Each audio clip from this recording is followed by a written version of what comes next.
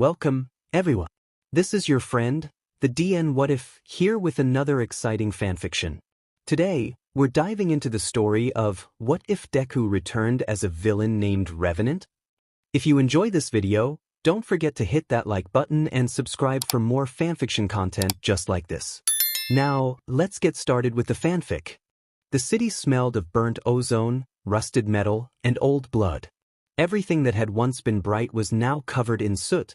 The advertising screens flickered like broken memories of a time that no longer belonged to anyone. Tokyo, or what was left of it, had changed. The streets were full of scars, not just on the asphalt, but on the people who walked over it, the few who still dared to exist in that limbo of ruins and broken promises.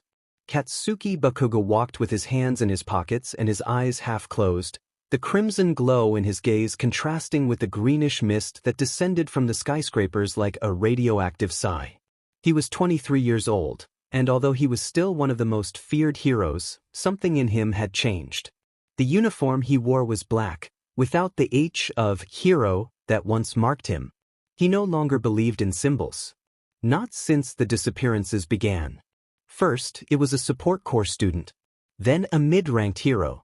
After that, an entire group of officers from the Safety Commission. No one found patterns, but Bakugo did. He always found them. They were connected by a single invisible thread. They all had something to hide. Covered up crimes, dark favors, alliances with corrupt companies, or illegal experiments. Those who vanished were loose pieces of a rotten system, and someone was tearing them off the board with surgical precision. Revenant, he murmured, staring at the new anonymous message he had received on his encrypted phone. Just one word. But it was enough. That name had become a whisper among the clandestine corridors of power. No one knew who he was, but everyone knew he existed. Like a ghost, he left behind destroyed servers, collapsed towers, evaporated files. But the most terrifying part wasn't his ability to erase information. It was his precision in exposing the worst of each victim right before they fell.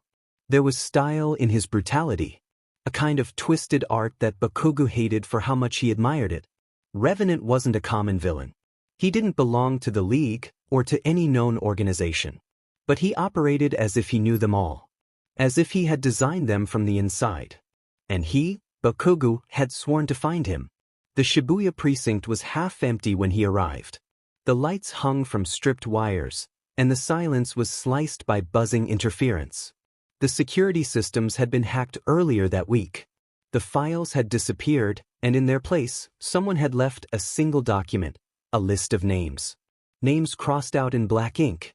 For still alive, a familiar voice told him from the shadows. It was Hakamata, a former hero turned analyst.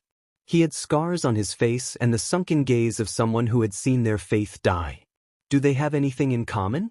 They all worked on Project Climax, that forbidden experiment from the pre-Gigantomachia era.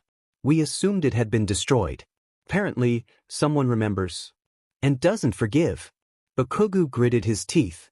And the data on those involved, where did he get it? That's the effed up part. All those files were stored on analog servers, offline, protected by biometric keys. It shouldn't be possible, but it was. Revenant had access to things not even governments remembered. That night, Bakugo returned to his apartment with the weight of the past echoing in his skull. He opened a secret folder on his laptop, one he had sworn never to look at. There, among hundreds of records from old missions, was him. Izuku Midoriya. Missing. No registered quirk. Declared dead at case closed. But Bakugo knew that was a lie. Because sometimes, in the shadows, he heard a voice. His voice. And the fear that crawled through him wasn't about what he could do to him, but what he might want if he ever saw him again. You can't be alive, he whispered to the monitor, but his fingers trembled. The screen showed a still frame of a masked figure leaving a hacked facility in Yokohama. A tall figure, covered. But the posture, the gesture of the hands, the way he walked. It was him. Izuku. Or rather, Revenant. And that name wasn't random. It meant, the one who has returned from the dead. The city was a covert battlefield, and his heart, a trench. The war was just beginning. And the enemy was the boy he had left behind, the boy he once called Deku. But now Deku had a new name, a new face, and possibly new reasons to burn it all down. Katsuki smiled bitterly. I'll find you, DMN nerd. I swear on whatever's left of me. Was about to open its gates. In the humid dawn of Mizudafu, the city kept pulsing in silence. Neon lights filtered through the cracks of a metropolis that seemed to hold its breath, as if it feared the monster taking shape in the shadows. Nothing moved, except for the distant sound of muffled sirens and the meticulous ticking of a mind that never slept. In the dark, Obsidian worked. First came the fall of a government databank. Then, the disappearance of an undercover agent. After that, a controlled explosion in the underground of a research laboratory. 3 incidents. 3 weeks. No mistakes. No clues. No traces. Only a name whispered in the depths of criminal forums. Obsidian. An entity. A group. A specter. In the offices of the Special Heroes Agency, Katsuki stared at the screens as if he could rip the truth out of them with his gaze. His elbows rested on the table, hands clasped in front of his face, red eyes seething with restrained frustration. Too many connections, no proof. This isn't the League's work, he said dryly, without looking away from the tactical map. No, confirmed the analyst to his left there loud. This is clinical. Precise. Smart. As if every attack were a warning meant only for those who know where to look. And he knew. Because each targeted location held specific intel, classified files, hero movements, support tech shipment routes. Information that would only make sense to someone who knew how to dismantle the system from the inside. From the nerve. In the forgotten alleys of District C, the echo of footsteps dissolved in the rain. A figure walked with the certainty of someone who belonged to the shadows. A face covered by a black mask with simple lines. A dark cape fluttering in the heavy wind. One of Obsidian's operatives. They didn't speak. They left no survivors. But this time, they had come for more than destruction. They came to seize a database containing genetic records of mutant quirks, hidden under the facade of a medical shelter. The operation lasted 8 minutes. 8 minutes to disable the surveillance system, neutralize the guards, extract the data, and vanish like a fracture in time. The only trace was a silhouette caught in the brief flash of a destroyed drone's camera. A young man with dark greenish hair, a crooked smile, and an unholy gleam in his eyes. No one recognized him. No one, except Katsuki. Play it again, he asked, stepping closer to the screen. The shaky footage showed the exact instant.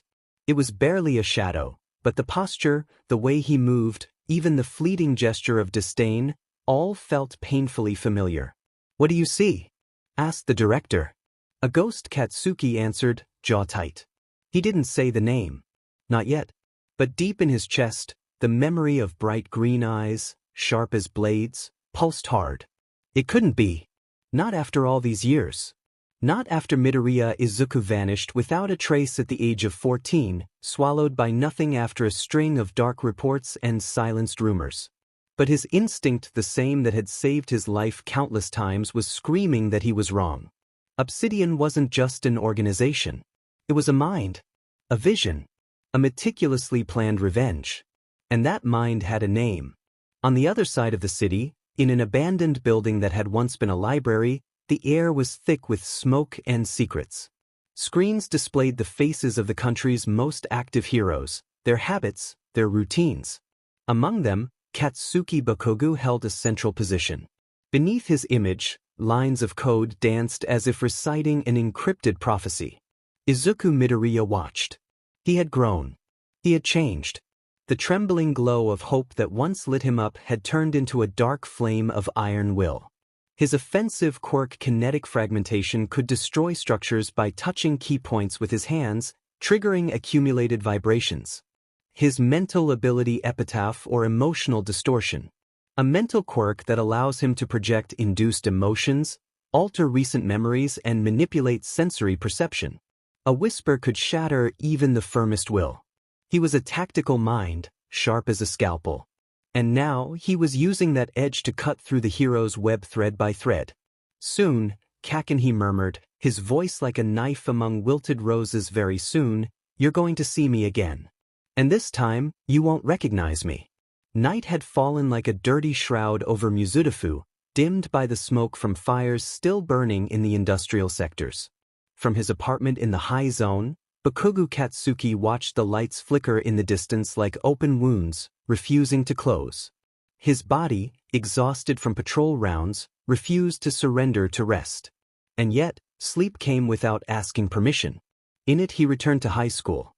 To the old building, to the cold metal chairs, to the hallways that smelled of bleach and teenage sweat. He walked with bloodied knuckles, as always. And at the end of the hallway, with his back turned to him, stood Midoriya Izuku. Younger. Fragile. Scarless. When he turned around, he smiled, and his eyes were two green abysses, lit like a slow fire. Katsuki tried to speak, but no sound came from his mouth. Izuku raised a hand, and the wall behind him exploded in black flames, devouring him. Katsuki screamed. He woke up drenched in sweat, heart pounding like it wanted to break through his chest. He turned on the light. He was shaking. It wasn't the first time he had dreamed of him, but this one had been different. Not because of the violence that was usual, but because of the clarity. As if it hadn't been a dream. As if he had truly been there. He got up, dragging his feet to the kitchen. The clock read 3:41 a.m. He poured himself some water, but didn't drink it. In his mind, a word pulsed with its own rhythm, Revenant. No one had said it to him yet, but something in his subconscious knew it. The morning greeted him with a report sealed in red. National Liaison Office. Confidential classification. Katsuki opened it while eating breakfast. He hated that type of report, grim, full of dead bureaucracy jargon. But when he reached the third page, he stopped. Objective of interest, Revenant, he read aloud, voice hoarse. And there it was. A low-quality photo, captured by a broken security camera in the Osaka suburbs. A man in a dark cape, tall silhouette, face hidden behind a black glass mask. His shadow cast on the wall seemed to stretch like a claw. Katsuki couldn't see the eyes, but he recognized them. It was him. Izuku. Or what was left of him. Can't be. The report placed him as the operative leader of a criminal cell with surgical precision. The intelligence department analysts still couldn't determine the command structure. There were connections to the League, but no subordination. Independent, methodical, dangerous. Moves like a ghost. Leaves no traces. Katsuki's first reaction was to laugh, though it wasn't funny. They had called him crazy for years. For saying something didn't add up. That Midoriya's disappearance had been a breaking point. That no one vanishes without a trace. Now, the echo of his intuition hit him like a slap. By noon, he was summoned to a private meeting. The commissioner's office was darker than usual. 3 top 10 heroes were already seated. Pux, Ryukyu, and Endeavor. Katsuki sat down without speaking. We have reasons to believe Revenant is behind last week's blackout, said Hawks, projecting a hologram, also the disappearance of 5 scientists from the Ida Institute. And the leak of classified data from the Defense Council. What kind of quirk does he have? Asked Ryukyu. We're not sure, Endeavor replied, annoyed there are conflicting reports. Some witnesses saw him break steel with his mind. Others, control energy fields with his fingers. There are even records of him manipulating the perception of undercover agents. They believe he might have more than one quirk. Katsuki clenched his fists. And there's no clearer image? Hawks looked at him with a strange expression. We know you know him, Bakugo. His pattern matches your old high school classmate. Midoriya Izuku. The silence was total. Even the hum of the air conditioner seemed to hush. Katsuki didn't deny it. He couldn't. His dreams, his memories, everything pointed in the same direction. But he finally asked. Because he just left a message, Hawks replied, showing a recording. A distorted voice, smooth as a wet blade. Did you think the story was over? How naive. True ghosts don't rest. They just wait for the right moment. Katsuki felt a chill crawl up his spine. That voice wasn't from a stranger. It was the voice of someone who knew his.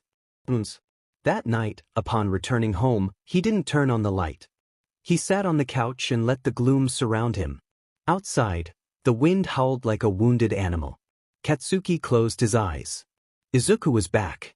And he would do it his way, breaking everything. Like a forgotten promise. Like a well-deserved punishment. And he, for the first time, didn't know if he wanted to stop him or be dragged along.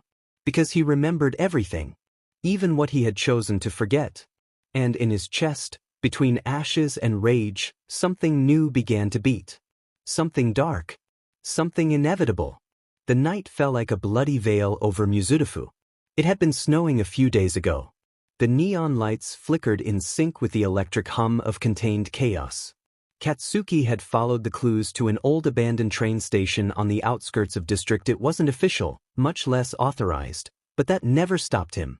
If there was anything that boiled his blood more than impunity, it was the feeling of being underestimated. And this faction, Obsidian, they were called now on the streets, had made that mistake. The place smelled of rust, sweat, and memories. The ground creaked beneath his boots. The cameras were dead. The sensors disabled. It was a trap. He knew it. But he entered anyway. Because that was how he faced the world. Head on, fists first. A sharp buzz pierced his ear. The screech of metal preceded the attack. A projectile grazed his cheek and exploded behind him, throwing him against a column corroded by time. He stood up with blood sliding down his jaw, combat gloves activating instantly. Is that all? He spat, his voice trembling more with fury than fear. A figure emerged from the shadows, as if it had been born from them. The face covered by a black mask with emerald details. Eyes glowing like embers dimmed by time. And a silhouette Katsuki recognized before his heart could deny it. It can't be. Hi, Kaken. The voice was deep, modulated, a whisper loaded with lead. But he knew it. He could feel it in his bones. The nickname, spoken with that poisonous familiarity, shook him more than the attack. Daizuku. He gasped, stepping back without realizing it. It wasn't a mistake. It wasn't a trick. He was alive. In front of him. Transformed into a monster that still held his soul. Izuku stepped forward. His suit was dark, made of metal plates and smart fibers. He wasn't an improvised thug, nor a rookie playing at being a criminal. He was a professional. A strategist. A hunter. I don't use that name anymore. His tone was dry, precise. Almost cold. They call me Revenant now. The air grew dense, and Katsuki felt something invisible surround him. His body reacted before his mind could grasp it. A force pressed him against the ground. It was mental. Psychic. One of the quirks Izuku had received. And he was using it with the precision of a scalpel. What happened to you? He growled, trying to break free, palms sparking with contained blasts. Izuku approached, removing his mask. His face was a mix of scars and frozen beauty. He wore an expression that didn't match the image Katsuki held in his memory. He was no longer that nervous boy with notebooks full of dreams. He was the echo of a tragedy embodied in flesh, bone, and resentment. I died at 14, Bakugu. What you see is what was left behind. Katsuki felt the words pierce through him. They had searched for him. They had declared him dead. And now he was here, the boy he once believed to be weak, looking at him as if he had conquered hell. But, he asked, voice barely a thread. Why haven't I killed you yet? Izuku tilted his head, as if studying a fascinating creature. Because I haven't decided whether I want to destroy you or own you. The air became unbreathable. The meaning behind those words made his skin crawl. It was threat and desire intertwined, like a flaming knife aimed at the heart. Katsuki broke free in an explosive jolt, stepping back. His eyes couldn't stop searching for the boy he once knew in that spectrum of hatred and elegance. But there was nothing left. Only Revenant remained. I'm going to stop you. Even if it costs me my life. Izuku smiled. It wasn't mockery. It was something else. Darker. More intimate. I'll give you reasons to live, Kaken. Even if they taste like poison. And with those words, he vanished into the mist, as if he had never been there. Katsuki was left alone, chest pounding. Not from fear. But from something worse. The memory of the boy he had loved in silence who had now returned as his ruin. The ruin of what they once were was just beginning. The crunch of snow beneath his boots echoed like a lament in the frigid silence of dawn. Katsuki panted. Steam rose from his body like a faceless specter, a dance of trembling heat extinguished by winter's breath. His gloves were torn, scorched by his own explosions, and there was blood his, maybe someone else's, splattered on the sleeve of his tactical jacket. The sky was overcast, gray as wet ash. The streets of Narahata, usually noisy even at night, seemed deserted, as if the city itself sensed that something was about to break. And it was. Katsuki didn't want to admit it, but his hands were trembling. Because he could still feel it. The weight of that gaze. The radiant green of eyes that shouldn't belong to a villain. Izuku. Revenant. It had been less than 2 days since that encounter, and his chest still tightened as if the shadow of that name was squeezing his soul. It hadn't been just a reunion. It was a declaration of war. The metallic screech of a portal sliding open made him turn, explosion ready in his palm, but he wasn't fast enough. Nothing could have prepared him for the perfect ambush that fell from above. The figure, black as obsidian, descended like a thunderbolt. Izuku Revenant didn't scream, didn't announce his attacks. His style was stealthy, surgical. As if he danced with death. Katsuki unleashed his power. The explosions lit up the night like lightning torn from a stormless sky. But Revenant didn't flinch. He moved with unnatural precision, as if he already knew Katsuki's reaction times, blind spots, and muscle impulses. A soft laugh, devoid of humor, filtered from Revenant's mask. "You're still an open book, Kaken." The use of the nickname was like a rusty knife twisting inside Bakugu's chest. Rage mixed with a primal, ancestral sadness. "Shut the hell up."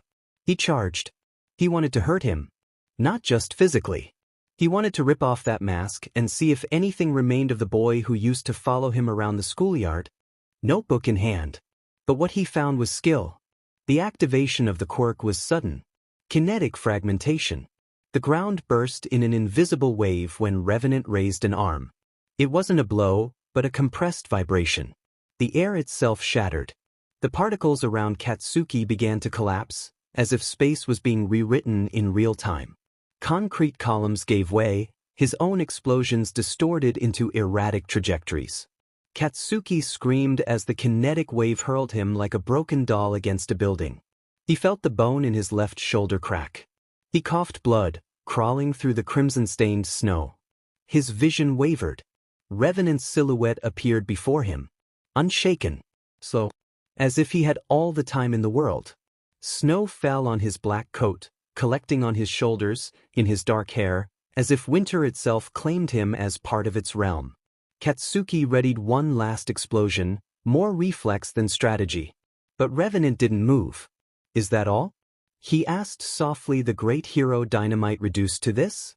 Bakugu spat blood to the side. "Come closer and I'll make you swallow those words." Revenant leaned in. His eyes gleamed like poisoned emeralds. "I could kill you right now." Katsuki roared, raising his palm to unleash a massive explosion. The fire lit the white field for seconds, melting part of the snow. A dense cloud covered the terrain after the blast. Silence. Then footsteps. Izuku appeared unscathed, with only a tear in his sleeve. His expression hadn't changed. He didn't look angry. Didn't look sad. He looked analytical. As if the whole encounter was an experiment. "You're not ready for me," he said. "Shut up. Don't talk to me like you're." But Katsuki didn't finish the sentence. Because Revenant was already in front of him, with a speed that didn't belong to that slender body. He grabbed him by the neck, slammed him against a frozen wall. The snow crunched beneath their feet. "I'm not who you think I was," he murmured, and there was something almost hurt in his voice, but it was buried beneath the threat in his gaze. "I learned that heroes don't arrive on time. That promises don't save. That the world needs something crueler to change." Katsuki spat blood. His legs trembled. He had fought powerful villains, but this was different. Izuku wasn't fighting like an enemy. He was fighting like a predator. Like someone who knew his moves. His quirk. His pride. His ego. "Why don't you just kill me already?" he asked with contained rage. Izuku loosened his grip. Let him fall to the ground like a piece of broken meat. "Because I want you to remember me," he said. His voice was nearly a whisper, and his eyes glowed with an emotion impossible to read. I want it to hurt. I want you to dream of me, to seek me. And when you're ready, I'll come back. Katsuki, trembling, gasping, didn't know if he was more wounded physically or emotionally, because in some corner of his chest, the name Ezu still burned, and it hurt more than any physical wound. The snow fell slowly, and over it, red drops painted a path that wouldn't be easily erased. Silence. That's final. But Katsuki whispered, defiant but fragile. Vulnerable in the open wound, Izuku still knew how to touch. The villain watched him for a long second. Then he crouched down close, very close. Close enough for Katsuki to see the edge of a smile. I'm not interested in killing you. Not yet. I want every time you close your eyes to see this. To hate your helplessness as much as I hated mine. And with that he stood, turned around, left him. Katsuki remained in the snow, gasping, bleeding, burning in humiliation. A roar escaped his throat, broken and fierce. But it didn't stop him. From the top of a nearby building, hidden cameras recorded everything. The message was clear. Revenant wasn't hiding. He wanted the world to see. He wanted to be remembered. And Katsuki, still lying between snow and blood, knew this was only the beginning. It wasn't just any lie, one of those you bury without guilt beneath the dust of routine. It was a lie stained with dried blood, torn clothes, and the still hot hum of a truth too dangerous to share. When he sat before the hero committee, with the edges of his suit jacket still stained and his throat tied in a knot, he told them he didn't remember. A surprise attack.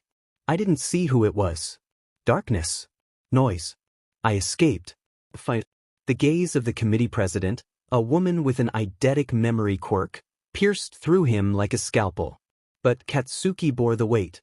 He kept his voice firm, as if he didn't remember Midoriya Izuku's face illuminated by the fire of his own violence, as if he didn't still hear his low and cruel voice saying, I want you to remember me.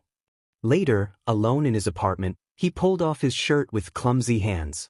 The wounds were still fresh, shallow cuts on his abdomen, blackened bruises on his arms, an old burn reopened on his collarbone. Nothing he couldn't explain with a good excuse. But that wasn't what hurt. It was the way his name had sounded in the mouth of that villain, Kaken. It was the fact that he had let him live. That night, he didn't sleep. He stared at the blank wall of his kitchen while the coffee grew cold. Then he opened his investigation notebook and started drawing the map. Revenant, he murmured. Deku. He knew he couldn't log that name into the database not without triggering surveillance systems. So he did it by hand, old-school style. He drew concentric circles, dates, events, disappearances, hacks, surgical strikes with an identical signature, cleanliness, precision, total lack of evidence. Years of small operations he now saw in a new light. It wasn't a chaotic organization. There was a mind behind it all, one that planned like war was a puzzle. A mind that knew every hero's quirk. A mind that knew him. He opened the report the commission had red-flagged 3 years ago. Obsidian. The emerging organization that operated like a ghost. A faceless faction. Maybe it wasn't a network, maybe it was a person. Izuku. The memory struck him. Those green eyes like blades, the steady voice, the calculated movements. I'm not interested in killing you. Not yet. There was strength in him. Power. And not just physical. The worst part was the intangible, the way he spoke like he knew things others didn't. Like he'd already calculated every move before the game had even begun. Katsuki got up from the chair. His body ached, but adrenaline gave him a sickening focus. He knew he couldn't sit still. So he started with the basics, going back to the place where he almost died. The alleyway in District 3 of the old city. Going back there was a risk, but he had already decided he couldn't trust anyone else. It was midnight when he arrived. Snow still blanketed the ground, darkened by passing cars and pedestrian footprints. But there they were, barely visible traces, old impressions. Katsuki crouched down, touched the concrete. A piece of his glove was still caught beneath a rusted pipe. He picked it up. It wasn't a random attack. It was a warning. I want you to remember me. And he did. Every word. every shadow on his face. But what haunted him most was what wasn't said. Why had he come back? Why show his face now, after so many years? Katsuki leaned against the wall. He brought a hand to the wound on his collarbone. The contact made him wince. It wasn't just the physical pain. It was the internal fracture, the crack in the image he had built of himself as a hero. Because in that encounter, for the first time in years, he felt fear. Not of dying, but of what he felt upon seeing him again. It wasn't hatred. It wasn't rage. It was something far more dangerous. It was desire. And that, he knew, was the beginning of his downfall. Midoriya's voice echoed in his head like a cursed promise. The syndrome of the broken voice. That condition where you keep hearing something even after it's gone. But Katsuki knew the truth. That voice hadn't gone. It was just waiting in the shadows. Smiling. Waiting to return. The nights in Mizudafu were no longer what they used to be. Once, the city's murmur gave Katsuki peace, as if every honk, every hurried step on the sidewalk reminded him the world kept turning. But now, everything sounded fake. The noise bothered him. Overwhelmed him. Since his encounter with Revenant, Katsuki hadn't been able to sleep more than 2 hours at a time. There was something in that emerald gaze, hardened by hate and time, that haunted him even when he closed his eyes. The wounds on his torso hadn't healed yet. He'd bandaged them himself, in silence, as if covering them could bury what he'd felt: fear, rage, and something else he didn't want to name. That night, however, his curiosity dragged him once more into the committee's restricted archive. He lied to the guard, hacked the auxiliary system with a device no certified hero should possess, and slipped in like a thief. The cold of the central server numbed his fingers as he accessed the files labeled Unresolved Cases, Minors' Disappearances.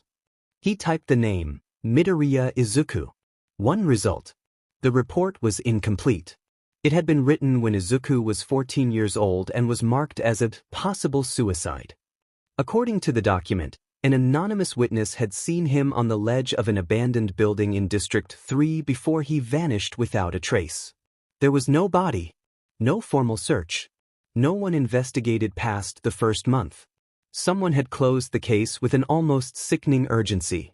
Katsuki stared at the screen, pulse racing. His whole body trembled, not from the information, but from what he already suspected. Something was rotten in that story. Someone had silenced everything. Katsuki recognized the mark of a cover-up when he saw it. Neutral language, no names, no details.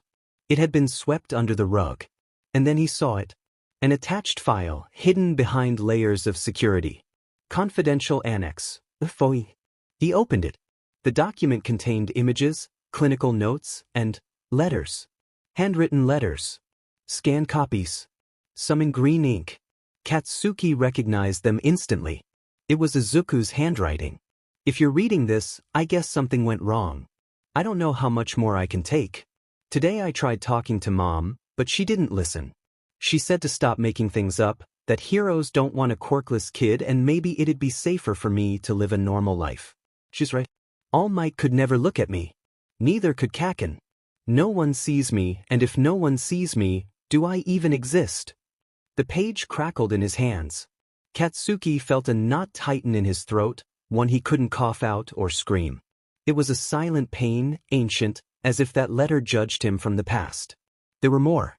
Letters in which Izuku analyzed heroes, described their strategies, their blind spots, even predicted battles. Some matched real encounters years later. How did he know so much? When did he start collecting that information? Why didn't anyone notice? The final document was an intelligence report, signed by a missing agent, suggesting that a boy with exceptional tactical skills had been seen in the company of a subject tied to the League of Villains. Year, 19XX. Location, district suggested codename, Obsidian. Katsuki leaned back in his chair. He knew it. Revenant wasn't just a face in the shadows. He was the consequence of a system that failed to protect him. Katsuki couldn't help but wonder what would have happened if that afternoon in middle school. If he'd said something else. Done something different. He looked at the letter again. Sometimes I dream someone finds me before I fall. But I always wake up before I know who it is. He couldn't read anymore. He burned the copies. Every single one. Watched them slowly disappear in the metal tray of the evidence incinerator, as if doing so could bury a ghost. But the words were already tattooed in his memory. When he returned home that night, the bathroom mirror showed him a different gaze. In his eyes, there was no longer just exhaustion. There was guilt, determination, and a silent desire he didn't know how to stop. He wanted to find Izuku, not to stop him. He wanted to understand him. And that was more dangerous than he was willing to admit. Katsuki had grown used to living with the constant roar of his own mind. But that week, the silence surrounding him was more terrifying than any explosion. There was something inside him that didn't fit, an invisible crack that widened with each passing night. Since the first encounter with Revenant, something had slipped into his subconscious, something that bore the green eyes of Midoriya Izuku. The first time he dreamed of him, he woke up gasping, drenched in cold sweat with the name stuck in his throat. It wasn't a memory. It was a new whisper. A familiar voice in an unfamiliar tone that spoke to him from the shadow of his bed. It wasn't the Izuku he had known in high school. This was something else, bigger, darker, more real. And it told him things he didn't understand but that hurt, as if each word tore something deep inside him. The medical report revealed nothing abnormal. No traces of drags, no physical alterations. But he knew something had touched him, something intangible. In his dreams, he sometimes felt the brush of cold fingers on the back of his neck, as if someone was caressing the margins of his thoughts. The second night, he dreamed that Revenant grabbed his chin, forcing him to look into his eyes. "Don't forget me again." That was when Katsuki understood he wasn't really dreaming. Something had entered his head. He connected the dots in silence. The way Revenant let him live. The way he looked at him, as if he knew exactly how he was going to react. As if he'd studied him for years. What if he had? What if he really had? Midoriya Izuku was a born strategist, even as a child. A detail-obsessed mind. Katsuki was an open book to him, and now, probably, his favorite toy. In the gloom of his apartment, Katsuki once again studied the reports on Revenant. Blurry images, tampered videos, redacted documents. And in the middle of it all, a folder emerged, classified under a codename. He opened it with trembling hands. What he found left him frozen. It was a detailed analysis from the Psi Division of Quirk Counterintelligence. A report on a red-class mental quirk, epitaph emotional distortion. Classification, unstable. Properties, induced emotion projection, short-term memory alteration, sensory manipulation through indirect and sustained contact. Recommendation, extermination. Katsuki swallowed hard. There was a note in the margin, dated recently. We suspect Revenant has managed to stabilize the quirk with a complementary secondary ability. Prolonged induced distortion has not yet been confirmed. But he knew. He felt it. It was under his skin. Since the fight, something in his perception had changed. Colors seemed more vivid, voices more distant. He felt unfocused from the world, as if reality was watching him through a fogged-up glass. And in the midst of it all, Izuku was there, whispering things in his dreams that he didn't want to remember, things that made him long to see him again. That night, Katsuki dreamed again. They were on the rooftop of their old high school, but the sky was dyed an unnatural red. Izuku looked at him, his uniform torn and a sad expression on his face. "I waited for you," he said. "I always waited." Katsuki tried to speak, but no voice came out. He tried to move, but his body didn't respond. He could only watch, bound by the weight of his guilt, by the cutting edge of memory. Then Izuku approached him, and with soft fingers touched his chest, right over his heart. "Do you see what you broke?" He woke up screaming. The glass of his window had a crack. His bed was soaked in sweat, and his phone showed a missed call from no number. Only one word flashed on the screen, written in distorted letters. Katsuki stood up, staggering. He could no longer deny it. Revenant hadn't just struck him physically. He had invaded him, possessed him. And worst of all, part of him wanted it. Part of him craved the next encounter, the next dream, the next brush of that presence that tormented him. Because deep down, Katsuki Bakugo had begun to obsess over the ruin incarnated in Izuku Midoriya. And that was something he couldn't tell anyone. Not even himself. The night loomed over Mizudafu like a beast with a dark spine, covering the rooftops in frost and the air in artificial silence. Katsuki Bakugo roamed the streets of District 14 like a specter. He wasn't patrolling, he wasn't seeking justice. He was hunting shadows with names and faces. With every step, his trained ear picked up the faintest creak, the electric murmur of streetlights, the dull hum of surveillance drones. But tonight, none would follow him. He had made sure of that. No cameras, no witnesses. Just him, his quirk, and the certainty that he would find him. Revenant. Since the first encounter, something inside him had shattered like glass under pressure. The dream of Izuku was no longer a distant echo. It was a constant. His voice reverberating through his bones, the touch of his breath on the back of his neck when he fell asleep. And the pain physical and emotional that didn't fade, as if he still carried the weight of that fight within him. He still didn't know whether it was the aftermath of Izuku's first quirk or the second. Maybe both. He found him on the rooftop of the old abandoned ministry building, the one that had appeared in reports of destroyed drones and signal interference. Izuku stood at the edge of the roof, hood down, eyes glowing like spectral beacons in the gloom. He didn't move when he sensed his presence. "You arrived sooner than I expected," said Revenant without turning, his voice as calm as the edge of a scalpel. Katsuki didn't respond. He was too busy measuring the distance, his breathing, his pulse. "What the f did you do to me?" He growled at last, voice hoarse, cracked with rage and something deeper. A stab of fear, of desire, of betrayal. Izuku turned with terrible slowness. He smiled, but it was a smile without warmth. "I only showed you what was already inside. I don't insert lies, Kaken. I just pull back the curtains." That sentence snapped him. Katsuki charged without warning, propelled by his explosions, fist raised, roar caught in his throat. The blow struck against an invisible field, Izuku's kinetic defense, and the shockwave hurled him backward, his body twisting in the air like a severed puppet.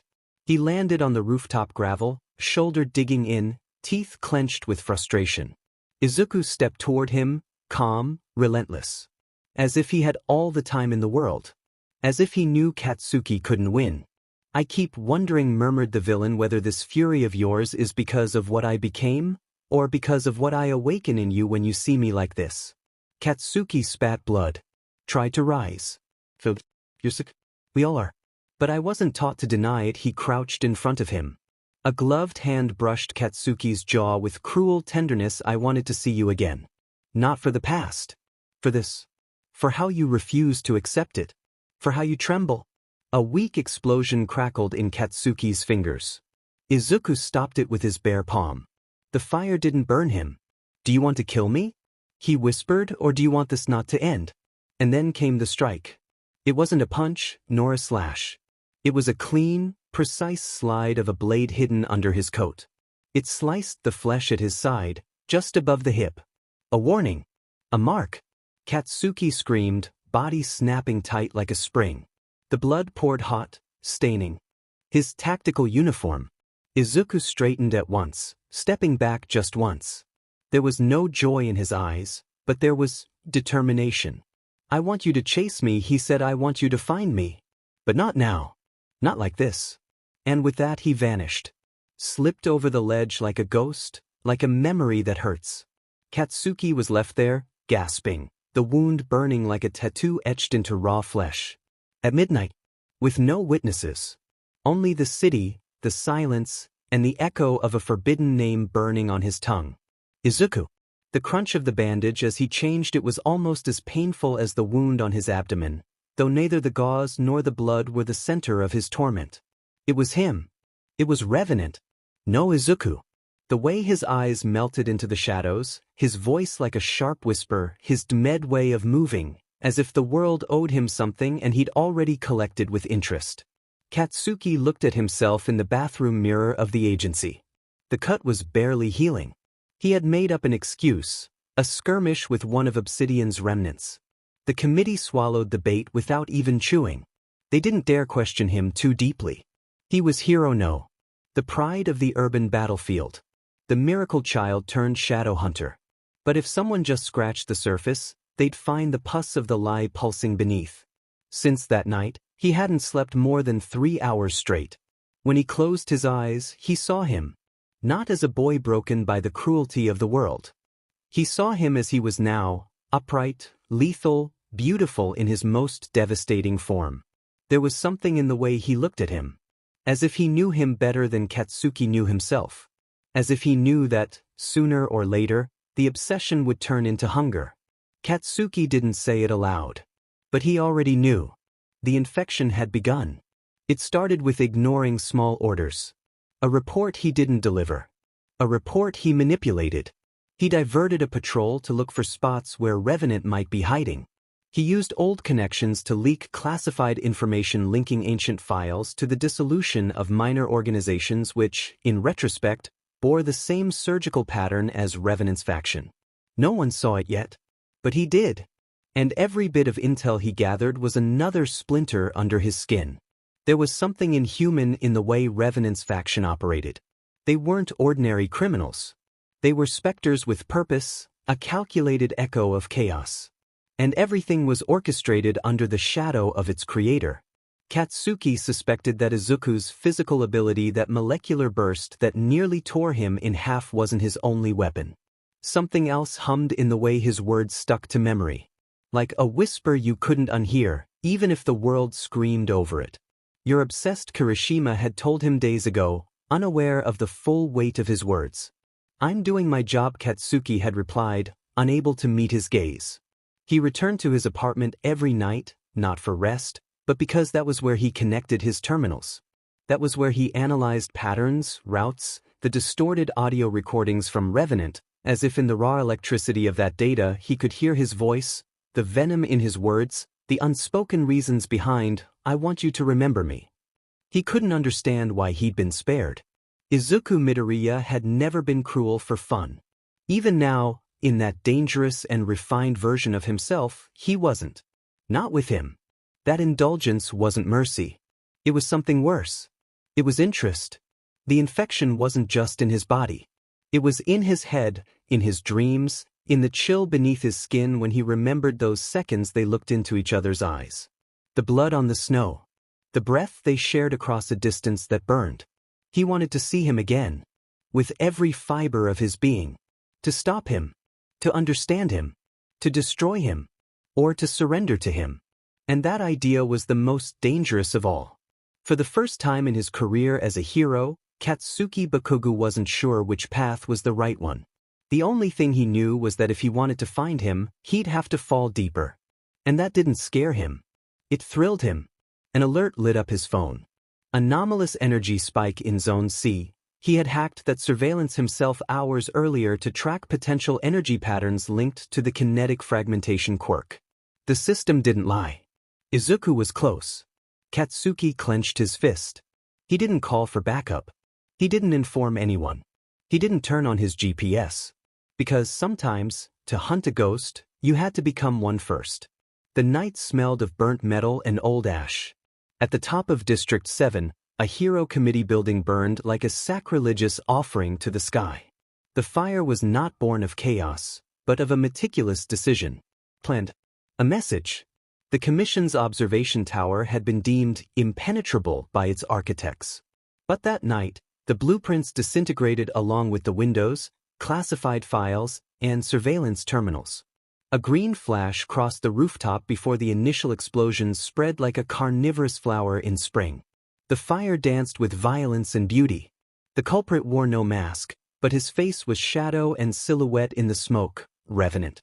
Corruption is the root, he murmured to the wind, his voice barely audible beneath the roar of the flames, and I am the fire. Below, several minor heroes tried to contain the blaze in vain. The flames defied logic. They were directed, designed to close off paths and isolate key points. The structure collapsed in on itself, as if surrendering to a higher will. A security camera lasted just long enough to capture the silhouette of Izuku walking across the fractured walkway, looking down with a near-mystical calm. Then, a slab of concrete fell onto the lens, and the image turned to static. Katsuki found out about the fire too late. The report arrived hours after the fact, filtered through a source he himself had secretly cultivated. The attached file included a blurry image, green eyes like spectral beacons. The scar Izuku had left on him the week before burned as if the memory was branding him all over again. It wasn't an attack, Katsuki whispered to himself, reading the patterns in the destruction. It was a manifesto. The commission had tried to bury several documents since the partial dissolution of the old regime. Izuku had burned the remains. He knew it. He felt it. And yet, he couldn't understand why his name was implicitly written into every act. Because it was personal. Hours later, in the restricted zone of the main hospital, the fire's injured spoke in gasps and delirium. One of them, a former analyst, rambled about a voice inside his mind. He made me see things, feel fear for things I no longer remembered. He told me pain was the language we all understood. Katsuki clenched his fists as he listened from the doorway of the medical room. That was the second quirk. There was no longer any doubt. Epitaph, emotional distortion. A psychological manipulation quirk that acted on sensory perception and induced emotions. A slow poison nesting in memory like a parasite. He was already feeling it too. His nights were brief and erratic. Sometimes he woke with the name Izuku in his throat, drenched in sweat, unable to remember whether he had loved him or wanted to kill him. That night, atop an abandoned communications tower, Revenant watched the city in shadow.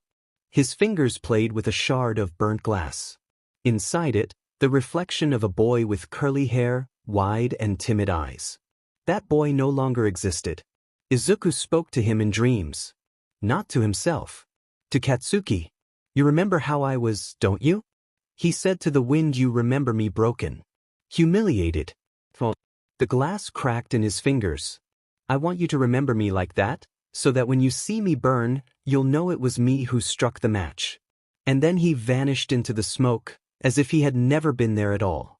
Like a ghost the whole world had begun to fear, but for one, just one, still had a face, a name, and a scar on his back. The night was a swarm of red lights and distant sirens. Katsuki moved through the shadows of the rubble-strewn remains of a supply center, one that, according to internal reports, Revenant might be using as a transit point for his faction. What the others didn't know was that he had leaked that possibility himself to lure him out. To force him to appear again. And it worked. There were no words at first. Just the sudden pressure in the air, the sound of a boot sliding across concrete. Katsuki turned with sharp reflexes and launched his explosion. But Izuku was no longer a predictable target. He dodged, his silhouette vanishing like a fractured shadow, and countered with a strength that wasn't human. The kinetic wave of the first quirk rattled Katsuki's ribs as if fireworks had exploded inside his body. You're not learning, Kaken Izuku murmured, his voice lower, more controlled than before, as if emotions were an inconvenience. Katsuki wiped the blood from his mouth. Rage trembled in his hands, but it was a hungry, eager tremble. And you still talk too much. Izuku attacked again, but this time he used his mental quirk. Katsuki felt the shift. The world staggered, not from a physical blow, but from an invasive sensation he couldn't place. Adrenaline turned into desire. Fear, into a sickly calm.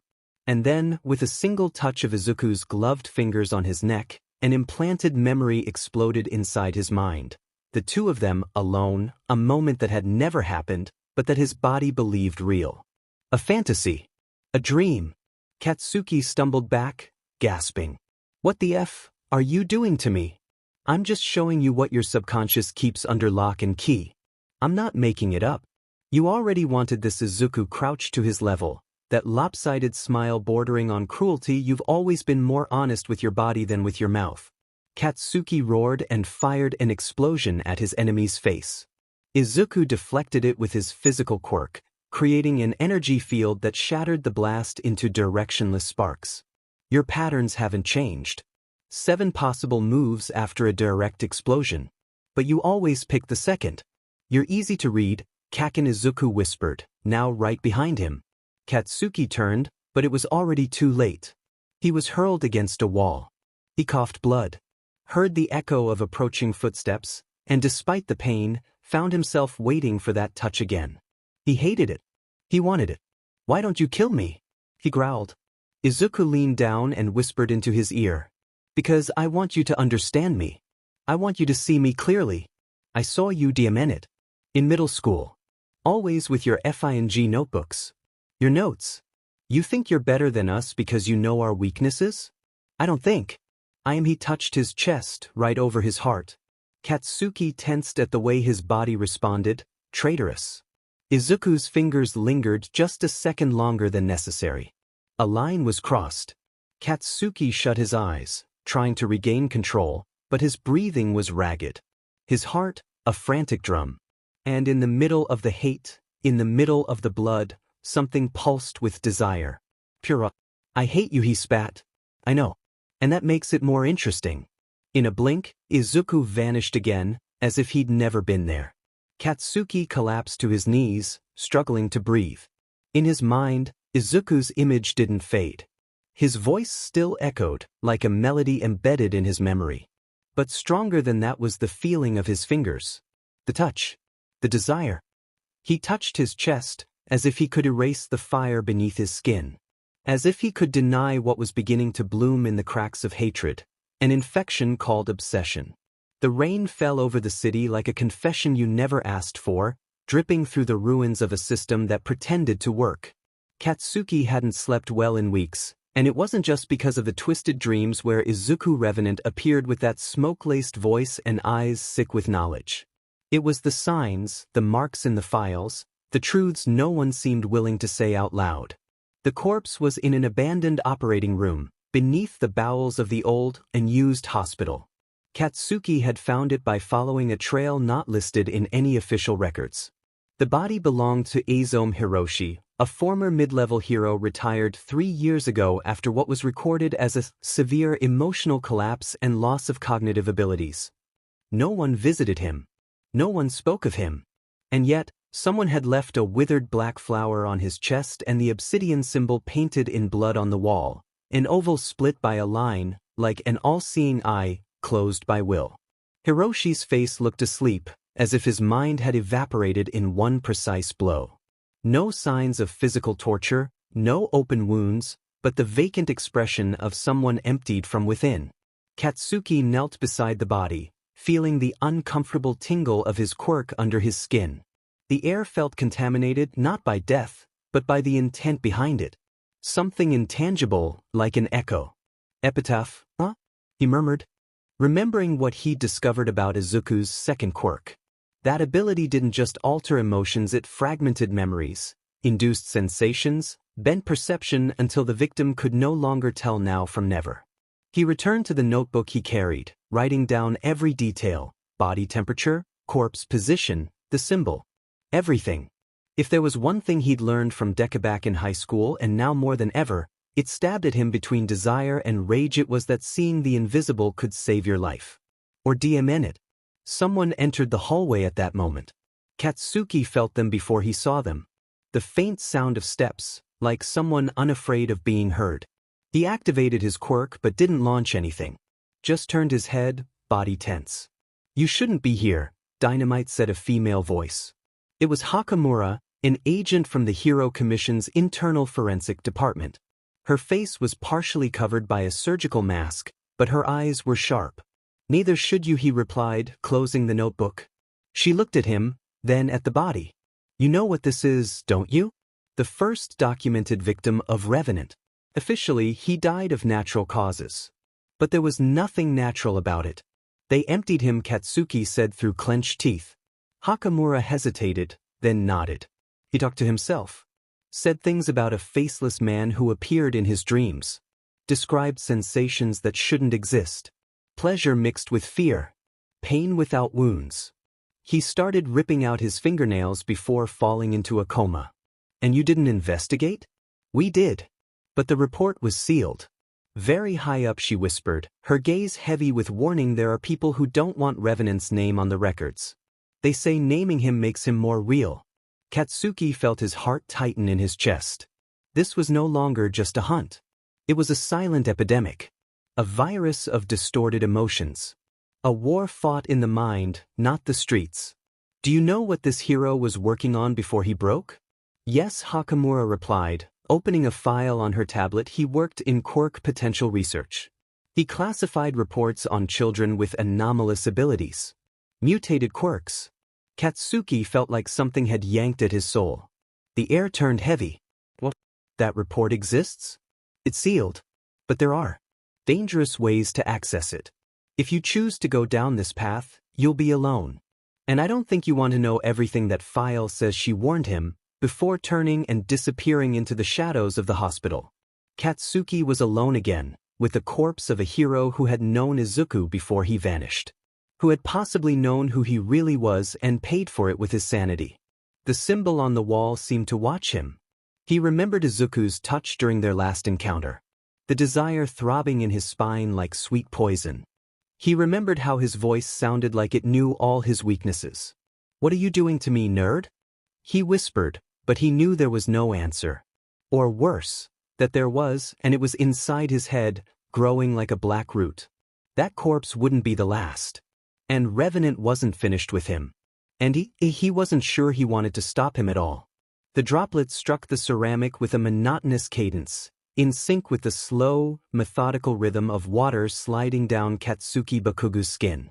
Steam covered the bathroom tiles, fogging the mirror that barely reflected the silhouette of his naked body. Hot water was a habit he kept to stay grounded, to cling to something mundane. But that night, there was nothing mundane in his stillness. He felt something that clung to the most primal part of his instinct. That itch on the back of his neck. That tension between his shoulder blades. As if eyes were mercilessly piercing into his back. He lifted his gaze abruptly, searching in vain through the warm shadows of the steam. Nothing. Only his breathing. Only the sound of the water. He'd get out of the shower. He told himself, shaking the thought off. Paranoia. Just another episode. It had become his shadow since the first encounter with Revenant. Since Izuku Midoriya had looked at him with those green eyes like ice, full of science and sin. Since he'd let him live with a phrase that still haunted his darkest dreams, "I want you to remember me." He dragged the towel over his neck and rubbed his wet hair roughly. Every muscle in his body was tense, coiled like a spring ready to snap. He'd go out and check his room. For caution. For peace of mind. Because something didn't add up. He opened the bathroom door. Cold air caressed his damp skin with an almost personal intent. He shivered. It wasn't his imagination. The atmosphere had shifted. Absolute silence. Too absolute. He walked to his bed, the towel knotted at his waist, water droplets marking his path like temporary footprints. There, on his pillow, lay a note. Written in a recognizable black ink. A precise handwriting. Elegant. Cold. Izuku. Did you like it like that? Katsuki felt time stop. It wasn't fear. It was something else. Something more visceral. Something that pulsed in his stomach like a broken drum. His gaze slowly lifted toward the window. Open. Not ajar. Not forced. Wide open. The city wind came in like an intruder. Like a witness. The curtain waved, soft, silent. Katsuki moved toward it immediately, senses on high alert, feet firm on the wooden floor. Son of a beach. He murmured, not with anger, but with something far too close to excitement. He checked the ledge. Nothing. No clear sign of entry, no wire, no footprints. But he knew he had been there. He'd felt it. His presence clung to the air like a scent that wouldn't fade. He had been watching him. And he hadn't touched him. He didn't know if that disturbed him more than if he had. Because what remained was the idea, the echo, the constant possibility. Izuku had entered his space. His sanctuary. He had crossed the threshold of the untouchable. And Katsuki was reacting. Not just with tension. With something lower, darker. An unresolved desire rising from his spine. Izuku knew exactly where to strike. Not with fists. With his mental quirk. With his cold understanding of what made him tremble. He took the note and crushed it in his fingers. You're not going to play with me forever. But deep down, he knew he was already playing. That he was already caught. The poison had entered. Not through wounds but through the eyes. Through desire. Through the idea that maybe there was someone who knew him so well that he could dismantle him without laying a hand on him. And worst of all was that he wanted more. Because deep down, a part of him was starting to enjoy it. The pleasure of being seen by Izuku was always there. Even if the observer was the most dangerous villain in the country. Even if it was Izuku Midoriya. Even if it was going to destroy him. Night falls over Mizudafu like a tattered curtain, covering the city's sins with a heavy whisper. At the top of an abandoned skyscraper, rusted by time and broken promises, Katsuki waits. The tip of his cigarette flickers like a beacon, and the smoke mingles with the icy air. He's not on patrol. Not tonight. Tonight, he waits for a ghost with a new name and an old soul. A creak. A whisper. And there he is, Revenant. The man he once called by that nickname, Deku, but never by his real name until weeks ago, at their first encounter. You look like shit, Kaken. Bad dreams? Asks Izuku, his voice a mocking whisper that bites more than it comforts. His eyes shine beneath the dark hood, green like refined poison. Katsuki doesn't respond right away. He takes a deep drag of the cigarette and then crushes it under his foot. So now you're into watching me shower. Sick BSTRD. Izuku laughs, a soft chuckle that sounds like a string wound too tight. Oh, come on. I left you a note. That's more than half your fans ever do. Katsuki frowns. His skin burns wherever Izuku's presence touches him. As if the air they share carries a different charge. Are you using it? He asks suddenly, voice low, thick with distrust, your second quirk. The mental one. Are you messing with my head? Izuku steps closer. Then another step. His shadow stretches until it reaches Katsuki's feet. And if I were? He murmurs, would it make you angry? Or turn you on? Katsuki trembles. It's almost imperceptible, but it's there. And he hates it. Hates that BSTRD for seeing him shake. Hates that part of him doesn't know if it's fear, rage, or desire that's electrifying his spine. Izuku circles him like a calm predator. Truth is, Kaken, I haven't needed to use my quirk on you for a while now. I'm still me, the kid who read your moves before you made them. Only now. I can do something with that information.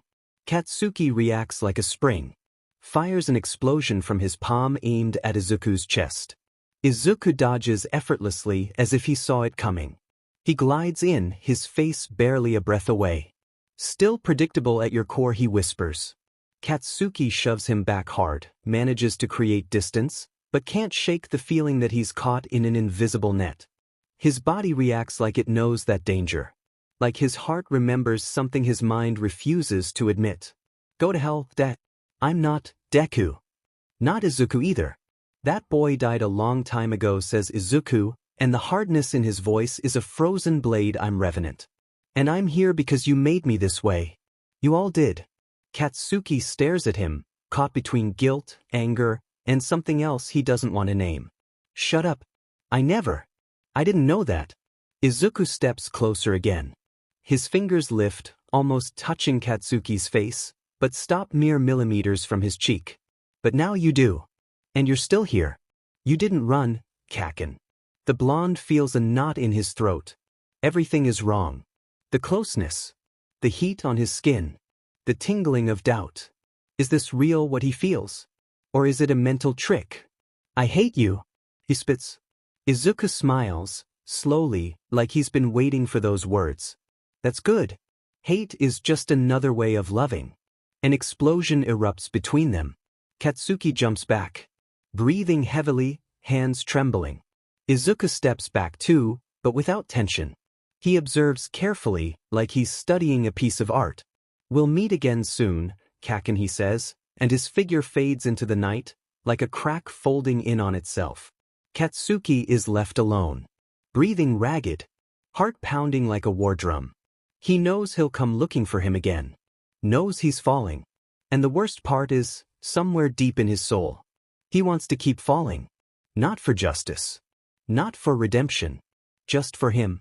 The sky was covered by a dome of dirty gray clouds, as if the world were holding its breath before spitting blood. The night was a hostile canvas, and the industrial district to the south of the city seemed to swallow the streetlights in its dense darkness. Katsuki patrolled alone, by his own order, even though his report claimed he was with two non-existent partners. Small lies to protect bigger truths. His boots echoed over the cracked concrete, echo after echo unraveling between rusted factories and sleeping metal. It wasn't fear he felt. It was hunger. Hunger for clues, for answers, for a presence that had already become familiar at his back, like a whisper embedded beneath his skin. And then he felt it. The pressure in the air, the slight tremor only he seemed to notice. He turned sharply and there he was. Standing in the shadows, his green eyes glowing like extinguished embers. Revenant. Izuku. That broken, dangerous version, so calculating that even chaos seemed premeditated.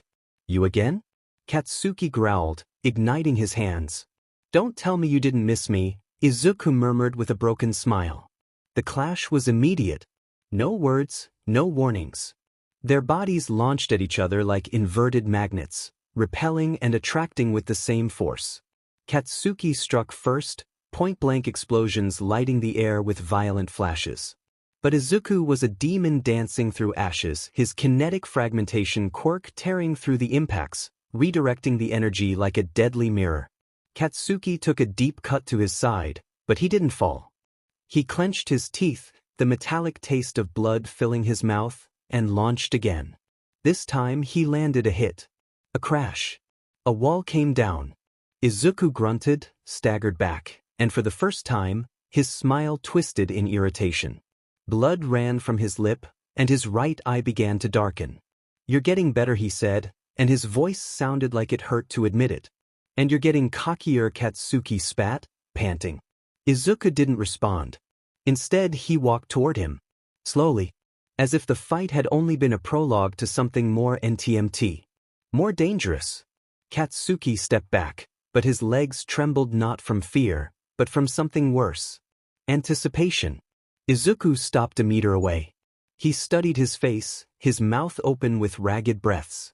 His gaze followed the trail of blood running down his neck, staining the edge of his suit. Do you like this? He whispered.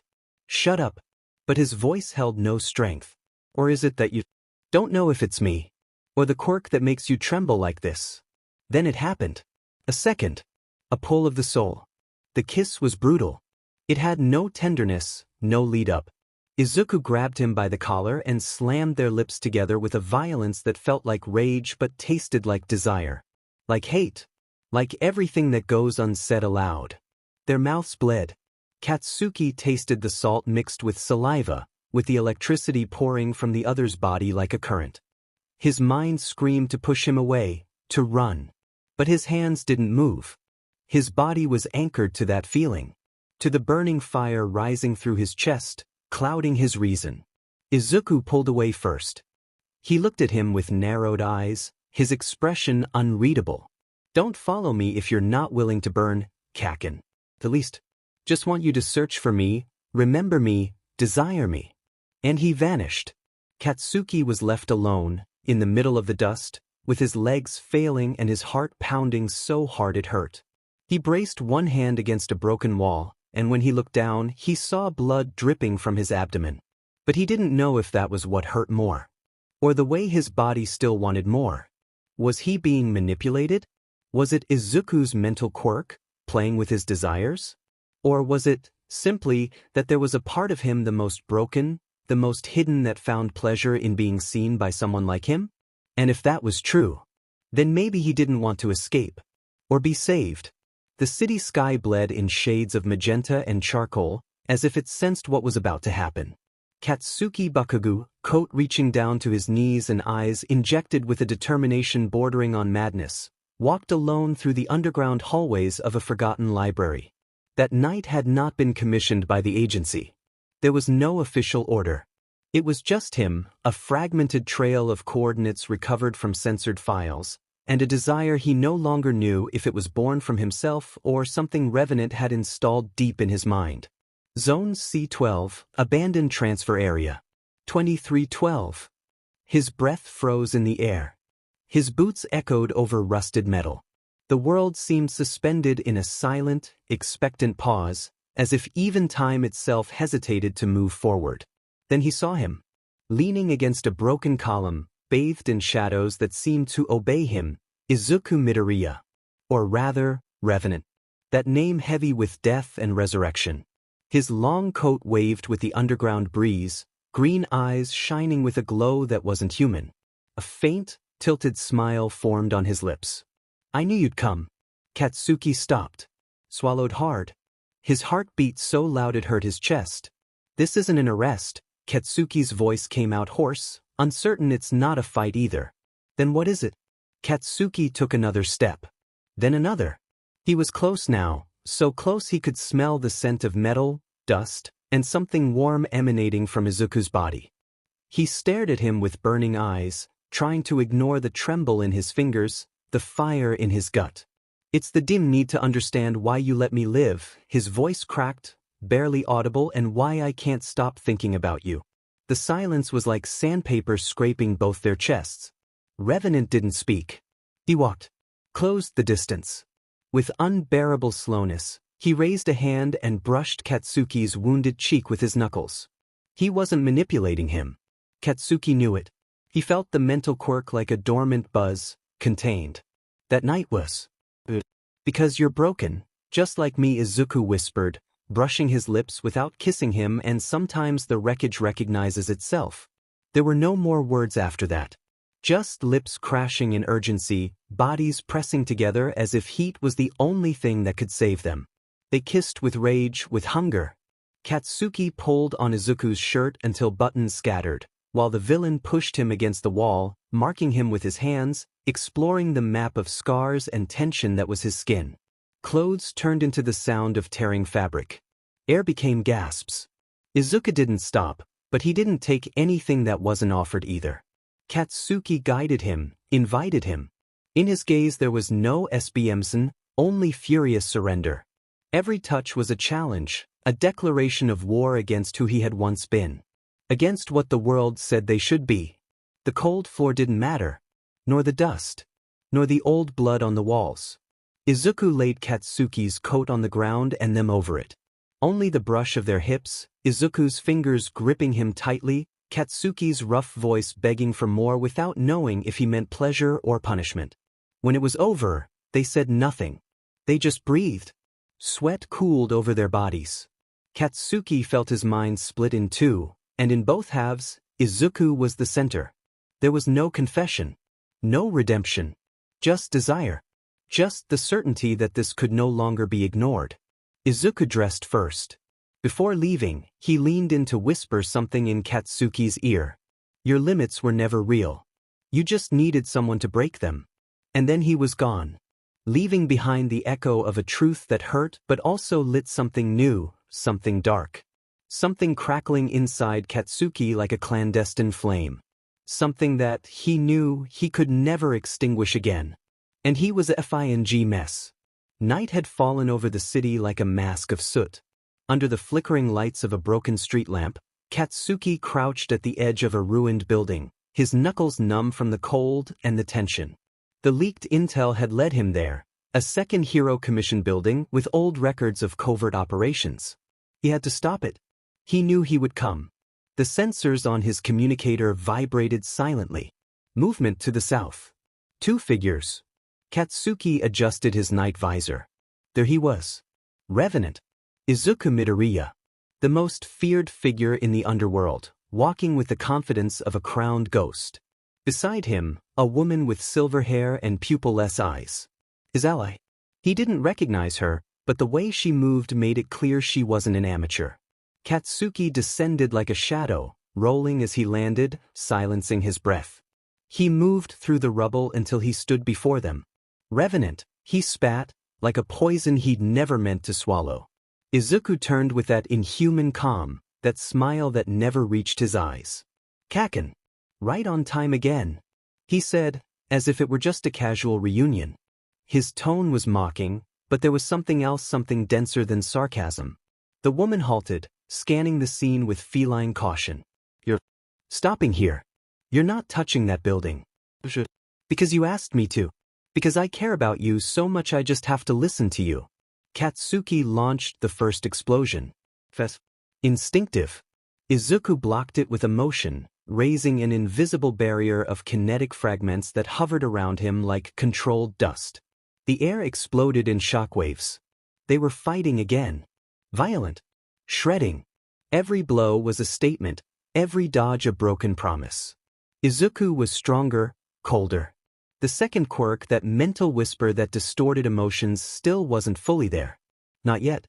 But Katsuki suspected it was lurking, scratching at the edges of his thoughts, dulling the blade of his judgment. The woman had remained on the sidelines. Watching. Not interfering.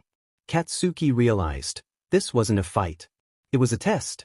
A confirmation of loyalties or weaknesses. Izuku disarmed him in a single fluid move. Threw him against the cracked wall of a building. Katsuki gasped, spitting blood. The villain approached and grabbed his face. With his other hand he brushed the corner of Katsuki's mouth, collecting the blood with the tip of his finger. You still taste like fury, he whispered. And then, without warning, he kissed him. It wasn't a gentle kiss. It was an invasion, a brutal assertion of power. Katsuki, dazed from the blow and the heat devouring him from the inside, didn't move at first. The touch wrapped around him like a trap, like a caress wrapped in barbed wire. When he reacted, Izuku had already pulled away. I told you I wanted you to remember me. Now you will. The other villain glanced back one last time, and without a word, the two vanished among the rubble, leaving behind the promise of a catastrophe. Katsuki dropped to his knees. Not from the physical pain, but from the chaos in his chest. The desire. The rage. The confusion. What is this bastard doing to me? He thought. But deep down, he already knew the answer. Revenant was back, and with him, the lines between enemy, desire, and betrayal grew thinner and thinner. And that touch was the worst trap of them all. And the reinforcements came later. The shower water fell heavy against his back, but it couldn't wash away the fire pulsing in his abdomen. Katsuki shut his eyes tightly, fists pressed against the cold tiles as if the marble could contain the roar running through his veins. Revenant. Izuku. That FING bastard. He had sworn not to think of him again. Not of his warm skin, nor his bloodied mouth, nor the way he'd grabbed him by the nape just before kissing him. He was an enemy. A monster. The plague that corrupted the city from the shadows with his mental quirk and surgical intellect. And yet, he had sought him out. No one made him. He dug through buried files, read reports that reeked of old gunpowder, and crossed the most infected streets just to find him. And when he finally had him close, he didn't arrest him. Didn't defeat him. He gave in. Katsuki rested his forehead against the wall and cursed. He hated himself. Loathed himself for remembering. For replaying the scene over and over in his mind like an addict to his own downfall. Izuku's hands had touched him like they had always known him. Like they remembered a secret language his body also spoke. He had taken him with certainty, without asking permission, but without using force. And Katsuki, torn between pain and desire, didn't know if he wanted to hit him or beg for more. The first time. A night without lights. Without armor. Just skin against skin and broken gasps between half-swallowed threats. And when it was over, when the adrenaline faded and they lay entangled in the smoke of the crime they hadn't stopped, Katsuki knew it was already too late. Izuku Midoriya had become his addiction. The image returned violently, Izuku lowering his head to his neck, whispering things he didn't understand, words that burned more than his wounds. I don't want you to forget me. That's what he had said. Like a sentence. Like a curse that crawls through your spine and takes root in your blood. Katsuki whispered, but his voice trembled. He didn't know if he was speaking to himself or to that green-eyed specter staring at him from every corner of his mind. He touched himself. Not with urgency, not with tenderness. With rage. As if he could rip off his skin, his guilt, his memories. As if that could erase the that escaped that night when Izuku bit him for the first time, marking him on his collarbone. A mark he now carried like a secret, hidden under bandages and excuses no one believed. This means nothing, he muttered through gritted teeth. But his body didn't believe him. His breathing quickened, his hand moved on its own, and every motion was another betrayal. Pleasure came like punishment. Quick, painful, filthy. And when it was over, he collapsed to his knees in the shower as if the water could absolve him of everything he'd done. Of everything he wanted to do again. Izuku wasn't forcing him. Not now. Not like this. And that made it worse. Because that meant it was his fault. That his body remembered him with hunger and his mind didn't want to forget. That night he slept poorly. He dreamed of the room where they met, of Izuku's fingers tracing his torso, of warm breath against his ear. But he also dreamed of screams, of blood, of burning buildings. Izuku was everything, the desire and the ruin. The beginning of his downfall. When he woke up, the note was still on the nightstand. The same one Revenant had left when he slipped into his apartment in silence and left the same way. The same crooked handwriting, the same words that still bit at him. Did you like it like that? Katsuki tore it into 1,000 pieces. But the damage was already done. His body knew it. His hands knew it. And worst of all, his soul was starting to accept it too. He didn't hate him for being a villain. He hated him because he could still make him tremble. Because even now, after everything, he still wanted him to touch him again. And that was more dangerous than any mind-altering quirk. That was love that smelled like gunpowder. Ready to explode. The sound of the fan was constant, metallic, and faint. In the office assigned to special category heroes, the atmosphere was sterile, lifeless. Katsuki had stayed there longer than necessary. The white lights reflected on his skin, weathered by battles and sleepless days. Classified reports and photographs were piled on the desk. Bodies, coordinates, fragments of circuits destroyed by kinetic energy. Leaked documents about Revenant arrived on a data drive embedded in the body of a neutralized informant. The leak was partial, inconclusive, but dangerous. Dates, locations, old ties with the League of Villains, and most unsettling, names. Many were crossed out, others marked as missing. And, in the margin of one of the reports, a handwritten note. He chooses who to ruin. He does it slowly. Sometimes they don't even have to die to be dead. Katsuki swallowed. His reflection on the screen showed a version of himself he no longer fully recognized. With trembling fingers, he began manipulating the files. Not out of duty. Not out of loyalty. He did it to protect him. Even if he couldn't say it out loud. Even if he didn't even know what protect meant when it came to him. He justified it with an altered report. A couple of manipulated documents. Nothing too obvious. He deleted a date here, distorted a coordinate there. Covered a trail that could have led to a raid ending the faction Izuku operated in. Revenant. His mind constantly corrected. But he still called him Izuku when the silence pressed down on him at night. While the files were being modified, his pulse remained unnaturally calm. That was what worried him the most. Not the betrayal, not the guilt. But the calm with which everything inside him was falling apart. That night he didn't go back to his apartment. He stayed in the Hero Commission's analysis tower, lying on a cot in the deserted medical wing. He dreamed of the sound of Izuku's breath near his ear, of the feel of his mouth on his neck while the world burned around them. He woke up drenched in sweat, with a painful weight in his chest. And desire. The next day, one of the analysts approached him with a discreet gesture. One of the leaked files is incomplete. As if someone had intervened before. Katsuki looked him in the eyes. His voice was steady, measured. Do they suspect anyone?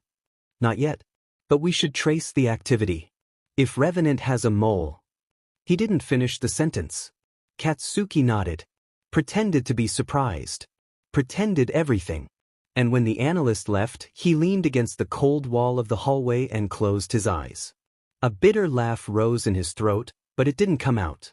He was starting to lie for him. To cover for him. To protect him. The most terrifying part was that he was doing it without fear. He was doing it out of need. The rain fell with a slow cadence, as if the sky refused to forget. Outside, the city seemed to sink into itself, breathing steam and ashes. Katsuki walked through the old abandoned factory with a clouded gaze, as if his own steps didn't belong to him. He had followed him. He had searched for him. And now, of his own will, he was there, with his heartbeat trapped in his throat. Izuku appeared from the shadows like a tangible ghost, dressed in black, hood down, green eyes lit in the gloom. His boots made no sound as he approached. Nor did his fingers when they brushed Katsuki's wounded jaw. "You came," Izuku whispered, as if he didn't believe it, as if Katsuki hadn't crossed every imaginable line to get to him. "I don't know why," Katsuki growled, somewhere between rage and desire, between exhaustion and need. "I don't know what the F you did to me." Izuku stepped closer. Close enough that their breaths touched, close enough that the space between their bodies became offensive in its scarcity. "Epitaph," he said, without preamble. "It's the name of one of my quirks. But I'm not using it now. Not on you. What you feel, what you felt that night when you let me touch you, that was you. Just you." Katsuki swallowed hard. A muscle tensed in his neck. His hands trembled and he didn't know if it was from anger or desire or both things fused into something worse. "Documents were leaked," he finally said. "From your faction. About you. And I covered them. I falsified them. I tampered with the official files. I erased them from the system." Izuku blinked, surprised for a moment. Then he smiled. Not with mockery, but with something very close to twisted tenderness. "And why did you do it?" "I don't know," Katsuki replied, lower now. "I swear I don't. Maybe because I thought you were already a part of me, somehow. Like a slow poison. Like a fracture that refuses to close." Izuku raised a hand, touched Katsuki's chest with the tip of his fingers. "I've never loved anyone," he confessed, voice hoarse, gaze sunk into his. "Not truly. But you were the only one who ever looked at me, even back in middle school. The only one who saw me without filters. I hate you for that. And I love you for that. You're the only real thing I have." The kiss came without warning. It wasn't violent, nor wild like the ones before. It was slow, heavy, soaked in everything they couldn't say. Izuku's lips were warm, his mouth sure, his touch possessive. Katsuki responded with the same intensity, but surrendered before fighting. This time, there was no war. Only two bodies searching for each other in a fragile truce. The jacket hit the ground. The shirts followed. Izuku's breath turned erratic when Katsuki pushed him against one of the concrete pillars. Skin against skin hurt. Fresh wounds burned. But neither of them backed down. Izuku marked every inch of Katsuki's body with his lips, as if memorizing a map he never thought he'd be allowed to touch. Katsuki ummed low, his body trembling between pleasure and guilt, between hate and cursed love. When they finally joined, it was raw and honest. There was no tenderness. Only need. Only flesh claiming flesh. And still, in the midst of the fire, there was something like comfort. Like belonging. Afterward, when the silence returned, Izuku rested his forehead on Katsuki's neck, both of them still entangled. "Are you going to arrest me someday?" he murmured. "I don't know," Katsuki replied. Maybe you'll let me. Maybe I won't care anymore." Izuku laughed, a brief and hollow sound. "Obsession has a name, Kaken, and it's yours. In my head. In my hands. In my FING chest. I don't want anything else but you. You have to be mine." And Katsuki said nothing more. The night fell upon the city like a ravenous creature, and in its belly, two men ceased to be enemies to become something worse, addicts to each other. Katsuki didn't know the exact moment he crossed the line, but he did know that Izuku was waiting for him. The place wasn't an improvised shelter or a filthy hideout. It was a discreet lair, built with calculation and desire. A loft hidden among the rust of an abandoned zone, with sealed windows, reinforced doors, and a single warm light falling over a wide, clean futon. Black blankets. Soft sheets. As if he had prepared it for him. "I thought this time you deserved something more." Decent, Izuku said from the shadows, his deep voice laced with a strange sweetness. He wasn't pretending to care, he was offering a truce. At least, on the skin. Katsuki didn't answer. He looked at him. Not like a hero looks at a villain, nor like a soldier looks at his target. He looked at him like a man looks at the only being who's ever made him completely forget who he's supposed to be. And he walked toward him. Izuku unfastened his suit with careful hands, like he was disarming a bomb. He knew every buckle, every clasp. There was no need for haste. Katsuki trembled, but not from fear. He was done pretending. In his eyes there was rage, yes, but also a silent surrender. He allowed it. When their lips met again, it was a slow, dark clash, more painful than their fights. Izuku kissed him like someone claiming what is his. And Katsuki didn't stop him. The clothes fell in silence, each garment sliding off like a quiet confession. On the mattress, their bodies aligned with a recent memory, the misplaced touches in narrow hallways, the clumsy moves against cold walls. Now, everything was space. Everything was crueler. Izuku moved with measured hunger, almost ritualistic. His mouth traced paths over Katsuki's skin like he was writing his name in scars.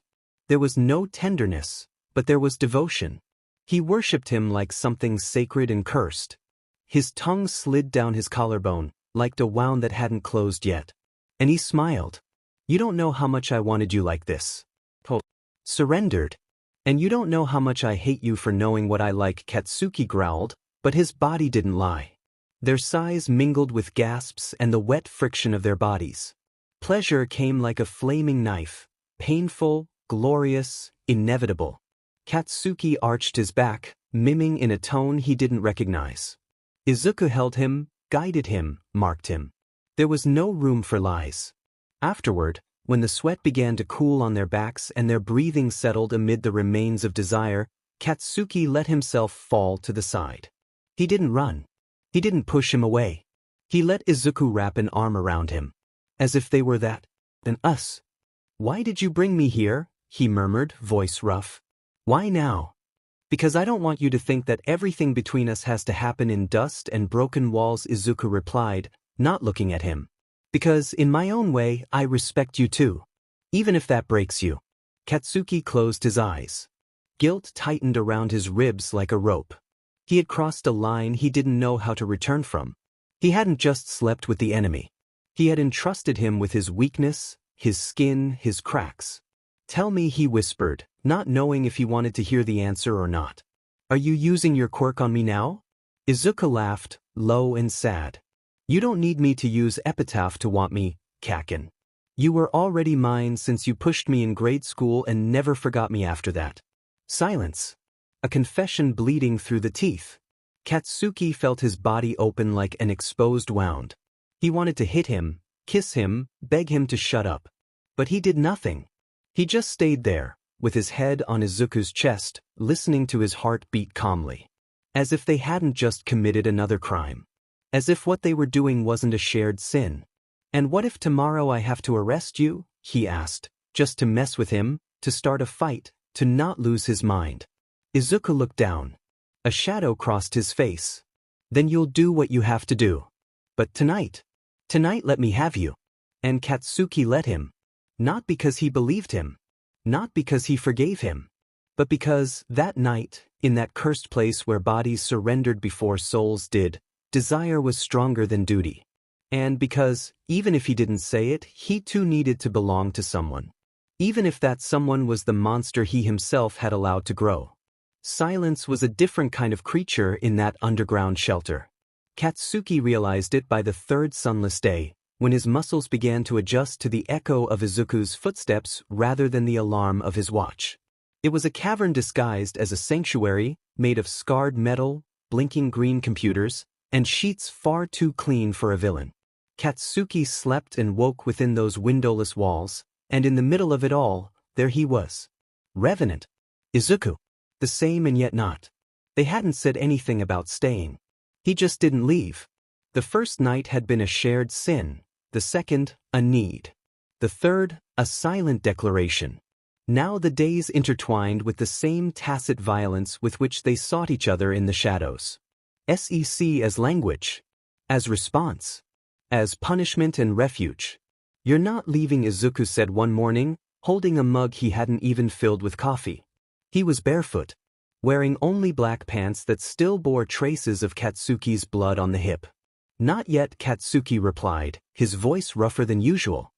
He had already surrendered to that constant erosion Izuku inflicted on him. To the desire that consumed him the moment he saw him walking across the room. To the way the villain looked at him when he handed him a plate of warm food, like he wasn't sure he deserved that scene. They ate together for the first time that morning. Sitting across from each other, with an improvised table between them and the dull hum of the servers in the background. Izuku barely touched the food, though he'd cooked it himself. Katsuki devoured his as if it were the last meal before the end of the world. "You're not made for this," Izuku murmured without looking at him, awkwardly moving the fork between his fingers. "For staying. For letting your guard down. And you are?" Izuku let out a low, bitter laugh. He didn't answer. Katsuki looked at him then with raw clarity. The messy hair, the shadows painted under his pale eyes, the scars the short shirt couldn't hide. And still, there was beauty. A broken kind of beauty, like a statue still standing despite the cracks. "Don't look at me like that," Izuku whispered. He stood up, and for a moment, Katsuki thought he'd leave him alone. But he walked toward him with measured slowness and stopped inches from his chair. "You're looking at me like you're going to stay. Like this. Means something." Katsuki didn't reply. He kissed him. There were no words. Only hands. Arms clinging as if trying to memorize skin. Bodies that didn't ask for permission. The table fell, plates rolled away without consequence. The floor became a stage again, witness to scraped knees, to illness muffled between kisses and bites. Izuku dragged him to the ground and devoured him with the hunger of a man who had lived too long in shadows. SEC with him was war. There was no sweetness, but there was respect. No tenderness, but a brutal honesty that lit everything inside Katsuki. They didn't speak during the act, but they did respond to each other. As if their bodies already knew the exact choreography of mutual destruction. When they were done, Izuku didn't get up right away. He stayed on top of him, forehead against his chest, arms trembling slightly. "Did you ever think what it would have been like?" he murmured. "What? If I hadn't disappeared? If you'd followed me in high school? If we'd had this? Without being what we are?" Katsuki thought about it. About the roads not taken. About a version of them at UA, sharing lunches and missions. About an Izuku without such deep scars. About himself, without this thirst that burned like acid. "I don't know," he said at last, voice broken. "But it doesn't matter anymore, does it?" Izuku nodded. There was no comfort in his face, only acceptance. They stayed there a while longer. Breathing. Katsuki knew, deep in his chest, that this calm was a mirage. That the world outside was still spinning. That eventually he'd have to go back. But for now, for those borrowed hours between war and desire, he chose to stay. He chose Izuku. Even if it meant losing himself. The decision wasn't a dagger. It was a needle.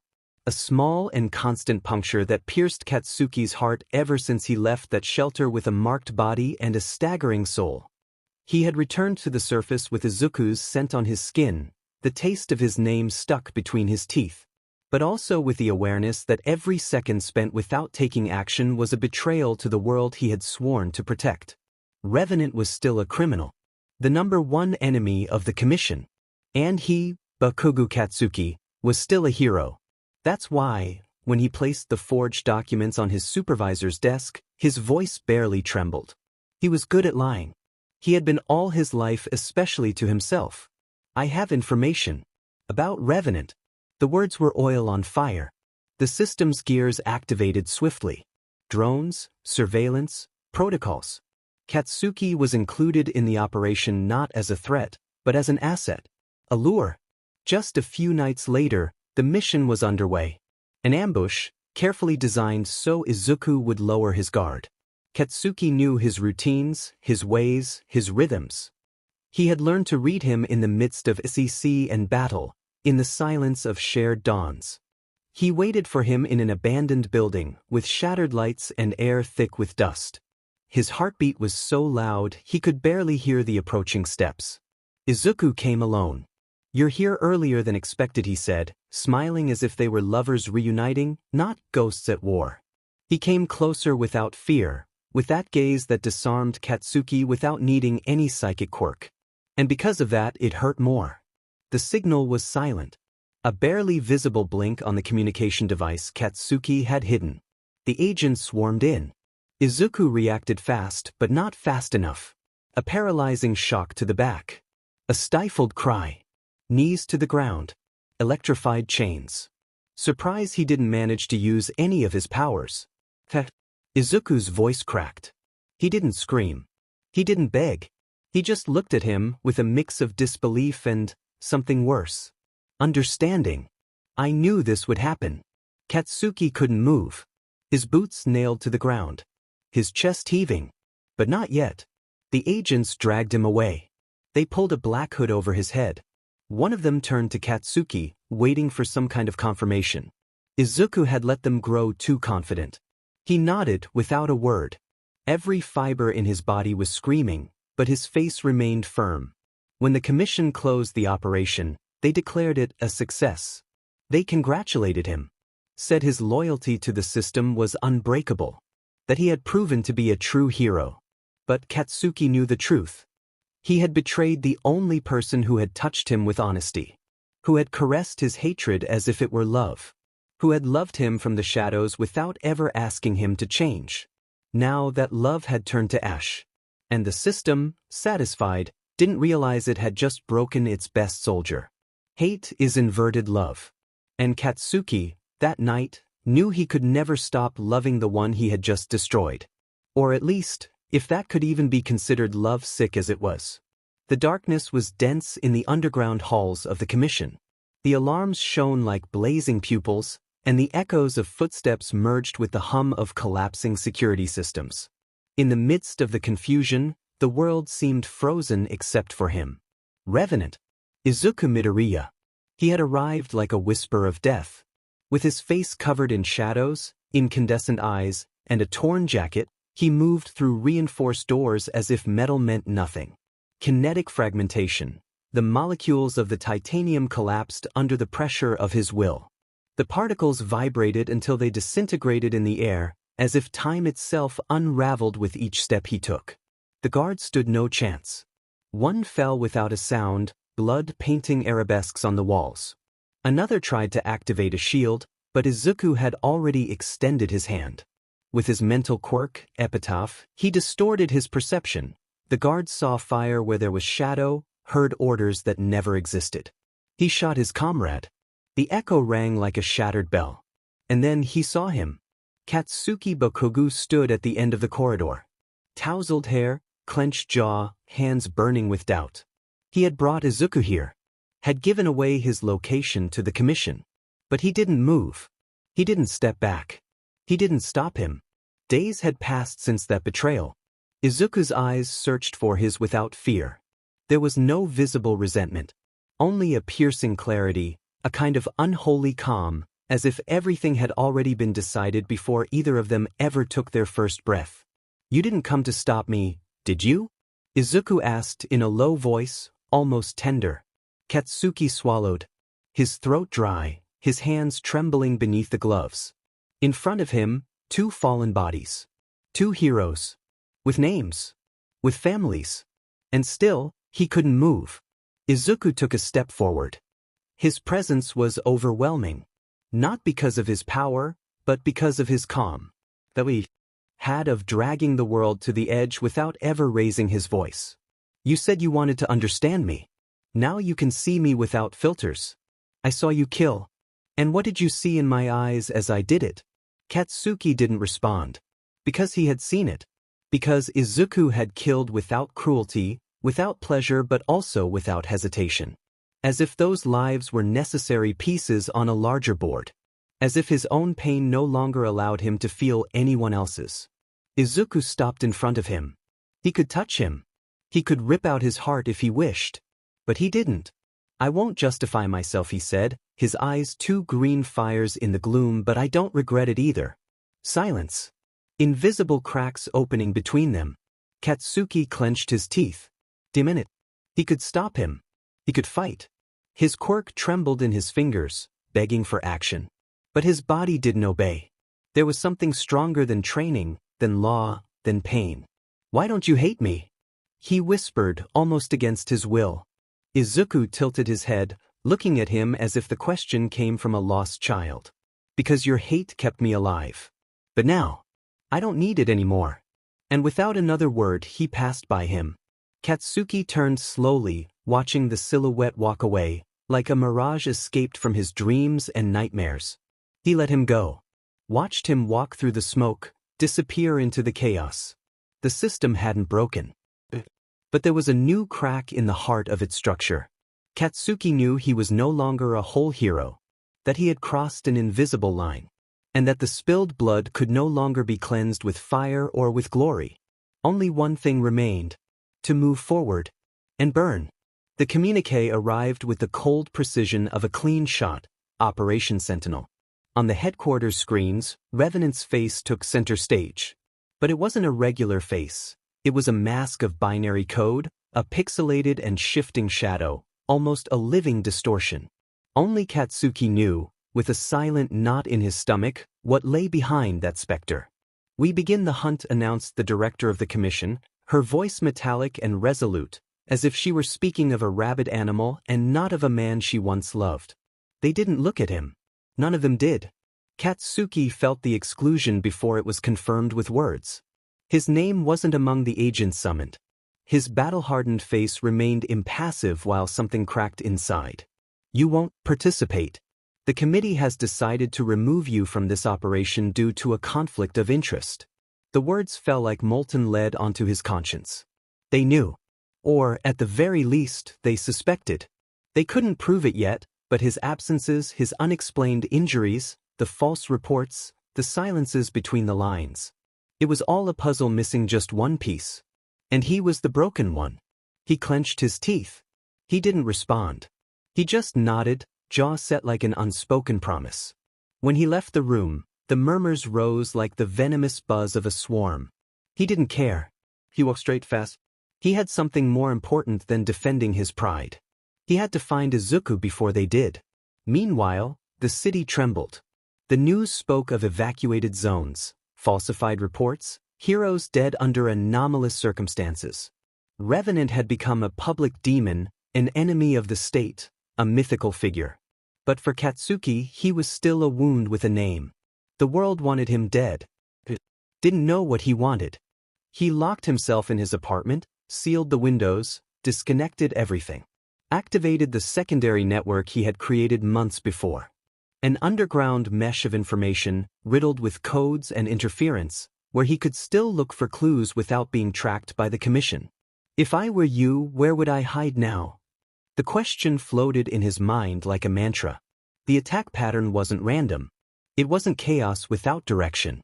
Revenant had a purpose. A surgical purge, a vengeance with structure. He knew him too well not to see it. He opened the maps.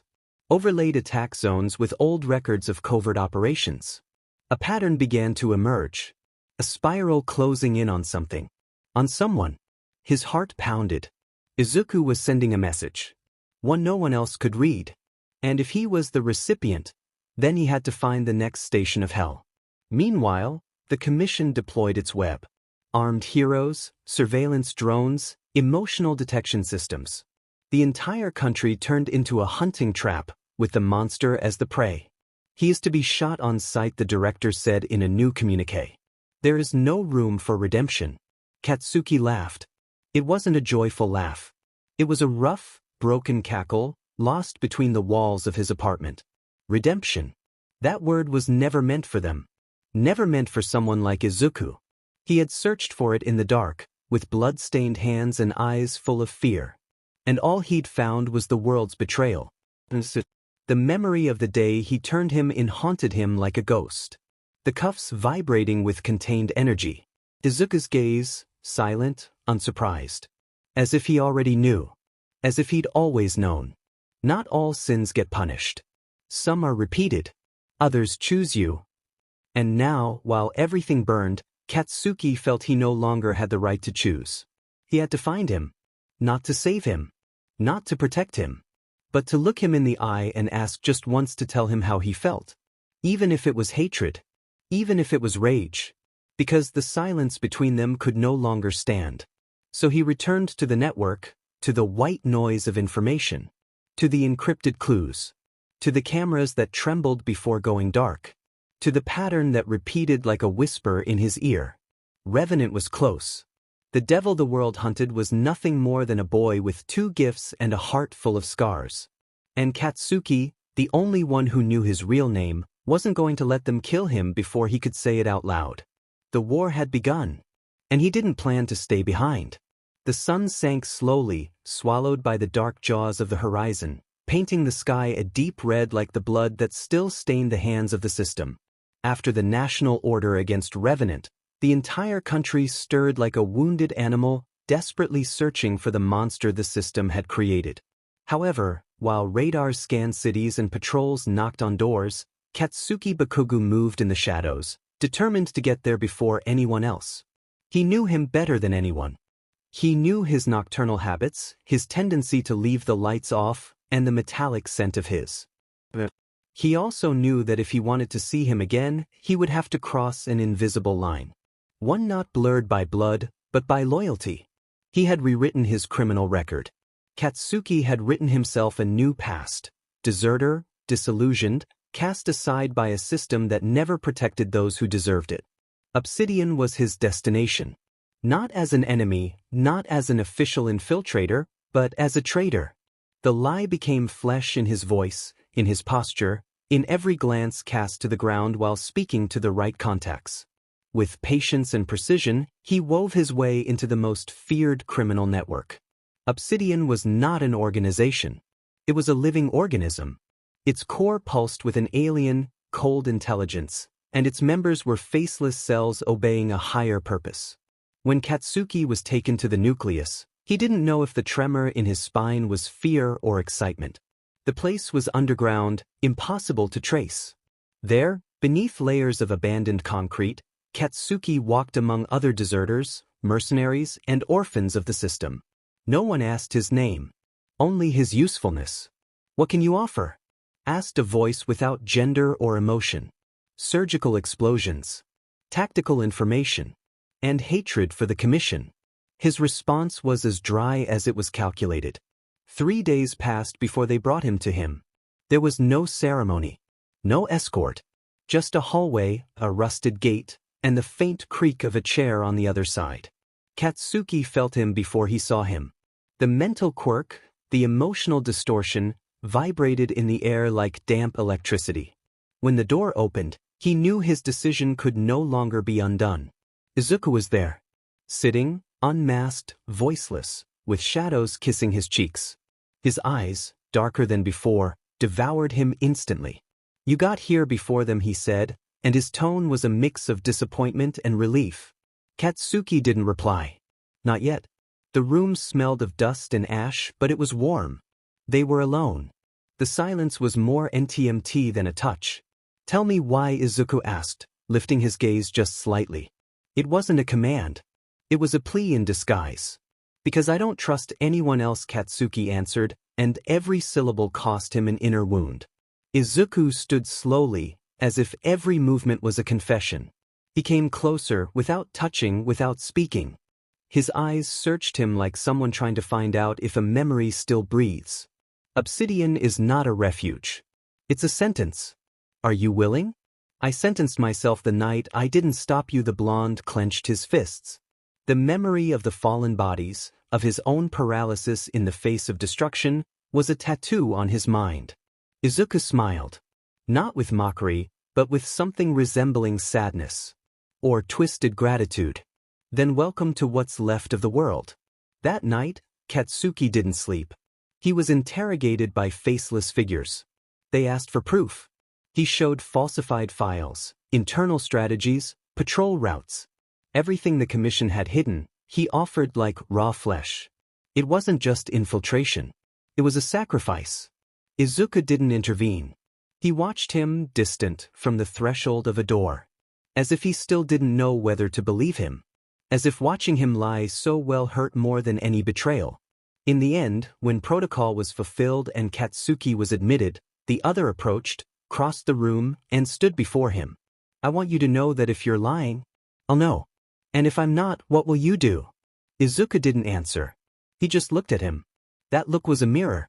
One that didn't distort, but revealed. And for the first time, Katsuki feared that his reflection was just as shattered as the man before him. The war had just changed stages. But the fire, the one that had always burned between them, was still ablaze. The dim lights of Obsidian's underground barely grazed the edges of Izuku's face.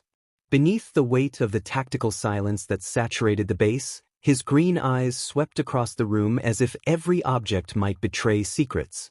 In front of him, Katsuki, clad in dark clothes, with damp hair and tense knuckles, held a gaze that was no longer meant for him. Revenant didn't recognize him. The indifference was surgical, rehearsed, brutal. Izuku passed by him as if his existence were expendable. As if the skin he had once marked with desire and scars meant nothing. Katsuki swallowed hard, the urge to reach out lodged in his throat, and merely nodded when one of Obsidian's soldiers pointed him to his new cell in the surveillance sector. 1 week. 7 days and nights sharing the same air, the same ground, the same hell structured by twisted ideals. Izuku avoided speaking to him, barely a gesture, a dry command no different from the tone he used with the rest. Not a shadow of what they had been, not a single crack on his face to reveal if his heart recognized him.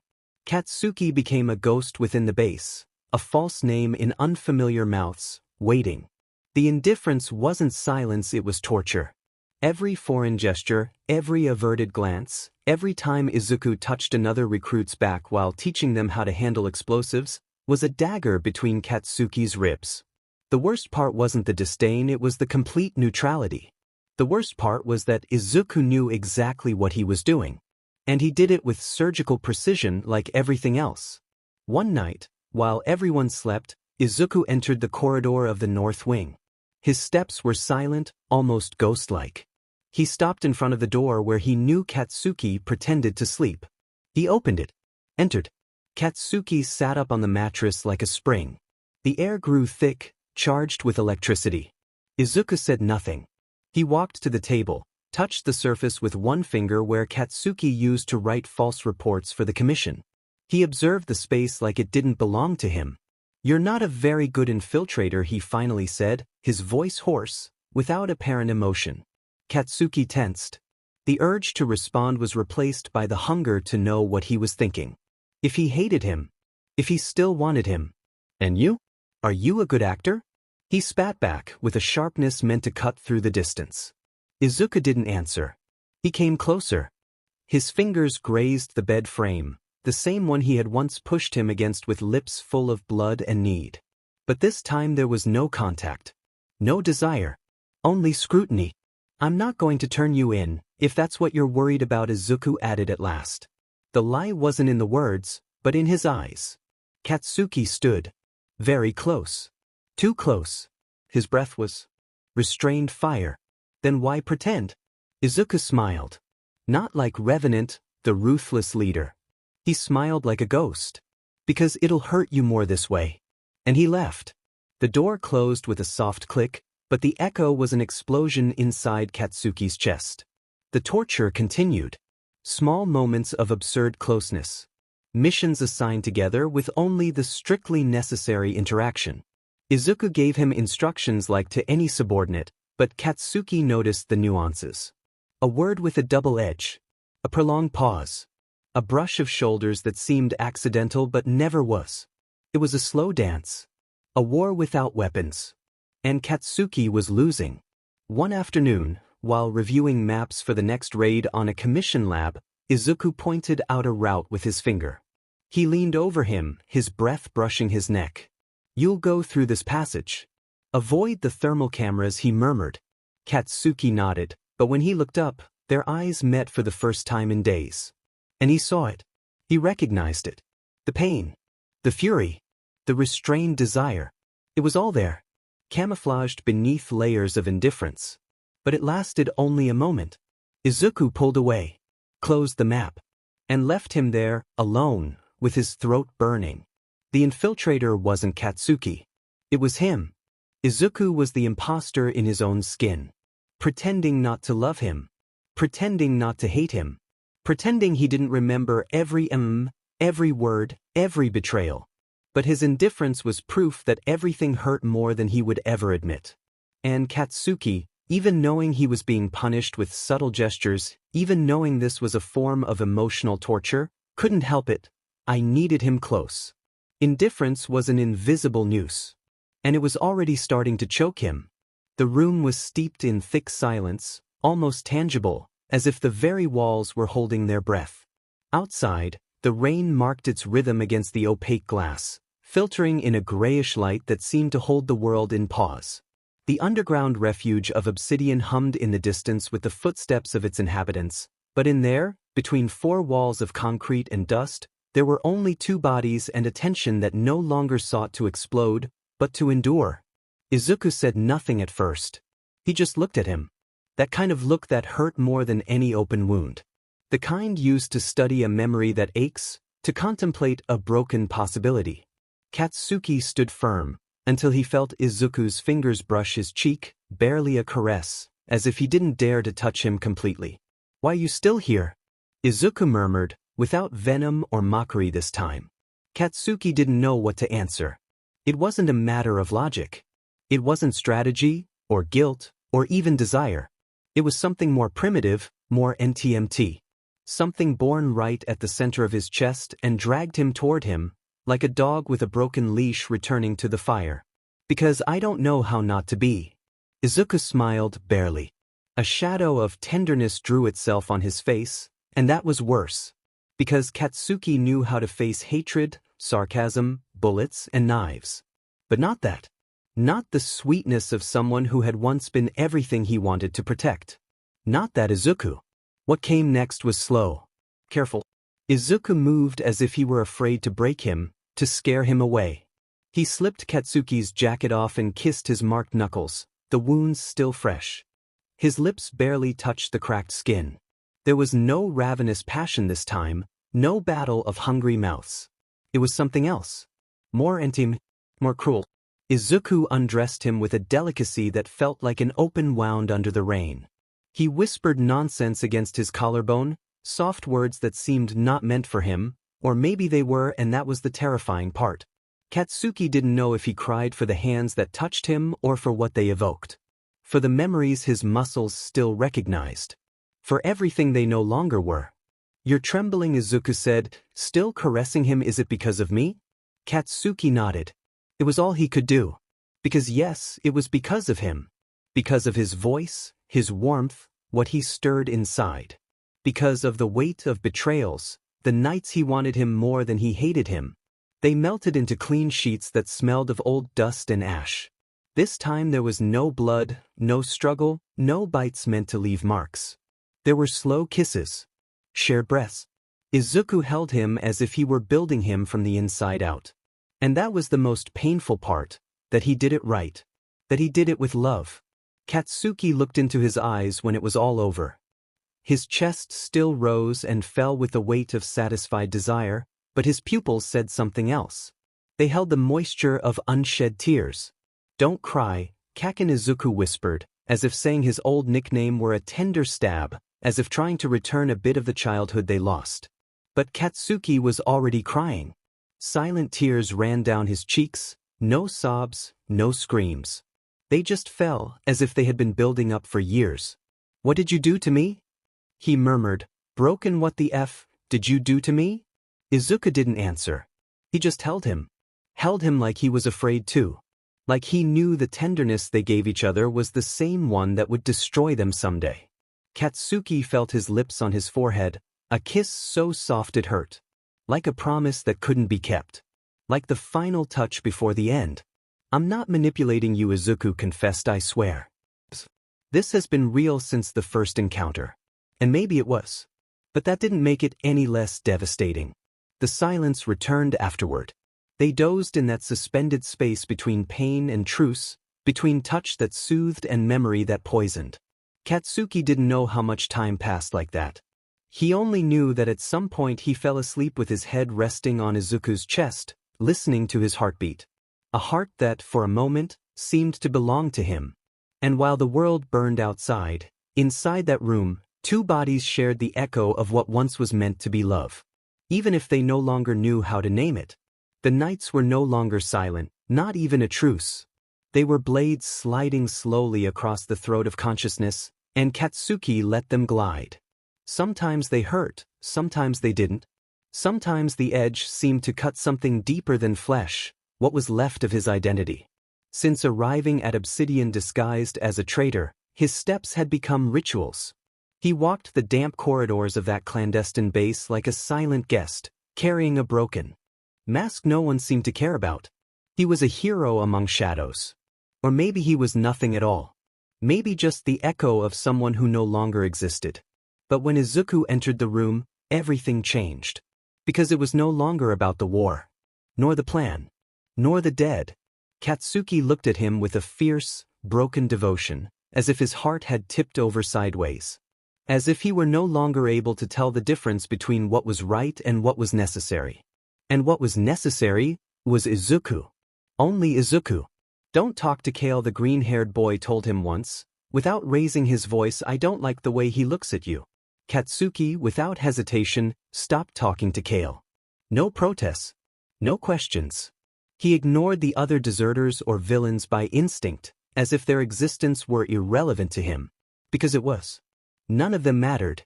Not their crimes, not their motivations, not their power games. Only Izuku's cause. Only what he believed in. He listened to him at night, when he spoke of his vision between scattered bites of cold food. Sometimes Izuku let himself go without meaning to, as if he forgot Katsuki was there. He mentioned the system's failures, the institutionalized violence, the heroes who chose who to save. His voice didn't tremble. It didn't roar. It sounded like truth. Ruthless. Lucid. And Katsuki, without realizing it, nodded. "Do you really think the system can be repaired?" he asked once. Izuku didn't answer right away. They were sitting on the floor, backs against the wall of the common room, the food abandoned between them. "No," he said at last, "I don't want to fix it. I want it to collapse. I want them to feel what I felt, that no one's coming for you." Katsuki looked at him in silence. And then he understood. It wasn't ideals of justice that moved him. It was pain. Pure pain, crystallized, turned into will. It was vengeance. It was memory. It was the rage of having waited for a hand that never came. And for some reason he didn't want to admit, that felt more honest than everything he'd ever defended as a hero. "Then do it," he said. His voice was a whisper among the rubble. "Make it all go to hell." Izuku turned to look at him. And for the first time in a long while, he didn't look at him like a pawn or a regretful traitor. He looked at him like a partner. Like someone who might actually understand. That night they didn't touch. There was no section. No war between bodies. There was something worse, understanding. Katsuki began studying his movements. Following his steps. Helping with logistical plans with an efficiency that left the others in the background. He became his shadow. His sword. His silence.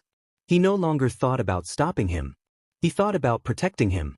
The Commission's reports piled up in his mind like distant echoes. The national operation against Revenant was still in motion, the bodies were stacking up, the media ablaze with headlines and public trials. But he no longer listened. He was no longer there. He was here. Where Izuku existed. One night, while going over evacuation routes, Izuku dropped a map on the makeshift table and watched him with his chin resting on his hand. The dim light of the monitor outlined his features with a strange tenderness. "When did you change sides?" he asked. Katsuki frowned. His voice came out rough. "I didn't change sides. I changed people." Izuku didn't reply, but his almost imperceptible smile was enough. Katsuki didn't need anything in return.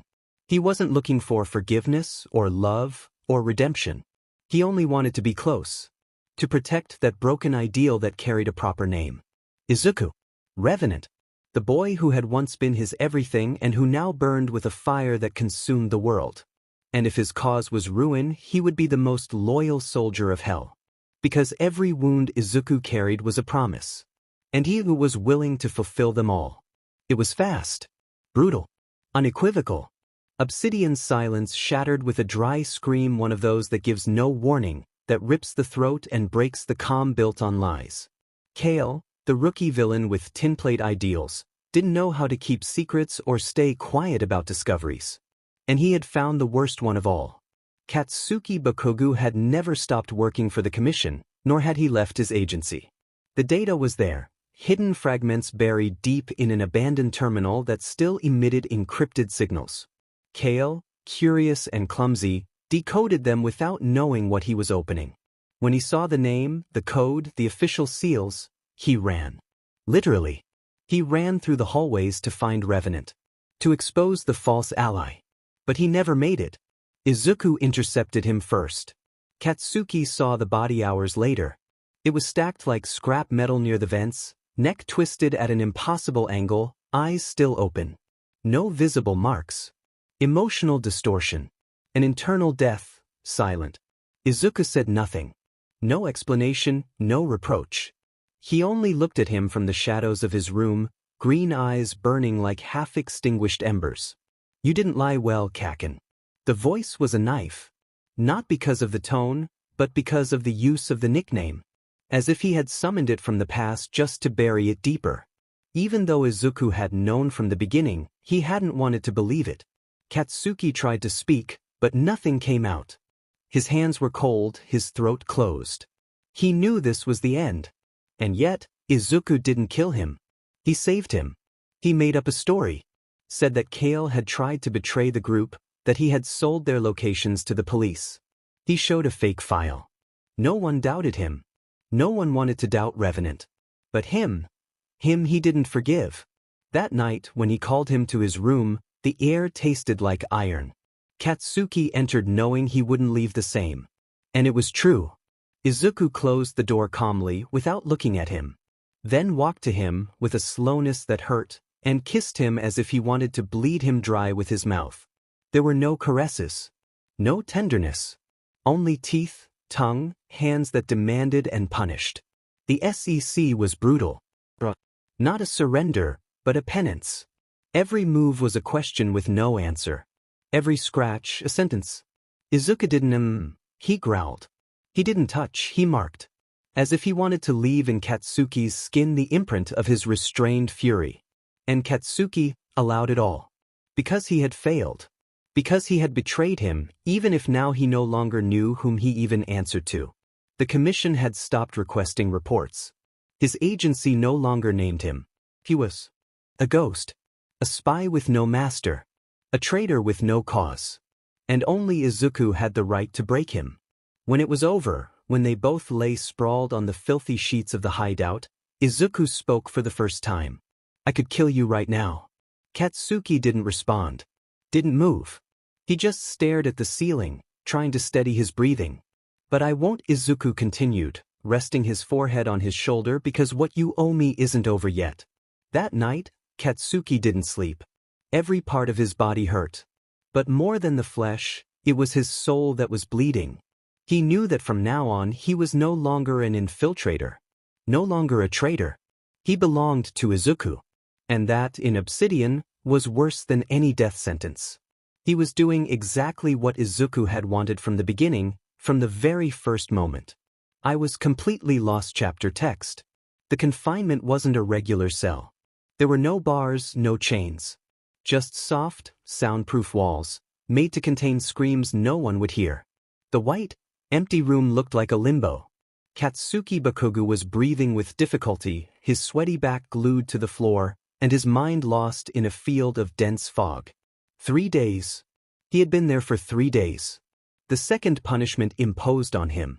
Or at least, that's what Revenant had said before closing the door, voice low and without inflection. 3 days under epitaph. A punishment, he had said. Not for being discovered, not for being betrayed again, but for not having confessed sooner. Lying to me is worse than lying to the world, Izuku had told him, with that blade-like calm that cut deeper than any scream. The mental quirk was like a sweet poison. Katsuki could barely distinguish between hallucination and reality. He relived moments that had never happened. Izuku holding his hand on a ruined rooftop, Izuku whispering that everything would be all right, Izuku kissing him among debris while the world burned around them. He felt pain, yes, but also tenderness, desire, guilt, and something worse, the need to believe it was real. There were moments when Katsuki cried without knowing why. In others, he screamed names he had never learned. He confused everything, battles he hadn't fought, memories he hadn't lived. His body reacted as if it remembered, as if what Epitaph projected was absolute truth. Because that's what it was, an emotional distortion installed in the nervous system like a sophisticated virus. A false heart, beating with sweet lies. Sometimes he saw Izuku. Sometimes he heard him. Sometimes he even touched him. His skin, his breath, the echo of broken promises. Izuku appeared in induced dreams, hands stained with blood and eyes like cracked jade.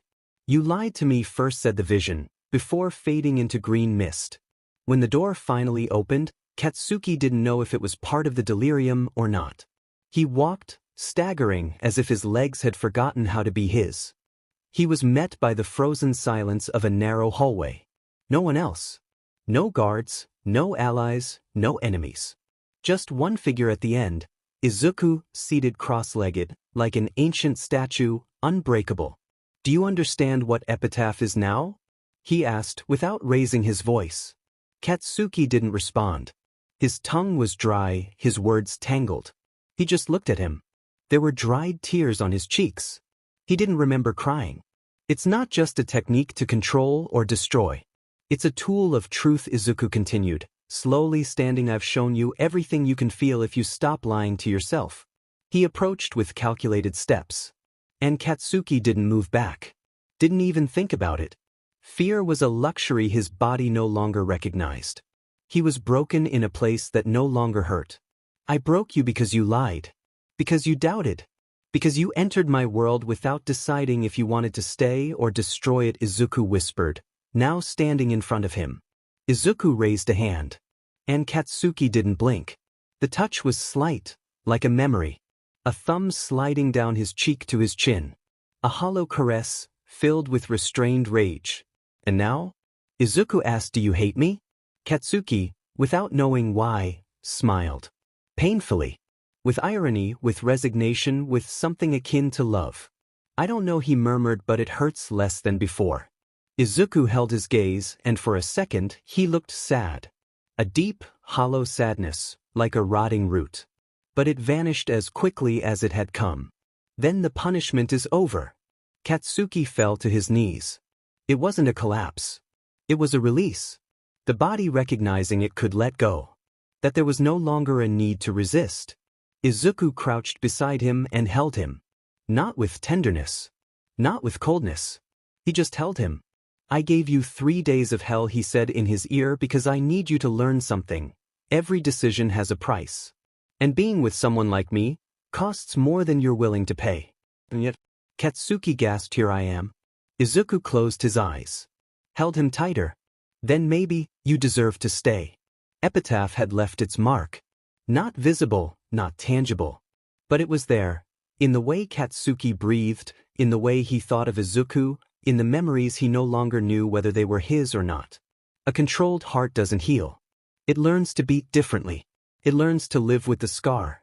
And in the silence that followed, as the door closed behind them, one certainty lingered in the air. Love, when born of pain, doesn't die. It only transforms into something that burns more slowly. Obsidian's lair, hidden deep within the underground city, carried the air of perpetual twilight.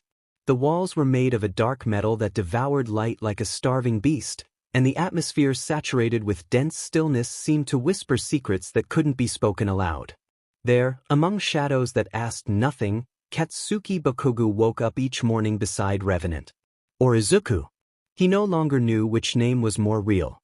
A week had passed since he was discovered. Since Izuku had saved him and punished him.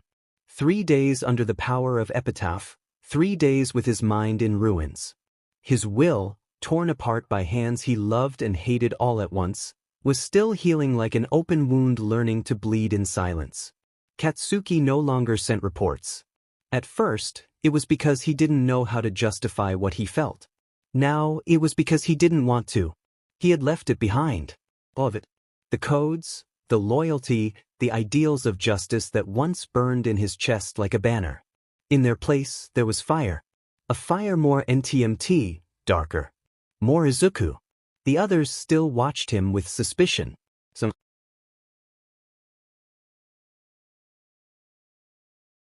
So, under his eyes, dark circles as deep as the faction's secrets.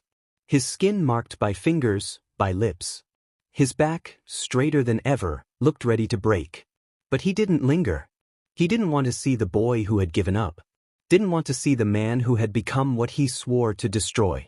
"You're thinking again," Izuku said behind him, his reflection also appearing in the glass. Katsuki didn't turn. "I don't like you like this," Izuku added, crossing his arms. "When you get lost in your head. When you remember things that don't matter anymore." "I'm not remembering anything. You're remembering who you were." Katsuki clenched his teeth. Hatred rose in him like bile. But he said nothing. Izuku came closer and hugged him from behind, resting his forehead against his neck. "You're better now," he said. "Even if it hurts, you are." He was his poison, his cure. His favorite punishment. Dependency was silent. It didn't scream. It didn't demand. It crept into gestures, into empty spaces. Into the tremble in his fingers when Izuku took longer than usual. Into how he smelled his clothes searching for traces of the other. Into how he had stopped wondering what he would do tomorrow. Because his only plan was Izuku. His only certainty was him. One night, while Izuku slept, if he really was sleeping, Katsuki watched him closely. The steady breathing. The slightly furrowed brow. The body marked by battles, maybe even by the ones they once had. He seemed beautiful. He seemed monstrous. He wanted to hate him. He couldn't. He brushed his cheek. Wanted to memorize his temperature. Maybe for when he had to run. Maybe for when he lost him. But the touch stirred the other awake, who smiled faintly. "What are you doing, Kaken?" he asked, half asleep. "Nothing. White noise. I'm thinking." "About what?" "It's when you can't hear anything, but everything is there." Izuku opened his eyes, looked at him for a long second. Then he kissed him. Katsuki gave in. Once more. Like always. The night had no edges in obsidian. There, time curved like smoke, and hours weren't measured by clocks but by the silences Izuku let fall, like daggers wrapped in velvet. Katsuki was in bed, his bare back against the cold sheets, feeling the weight of the stagnant air in that windowless room. Izuku wasn't sleeping. He never did when his thoughts clung to him like invisible shackles. He paced the room with slow steps, as if each one brought him closer to a revelation or an abyss. Katsuki watched him from the pillow. He had learned not to ask. Sometimes Izuku spoke when he felt observed. And tonight seemed to be one of those. "You know what the worst part of being alive is?" He said without looking at him. "That no one asks for your permission to keep going. Not to hurt. Not to keep breathing." Katsuki blinked. He tried to speak, but Izuku raised a hand. Not to silence him, but to hold himself up. As if even that confession weighed more than his whole body. "I didn't want to go on," he said in a low voice, dragged by an emotion he rarely showed. "Not after you." The silence that followed wasn't uncomfortable. It was brutal. Like the precise blade that cuts without leaving blood in sight. "I was 14, he continued, and then looked at him. His eyes, usually sharp, looked dim, like coal after the storm. "Everyone says you don't know what you want at that age. But I knew. I knew with the same certainty that I knew I was never going to be a hero." Katsuki sat up slightly, resting his weight on one elbow. His chest hurt with no clear explanation. Maybe because he knew what he had done during that time. The things he had done. "I wanted you to save me," Izuku confessed, and his lips barely trembled. "Not from the world. From myself. From what I was thinking. From what I was already deciding to do. But you didn't make it in time, Kaken." Katsuki didn't know whether to speak, to hug him, or to destroy the room and escape that truth. He had never been prepared for that. For Izuku's vulnerability, for that kind of pure sadness that couldn't be masked with sarcasm or strategy. "I wanted to die for you," Izuku repeated, as if he hated himself for saying it. And that phrase didn't sound like a plea. Nor like romanticism. It was a pronounced wound. An emotional trap. A truth and a lie at the same time. After that, Izuku went on, "Everything I did was to make sure I'd never need you again. That I'd never wait for you to come. And still, I wanted to make you fall, but with every bit of news about you in the shadows, I wanted more of you. When you walked into Obsidian, I knew none of it had worked. Katsuki clenched his jaw. You're talking like all of this, he began, but didn't finish. Izuku walked toward him, looked down at him with a tenderness that cut, and sat on the edge of the bed. All of this is because of you. Every war I declared. Every crime. Every choice. Not because I hated you, but because I didn't know how to love you without destroying myself in the process. Katsuki felt a void in his stomach, a kind of cruel vertigo, like he'd climbed so high that now he was forced to fall. And now? He asked. His voice came out hoarse, full of emotion. Do you love me now? Izuku didn't answer right away. He touched his chest with an open palm, as if searching for his heart between the ribs. I don't know. I don't know if this is love or hunger, he said, leaning over him, but I know I need you. That if you leave, I go back to being that 14-year-old boy thinking of jumping off a roof. Katsuki felt something break inside. Something that couldn't be fixed with heroism or logic. Don't say that, he whispered. Don't use that on me. It's the truth, Izuku replied, or do you want me to lie to you? Katsuki looked at him for a long time. He wanted to hate him. He wanted to scream at him. But all he could do was hug him, wrap him in his arms and bury his face in his neck, as if he could erase the years of accumulated pain. Izuku let himself be held. And for a moment, he didn't seem like Revenant, nor the strategist, nor the monster the world feared. He just seemed like a boy. A broken boy. A boy who once was his. I didn't know, Katsuki murmured against his skin. I didn't know you were like that. I didn't know. I didn't realize. You knew, Izuku answered, caressing his hair, but you didn't want to see it. Just like no one else did. Silence. Why are you telling me this now? Katsuki asked, lifting his head. His face was soaked with tears he didn't remember shedding. Because you're already too broken to leave, Izuku answered with a half smile, and because I don't care anymore if you hate me after this. Katsuki closed his eyes. He felt trapped. But also, for the first time, he felt needed. As if he were the only one capable of holding up that being the whole world wanted to see fall. I don't hate you, he whispered. Then I pity you. And he kissed him. With the sweetness of a last time. With the sorrow of a first. With the fire of someone who once wanted to die, for love. The name of the operation was Nemesis. Outside, on the surface of the world, the heroes prepared the assault with surgical precision. They had identified one of Revenant's mobile bases on the outskirts of the Black Zone, a sector forgotten by the government and abandoned by Hope. The Commission had assembled an elite squad. Everyone believed it was an ambush designed to eliminate the threat. To us. Just not in the way they imagined.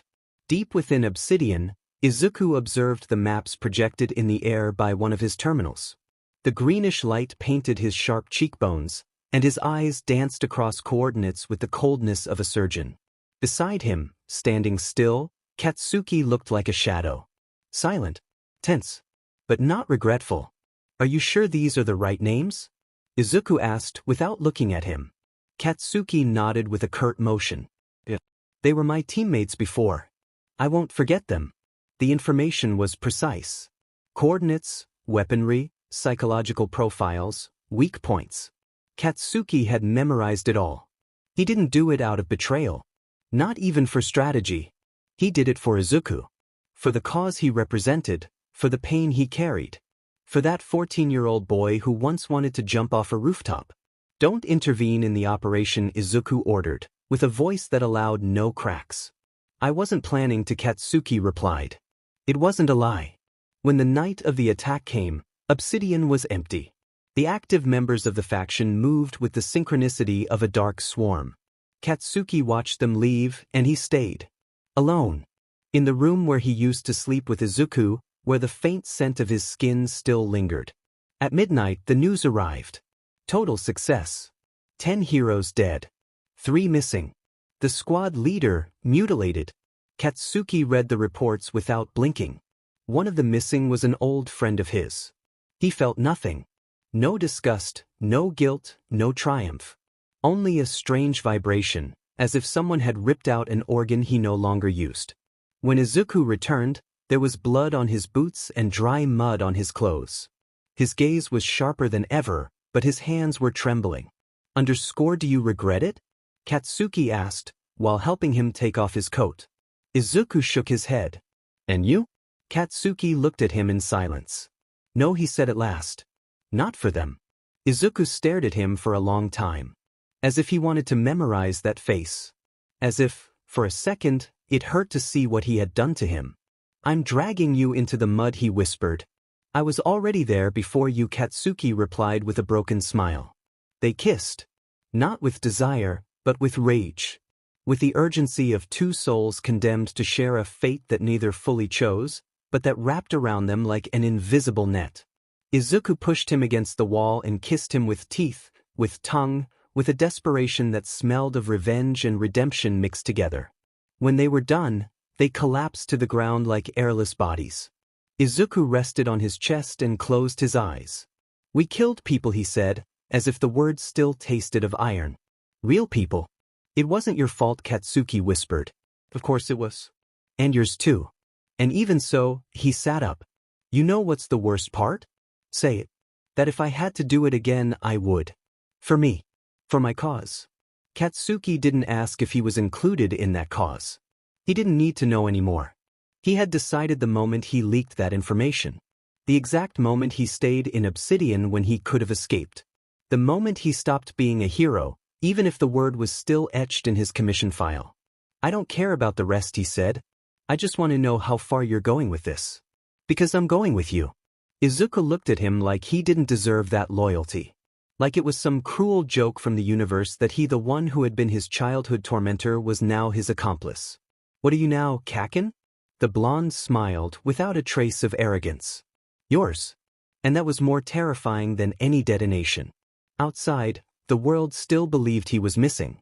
That Katsuki Bakugo had been kidnapped, betrayed, manipulated.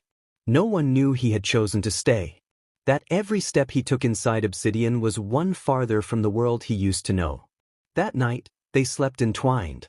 Izuku's body pressed to his back, his breath tangled in the hollow of his neck. Katsuki felt the blood of others still clinging to Izuku's skin, and he didn't pull away.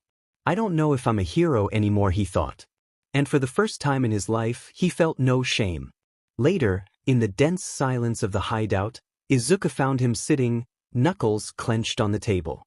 "Don't tell me you regret it now." "No," he replied. His voice was fractured in places he didn't know how to mend. "It's worse. It doesn't hurt." Izuku looked at him with something akin to tenderness. He approached, caressed his face with the back of his fingers, like someone touching an inverted miracle. "Because you're not one of them anymore." "Then what am I?" The kiss was slow, like a sinless death. Sleeping after that felt like a betrayal of himself. Katsuki didn't dream. Or if he did, they were only images in red, blood, alarms, the scarf of a hero floating like a fallen flag. When he opened his eyes, Izuku was beside him, head on his chest, listening to his heart as if waiting for a confession in Morse code. "You're becoming what they forced me to be," Izuku said, without looking. "A beautiful monster. Misunderstood. And what are you going to do with me?" "Whatever you allow me to." And Katsuki didn't say no. Because he no longer knew how. Katsuki had been counting seconds for days. He didn't sleep. Not really. He woke up drenched in sweat, tangled in Obsidian's sheets, breathing in short bursts with the certainty that he needed to do something: move, vanish, lie. Because the commission didn't forget. Because the war didn't pause for emotional delusions. Because loving him wasn't enough to justify the betrayal. Izuku slept beside him. So close. So intact. So immortal in his arrogance. But he wasn't stupid. "Do you want to leave?" he asked without opening his eyes, one heavy dawn. Katsuki froze. He'd been sitting on the edge of the bed for 2 hours, dressed in his tactical black hero suit, holding an old communicator that still had satellite access to the commission. He had drafted a fake report, justifying his disappearance with a covert operation: no names, no betrayals. Just to buy time. To pretend he was still part of the machine. So they wouldn't come for him. For Izuku. "I'm not really leaving," he said, not looking back. Izuku opened his eyes. Green and tired. "But you thought about it." "I thought if I don't do something, they're going to come after me. Others will come. They'll brand me a traitor. And you? And me what? You're not going to save me twice. Silence. Izuku sat up, resting his elbow on his knee, naked, his hair a mess like a wildfire. There was something inhuman about him when he looked like that. All his intelligence spilled into his gaze. It wasn't hate. It wasn't sadness. It was something worse, acceptance. Do you plan to lie to me? I already am, Katsuki admitted, since I started following you. Since I stopped reporting. Since you touch me and I don't regret it. Since heroes die and I don't speak up. Izuku nodded slowly. He stood up, walked over to him, and looked at him with a tenderness that hurt more than any punishment. I don't want to let you go. You're not asking me to. Because I know you wouldn't if I did. And it was true. Katsuki swallowed. His heart hurt. That disobedient muscle that refused to learn. Izuku reached out and touched the back of his neck, not gripping. Just contact. Just warmth. What are you going to do? I will file a false report. I'll say I'm still undercover. That I'm still gathering intel. I won't give you up. But I won't sell out either. I need time. For what? To figure out who the hell I am now. To avoid being found. To keep them from finding you. You're thinking like a hero again. Katsuki clenched his jaw. I'm thinking like someone who needs you too damn much. Izuku let him go. And then kissed him. A kiss without tongue, without possession. Just contact. Just goodbye. You can do it, Izuku said, but don't leave. Don't betray me with your silence. Don't hate me when you remember what we were. Do what you have to do, but come back. Because if you don't, I'll find you. And it won't be like before. Katsuki nodded. He felt the cold sweat on his neck, the tingling fear. But also, the terrible heat of love in flames. I've got nowhere to go if it's not with you, he confessed. Lie, Izuku smiled, but I like hearing it.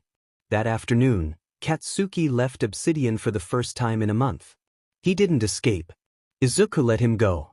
Gave him an encrypted communication capsule, a margin of time, and an implicit command. Return. In an abandoned subway station, with satellite signals slipping through concrete cracks, Katsuki wrote the report. He mentioned false movements, vague suspicions, and used his rank to validate the mission. When he sent it, something broke in his chest. Maybe his identity. He returned to Obsidian 3 days later. Izuku was waiting. No words. Just a long hug at the entrance. Izuku pressed his forehead against his, closing his eyes. I hate you for making me wait. Me too. And they kissed like punishment, like salvation. Because love, there, in that hell disguised as refuge, was exactly that. A sentence they both accepted with their eyes wide open. The screens lit up without warning. Obsidian, despite its underground architecture and concealment systems, was not impermeable to the truth. A transmission meant only for those monitoring external signals appeared before everyone's eyes. Katsuki Bakugo. Code name, Great Explosion Murder God Dynamite. Condemned. Declared a traitor by the Heroic Defense and Strategy Commission and his agency. The words were blades. Katsuki was sitting in the center of the operations room, hair tousled and lips still marked by Izuku's kisses from the night before.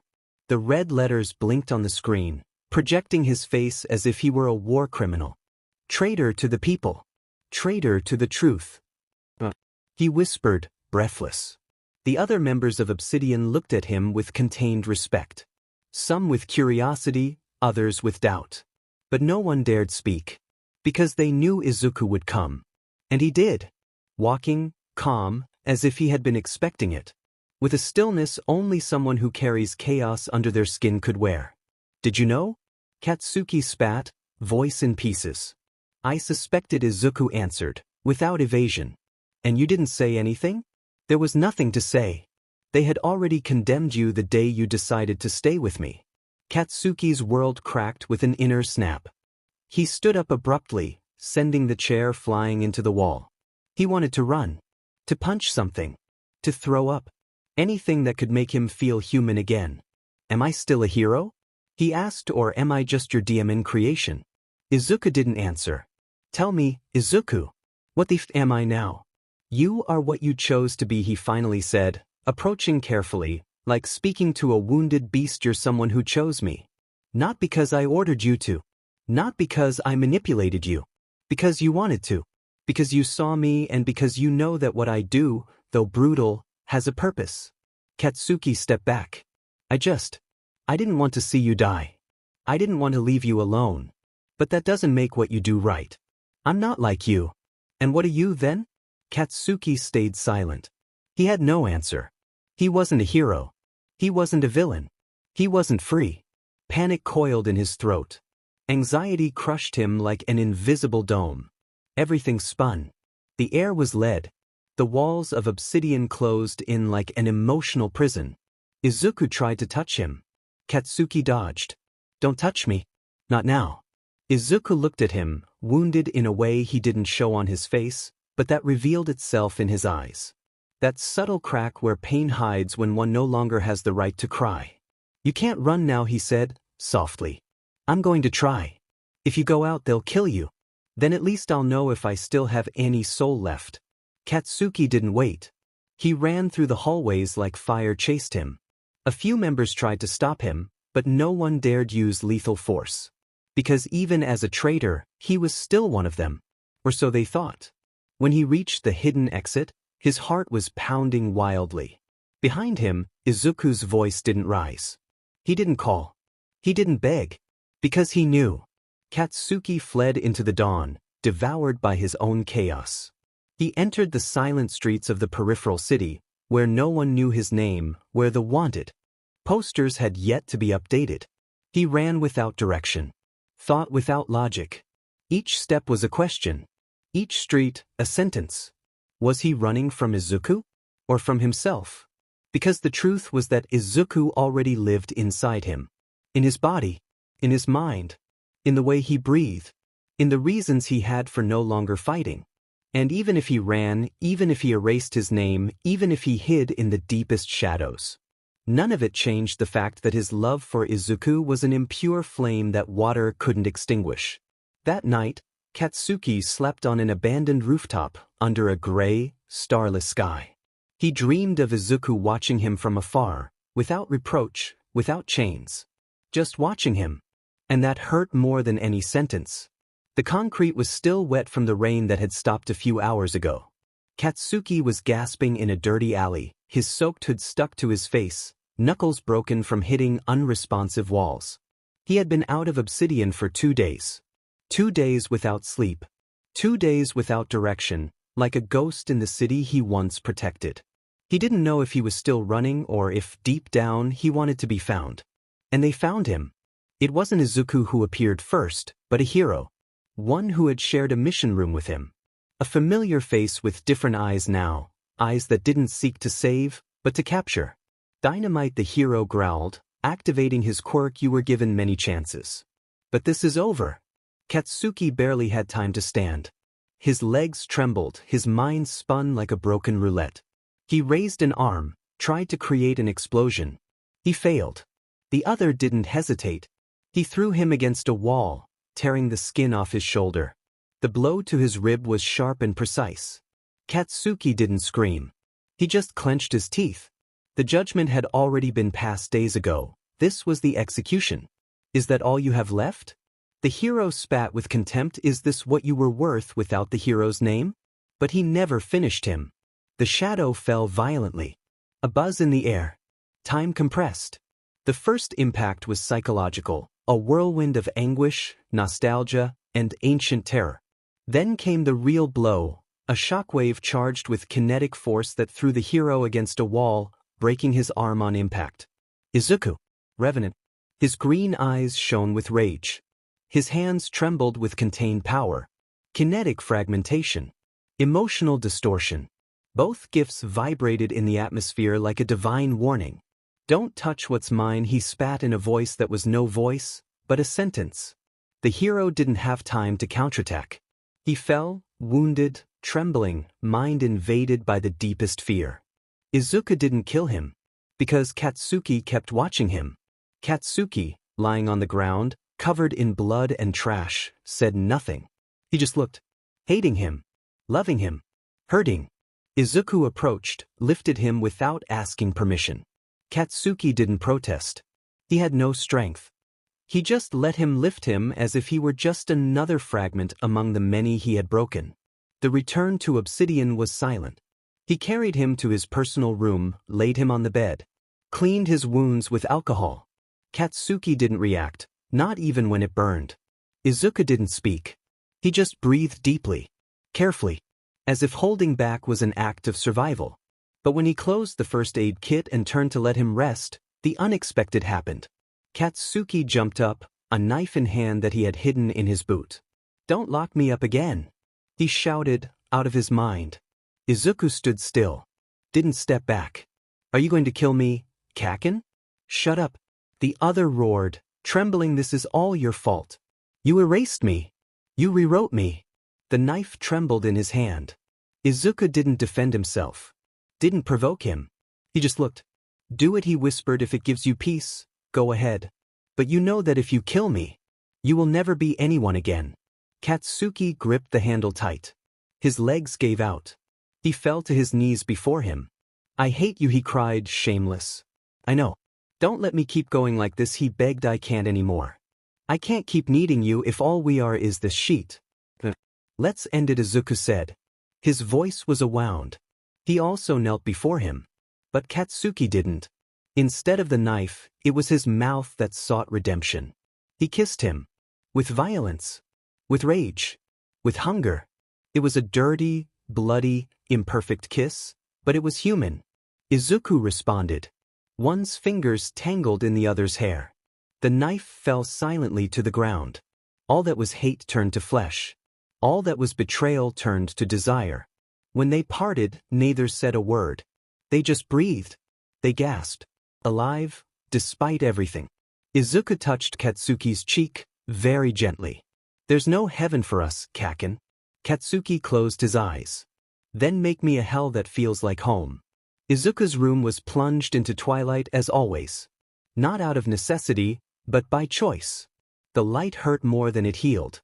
Outside, Obsidian's bunker breathed silently. Distant machinery. Muted footsteps. Whispers between codes and commands. No one said the name anymore. That name had been spoken for the last time 3 days ago. Izuku watched from the doorway frame. Katsuki sat with his back turned, on the edge of the bed, bare-chested, knuckles bandaged, his back still marked from the fight he hadn't wanted to win. He hadn't asked for food. Hadn't spoken. He just existed. "Why don't you sleep a little?" Izuku asked, not stepping closer. Katsuki didn't answer. Seconds passed. Maybe minutes. Time was relative inside Obsidian's walls. "Because I'm awake," he finally said, his voice sounding older than his body. Izuku crossed the room slowly. Sat beside him. Didn't touch him. Not yet. "Today they erased your name from the hero registry." Katsuki let out a short, dry laugh.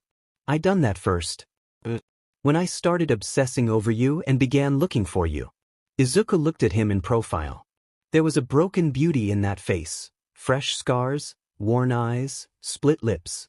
Katsuki was the living image of a statue demolished with love, that sick and needy love. And yet, in that mess, he was whole again. "And what are you now?" Katsuki barely turned his face, slowly, as if the answer hurt his teeth. "I'm yours." There was no romance in his words. They weren't sweet. They didn't even sound pretty. But they were honest. A verdict. An acceptance. "You say that like it's a sentence." "It is," Katsuki replied, "but it's the only one I chose." Izuku lowered his gaze. His hands trembled slightly, like every time something moved him too much. Every time he remembered that, of all the monsters, he too was human. He sat up and opened the drawer of his desk. Took out a small metal box, placed it on Katsuki's legs. "What is it?" "Your new name," Izuku said, "if you want to use it." Katsuki opened the box. Inside, a black titanium bracelet with a single symbol, Obsidian's logo, stylized like an inverted flame. "This is a shackle," Katsuki said. "It can also be an alliance," Izuku replied, "depends on how you see it." Katsuki took it and put it on his wrist without another word. The sound of the clasp was soft, definitive. Like a chain that didn't weigh because it was wanted. "I don't want to keep pretending I'm divided," Katsuki finally said. "There's no right side. No clean truth. There's only you." Izuku moved closer and hugged him without asking. Wrapped him like an unwritten promise, like a prayer in reverse. There are no heroes in this world, he whispered in his ear. There are only people willing to burn for what they believe is right. Katsuki rested his head on his shoulder. Then let it all burn. They stayed like that for hours. Maybe they said no more words. It didn't matter. In the silence there was a complicity that didn't need language. A few nights later, Katsuki appeared for the first time as an Obsidian agent. He didn't wear a mask. Didn't hide his face. He went forward with his gaze upright and fists ready. He didn't say his name. It wasn't necessary. Some recognized him. Others didn't. All feared him. And that was enough. Izuku watched him from the shadows as always. And, for the first time in a long time, he smiled. Katsuki was his. Not because he had forced him, but because he, with every step, with every wound, with every lie, had gotten there on his own. And now there was nothing left to save. There was only what they would build together. From the ruins. From the blood. From the truth only the impious dared to tell themselves. Obsidian's strategy room was engulfed in thick silence. At this hour, when the world slept or died, only the conspirators breathed. The digital table projected maps, names, dates, restricted accesses that were no longer secrets to anyone in that bunker. Izuku had his hands in his pockets. He seemed relaxed, as if he weren't planning to set the system on fire from its foundations. As if the end wasn't already drawn in Katsuki's eyes, sitting to his right, face tilted and jaw clenched. "Are you sure that's everyone?" Izuku asked without looking at the screen. "Yes," Katsuki said, sliding a security chip toward the center of the table, the pillars of the system. The ones holding up the commission, the intelligence network, the international connections.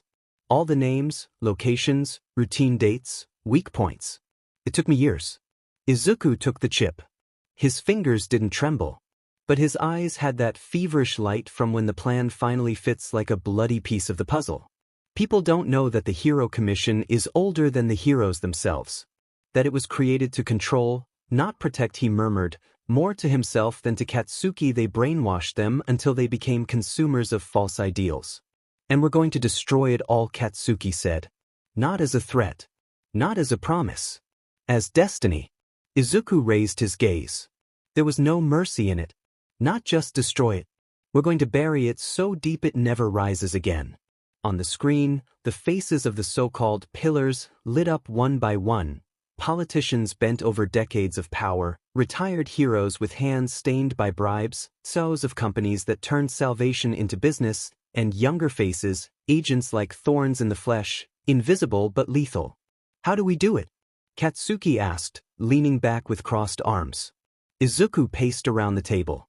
A precise choreography. Every step a calculation. Every word a bullet ready to fire. Simultaneous. 3 operations. One at the Commission's control center, another at the National Security Database, and the third. Izuku paused. "The third is public." Katsuki raised an eyebrow. "Public? We're going to expose them. All of them. Not just to the press," he spat the word with contempt, "but to the net. Uncensored. Unedited. What they did. What they covered up. What they destroyed. They're going to come for us with everything. They already do. Only now we'll give them a real reason." Katsuki watched him, and for a moment, the nostalgia of what a hero once was flashed through his mind like a drowned lightning. But it didn't hurt as much anymore. Or at least, the pain had turned into something useful. "Fuel. 'Cause. And the people?" he asked, as if it still mattered. Izuku looked at him with brutal tenderness. "People will choose. As always. Only this time, they'll know the truth before deciding who to burn." They fell silent. One last clean dawn. That was the promise. The idea of a sun rising over ruins without needing to lie to shine. 2 days later, the first phase of the plan was activated. Katsuki led the team that intercepted the Commission's central server, using internal routes only a former Alpha-level hero could know. The security agents didn't understand how their surveillance system was disabled in less than 10 minutes. Nor how the emergency protocols failed as if someone had designed them to do so. Izuku, from Obsidian's core, directed the operation like an orchestra conductor. His voice reached through the private channel with surgical calm. Unit C, clear route. Unit A, time limit, 5 minutes. We're doing good, Katsuki grunted, body soaked in sweat and gunpowder. Don't die was all Izuku answered. Not without you, Katsuki replied, and the line went silent. At nightfall, the net burned. Leaked videos. Secret recordings. Figures impossible to ignore. Testimonies mutilated by years of censorship finally breathing again. The hashtag no more heroes trended in less than an hour. The system collapsed not by an explosion, but by a truth so pure it was impossible to keep ignoring. And at the eye of the storm, 2 figures. One had been a hero. The other, a ghost called Revenant. Both, now, were symbols of something that had no name yet. Something born between ruins and decisions that couldn't be undone. That night, while the city vibrated with fear and revolution, Katsuki found Izuku standing in front of the bunker window, watching the moon as if it were the last time. Are you okay? Katsuki asked, approaching. Izuku didn't answer right away. Today, we made a mess. And does it make you happy? Izuku turned to him, with an empty, honest smile. But it makes me free. Katsuki hugged him without asking. Without need for reasons. Because there were no more heroes. No more chains. Only them. And a world finally daring to burn. It wasn't exactly a diary. It had no fixed dates or order. Sometimes he wrote with dried blood on the edges of the pages. Other times with pencil ink. There were pages stained with coffee, others with SMN, and others with tears he didn't remember shedding. He hid it behind a false wall, behind a rusty ammunition box.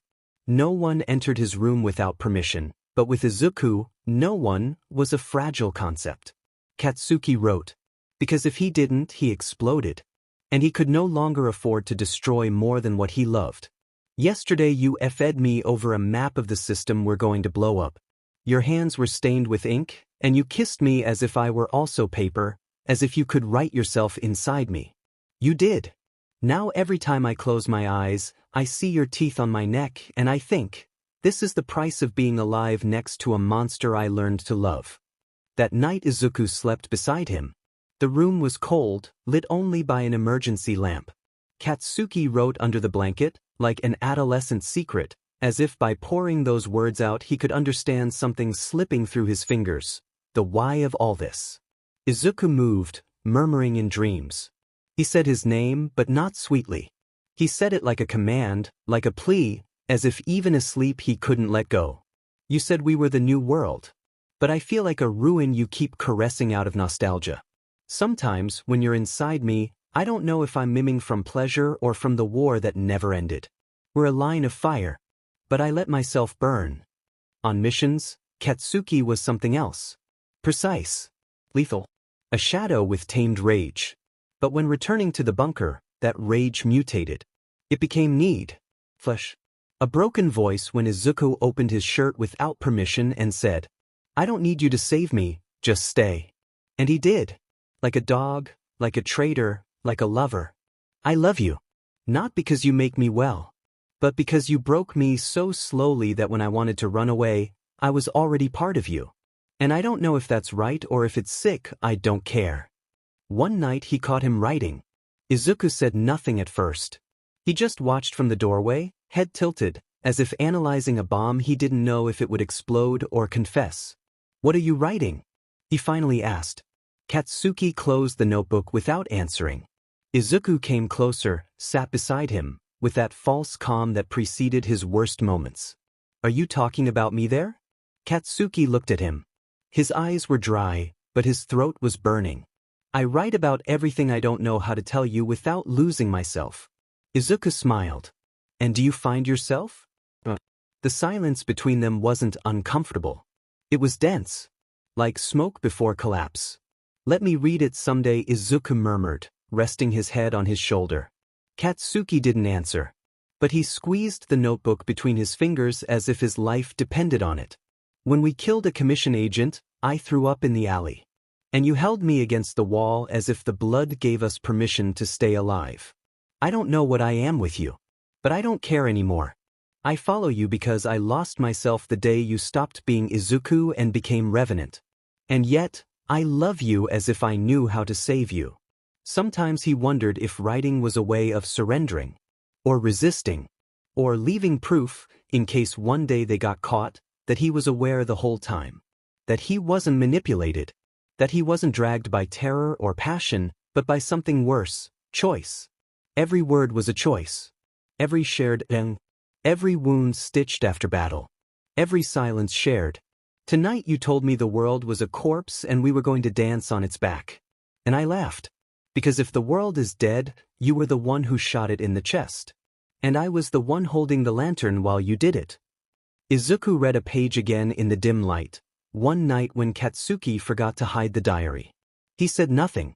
He just left a small rusted iron rose on the notebook.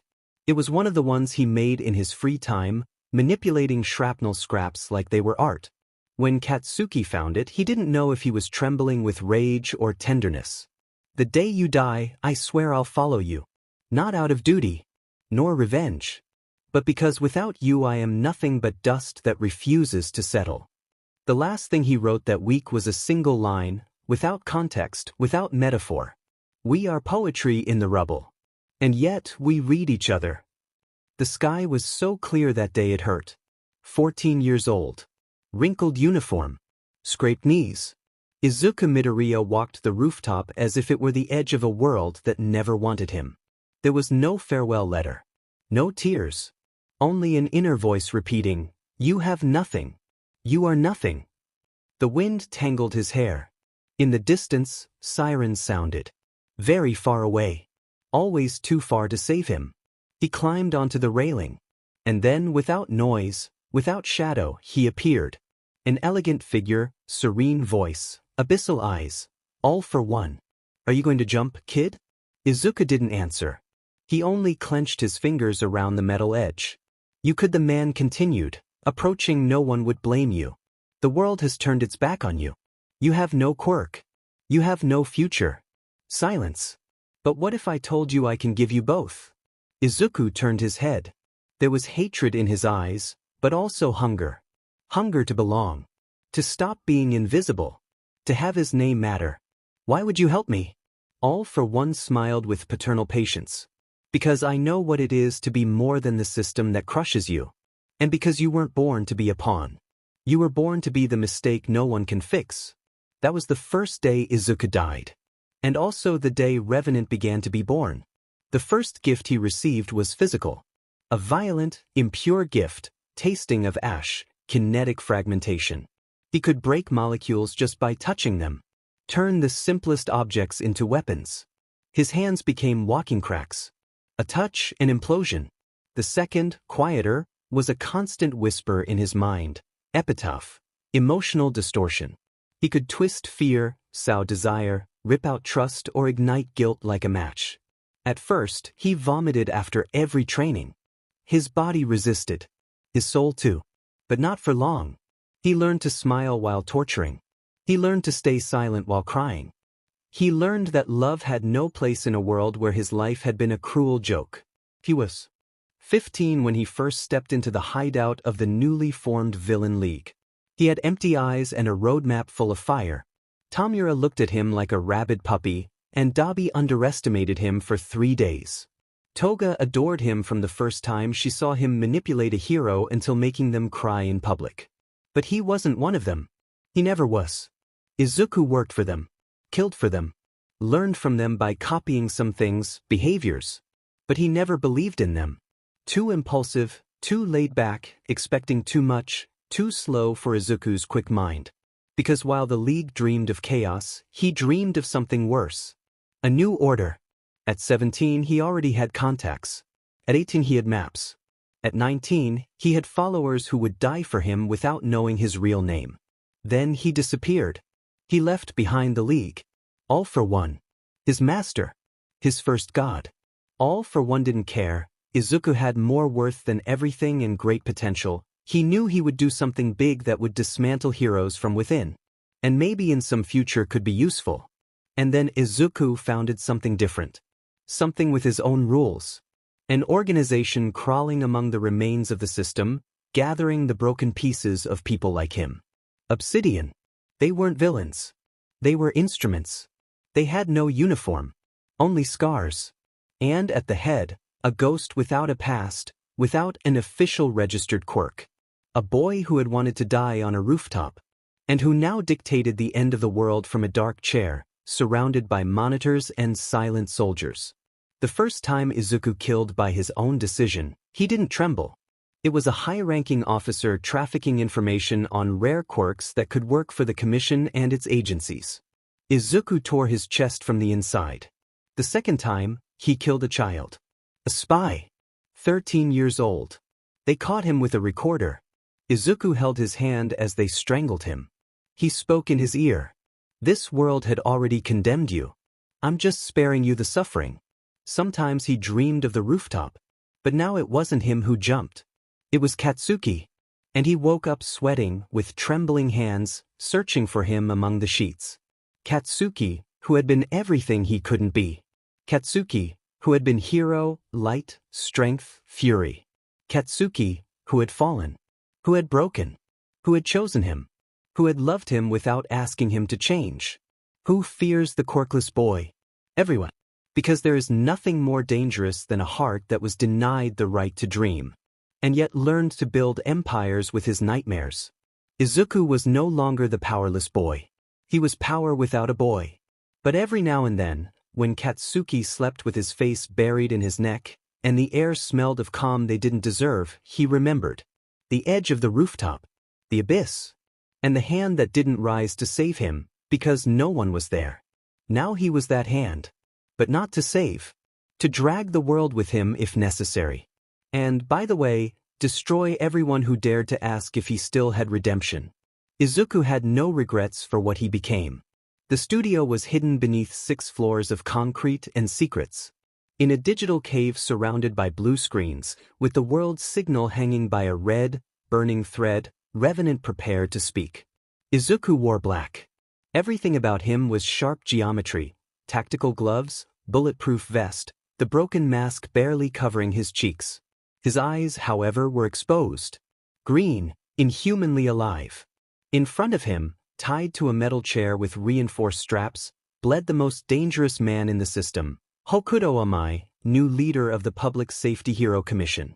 Do you know why you're here? Izuku asked, adjusting the camera. The man didn't respond. Blood stained the collar of his expensive suit. He had been kidnapped less than 24 hours ago. Katsuki had broken into his armored vehicle. Izuku had sealed the retreat with a concrete explosion from afar. They're going to kill you, Izuku continued, as if talking about the weather but not before the world sees you for what you are. The broadcast began exactly at 3 p.m. News signals started cutting out. Networks turned black. One image filled screens across half the country, the silhouette of the ghost. Revenant. And beside him, standing and without hiding his face, Katsuki Bakugu. The nation's breath stopped. My name doesn't matter, Izuku said. His voice leaked through the speakers like a prophecy. I don't have a registered quirk. I have no hero title. No sponsors. But I have the names. I have the documents. I have the proof. Amai tried to speak. Katsuki approached. Broke one of his teeth with a dry punch. Shut up, he snapped. Izuku lifted a folder, thick like an accounting book. This man, he pointed to the leader, ordered the diversion of funds intended for children's hospitals to finance marketing campaigns for famous heroes at agencies. He flipped a page. This other document shows how the commission covered up the murder of 3 support students during a field training with Endeavor. Another page. And this reveals the bribes paid to media outlets to silence an explosion at a plant where 10 workers died. To protect Best Jeanist's reputation. The world didn't breathe. Do you think heroes are symbols? Katsuki asked, his voice deep. Horse, I was 1. I was number 4. I broke my back for this system. And while I bled, they told me who to save. Who to ignore. Who to let die to keep the image. He looked at the camera. There was no guilt in his eyes. Only truth. I was part of the lie. Not anymore. Izuku approached the prisoner. His glove shone. Kinetic fragmentation. Amai's arm bone cracked with a wet sound. The man screamed. Izuku looked at him without emotion. You didn't cry when you signed the orders to embezzle money, you loved corruption so much. Don't cry now. Time slowed down. The world burned in tweets, hijacked broadcasts, screams, denials. Forums crashed. Bank accounts linked to the commission began emptying. Encrypted documents started appearing in open databases. Katsuki had prepared everything. The system was collapsing from within, and they had only lit the fuse. Last words Izuku whispered into the man's ear. Amai gasped. Spat blood. They will kill you, you're monsters. They will come for you. Izuku smiled. Monsters, yes. But not the first. Only the most honest. The camera shifted slightly.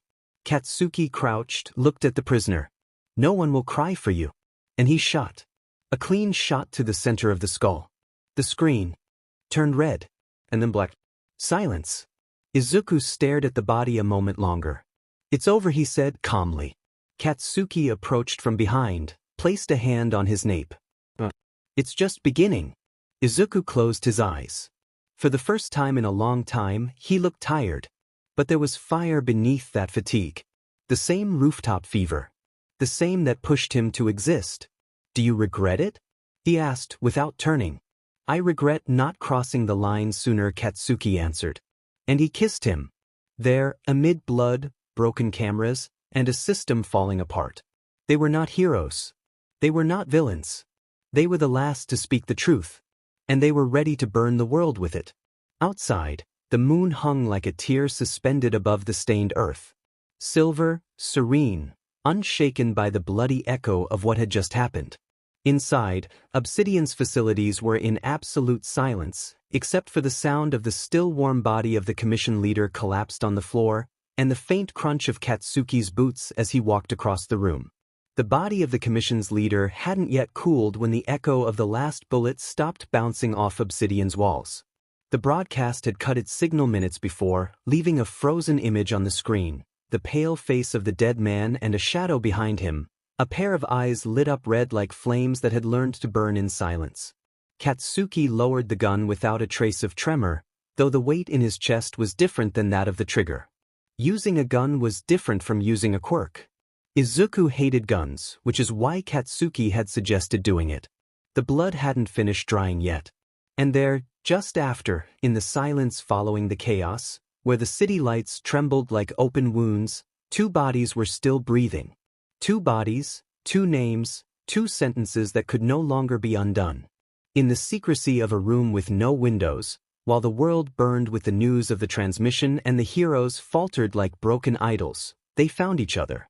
Izuku was barely dressed, his knuckles bruised, hair tousled by the electricity of rage. His eyes were still absent, fixed on a dead point in the darkness. As if waiting for the night to return something to him, he sat at the edge of the bed. Katsuki watched him from the other side, seated, his torso leaning forward, as if the weight of the air was too heavy to carry alone. No one said anything. The silence didn't hurt, because it had stopped hurting a long time ago. It was rather a truce. One of those unspoken ones, but understood. That you breathe. That you chew in your throat like old thorns.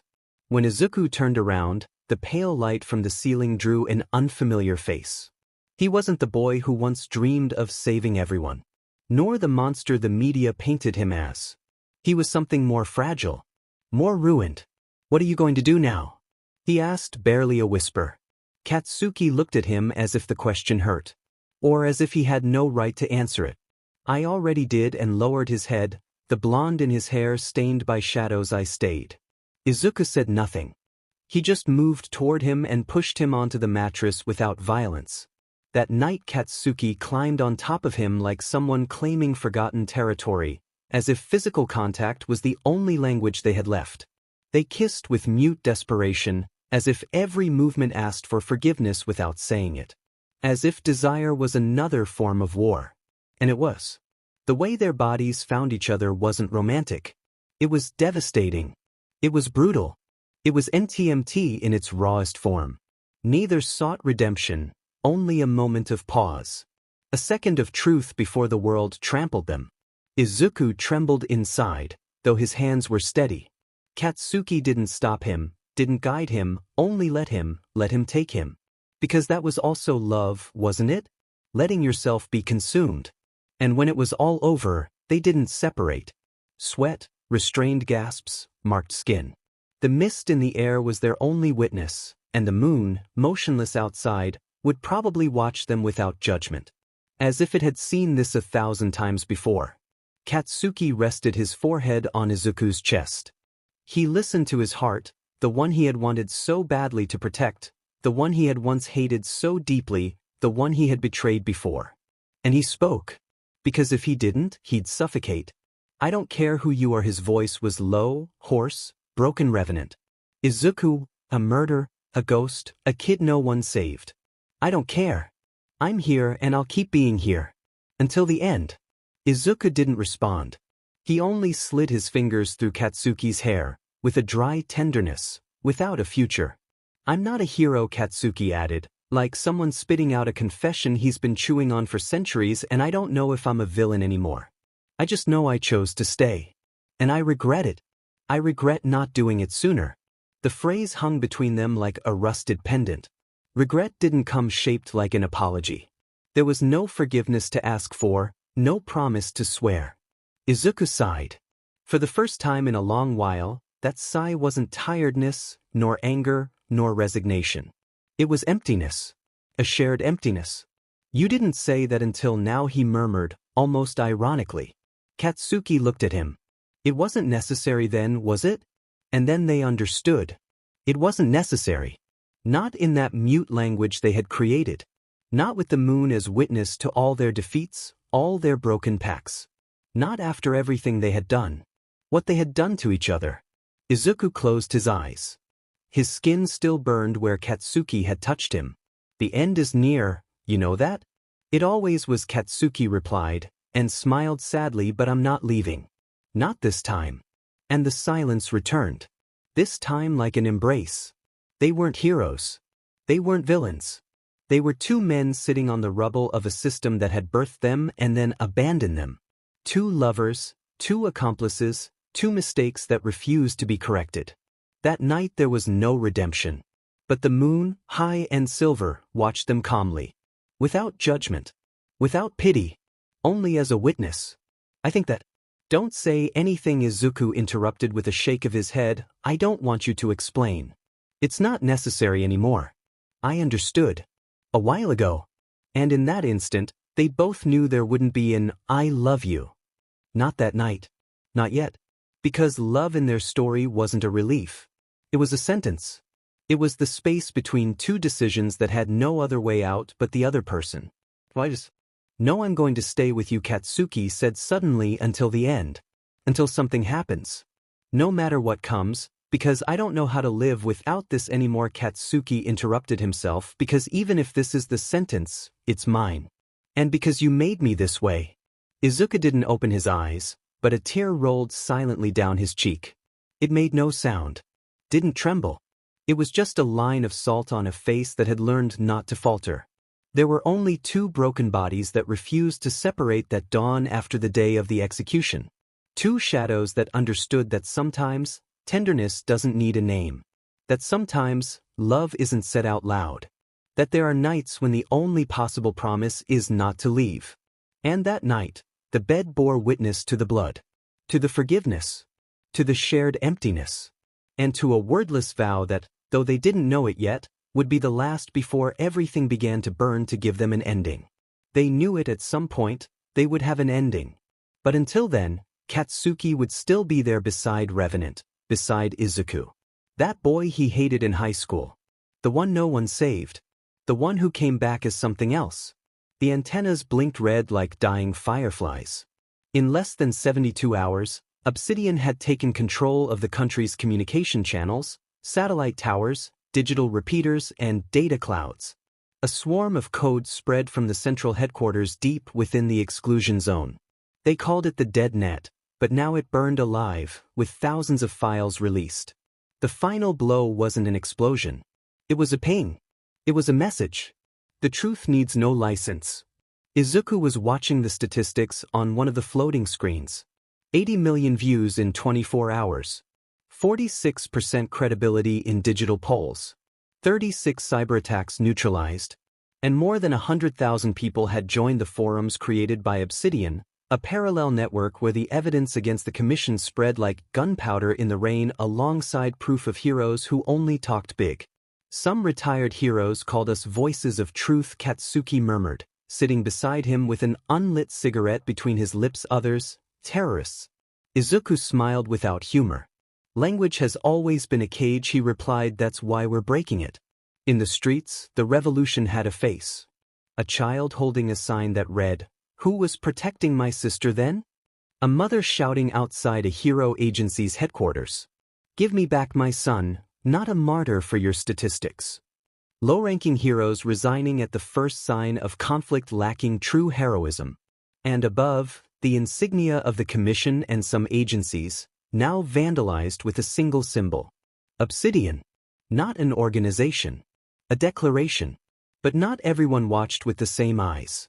On social media, some hero fans cried, cursed, denied, believed nothing. That video is fake. Revenant is a killer, not a savior. Dynamite was manipulated. Images of Amai dead in the chair were replicated over and over. Not with fear. With devotion. As if he were a martyr. A righteous man killed by criminals.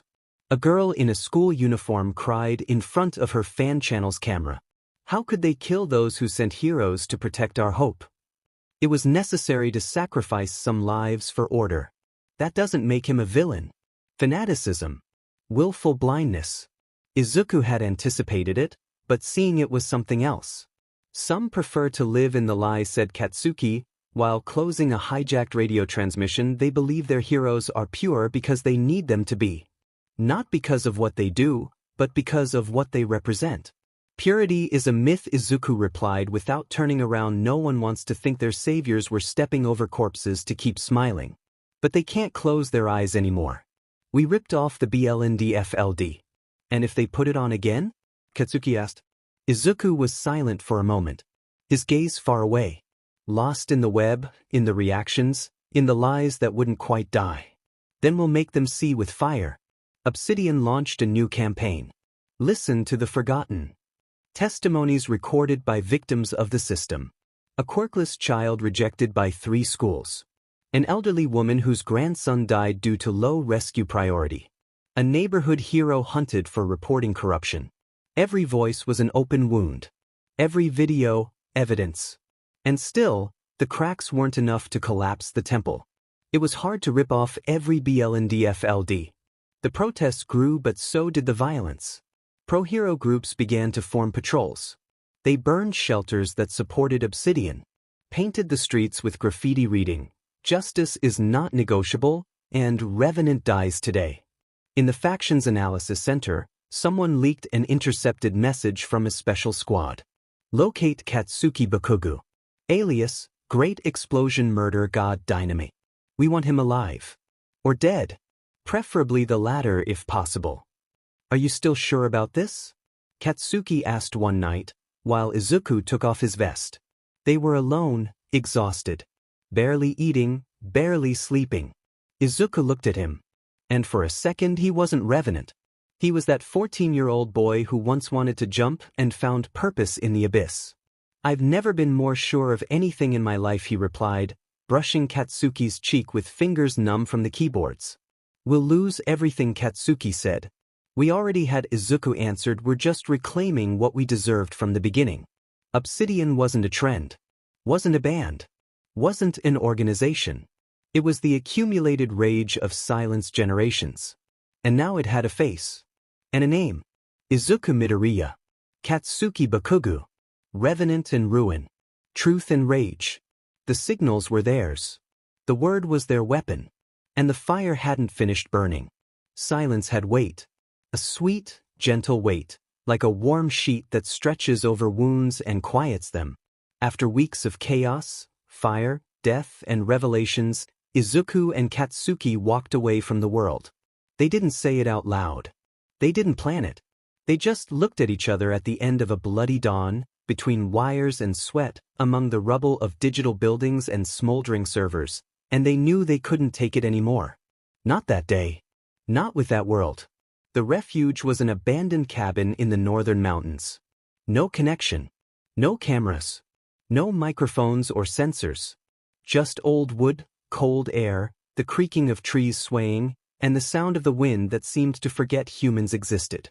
Izuku took a deep breath as he closed the door. He didn't hear the network. Didn't hear the screams.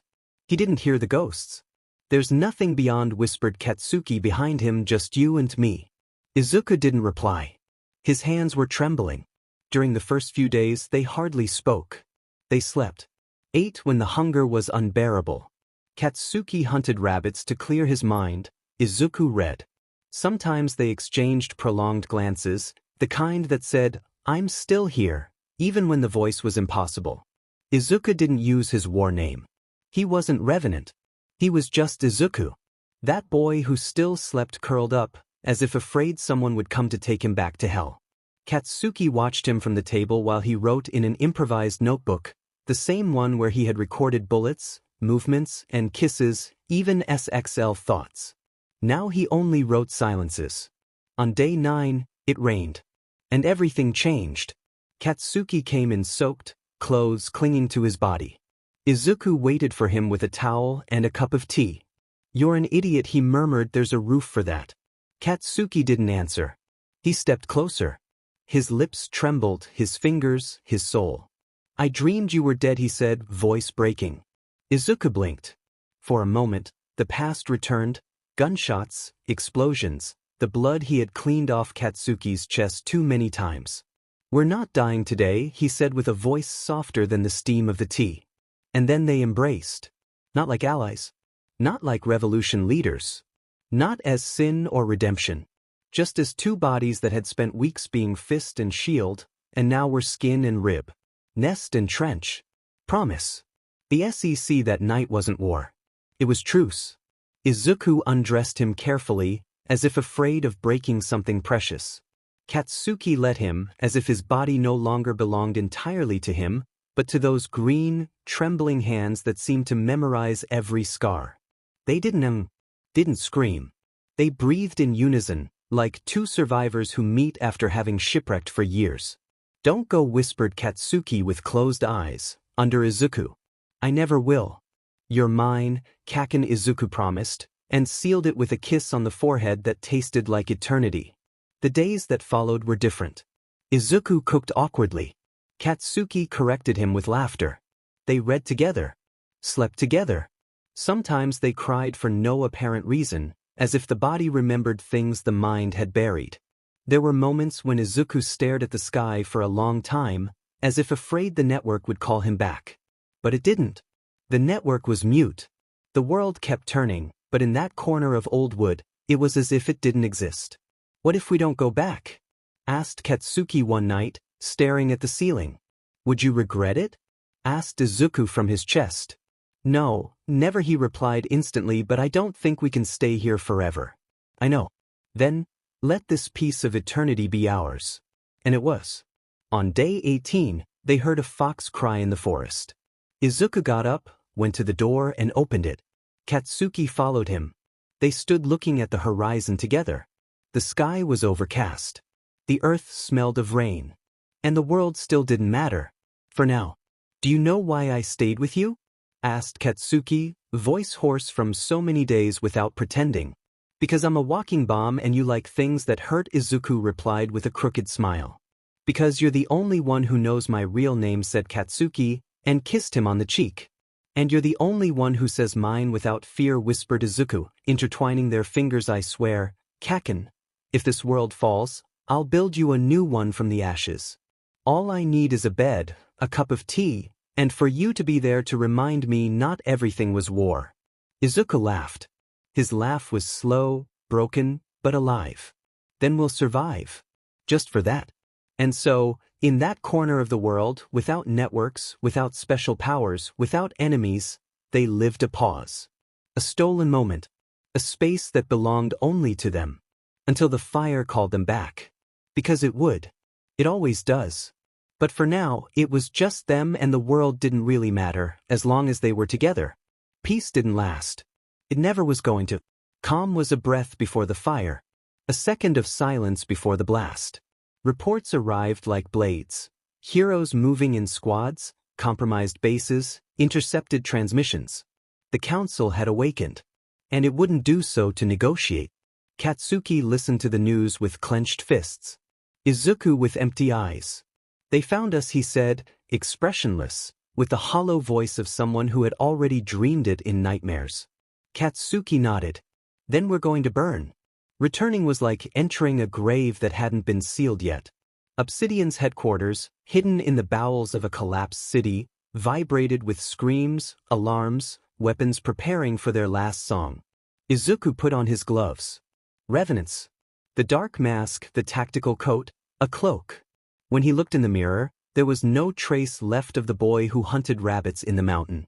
Only the leader. The monster. The symbol of a wounded revolution. Gather everyone, he ordered. The group was small but lethal. Kurai, the mute assassin with shadow control. Rise, the ex-hero with an explosive fusion quirk. Noct, the paranoid illusionist who had deserted the analysis committee. And Katsuki. His weapon, his shield, his favorite sin. We're not going to win, the others aren't here, they fled, said Noct, with a broken smile. They're cowards. No, replied Izuku, but we're going to make sure they remember us. The attack began at 4 a.m. The sky was still dark when the city was lit by the spotlights of the helicarriers. Heroes descended like angels of vengeance, armored, trained, furious. Izuku was already on the surface when the first wave arrived. He commanded with surgical precision, each order channeled directly to the chips of his allies. Defend the south wing. Rise, create a crossfire zone. Kaken, cover Noct's flank. I don't want casualties. Not yet. Katsuki obeyed with clenched teeth, arms stained with fire, heart beating in sync with his. They fought back to back. Like a promise. Like fate. The hours were a blur of explosions, blood, and rage. Every time one fell, another rose. Every time the enemy advanced, Izuku reshaped the field as if it were chess and it's God. But they weren't gods. Just tired bodies. And the enemy, inexhaustible. By noon, Kurai fell. Then Rise, pierced by a compressed energy spear. Noct screamed incoherences, his quirk collapsing under the psychic pressure of the heroes. Katsuki bled. Izuku burned. And then came the final. Betrayal. An entire squad was sent only for Katsuki. They isolated him. They took him down. Izuku saw it. He screamed. His quirk unleashed uncontrollably, kinetic fragmentation in chain, blowing up the ground, buildings, nearby bodies. His power became blind fire. Orders no longer mattered. Strategy no longer mattered. Izuku became chaos. They intercepted him with a neutralizing weapon made specifically for him. A projectile pierced his shoulder, another his leg. The neural inhibitor took effect seconds later. He fell to his knees. Bleeding, gasping, looking around. Obsidian burned. His allies neutralized. Katsuki unconscious. Is this what I deserve? He murmured with a twisted smile, even while two heroes surrounded him in another cage. He collapsed. Hours later, the faction was officially dismantled. The news spoke of victory, of restoration. But in the cracks of transmissions, among filtered signals, someone whispered. No matter how much fire they put out, some names burned forever. And in the depths of a white cell, Revenant opened his eyes. Katsuki, handcuffed meters away, did too. The world outside believed it had won. But they still remembered. And forgot nothing. Although the villains never won chapter text. They handcuffed him with synthetic steel shackles, reinforced with neural inhibitors. Both of them. They separated them just enough to prevent their fingers from touching, but not enough to stop their eyes from searching for each other through the sea of gray uniforms. The interrogation room was white. Clinical. Ruthless. Izuku was hunched over, breathing slowly, as if the weight of his own bones was too much. Katsuki, on the other hand, stood upright, his gaze fixed on the one-way glass. He knew there were heroes on the other side. He knew they were judging. As if their lives were just another statistic. Did he use his mental quirk on you? They asked. Katsuki did not answer. You are accused of having been manipulated. The quirk, epitaph, could have induced your emotional attachment, your participation.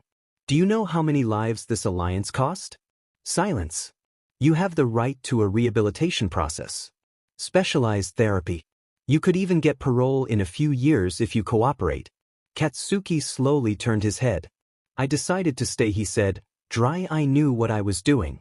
I still know. Are you saying it was voluntary? Aren't you listening? I want to be where he is. I don't care if that's a cell or a grave.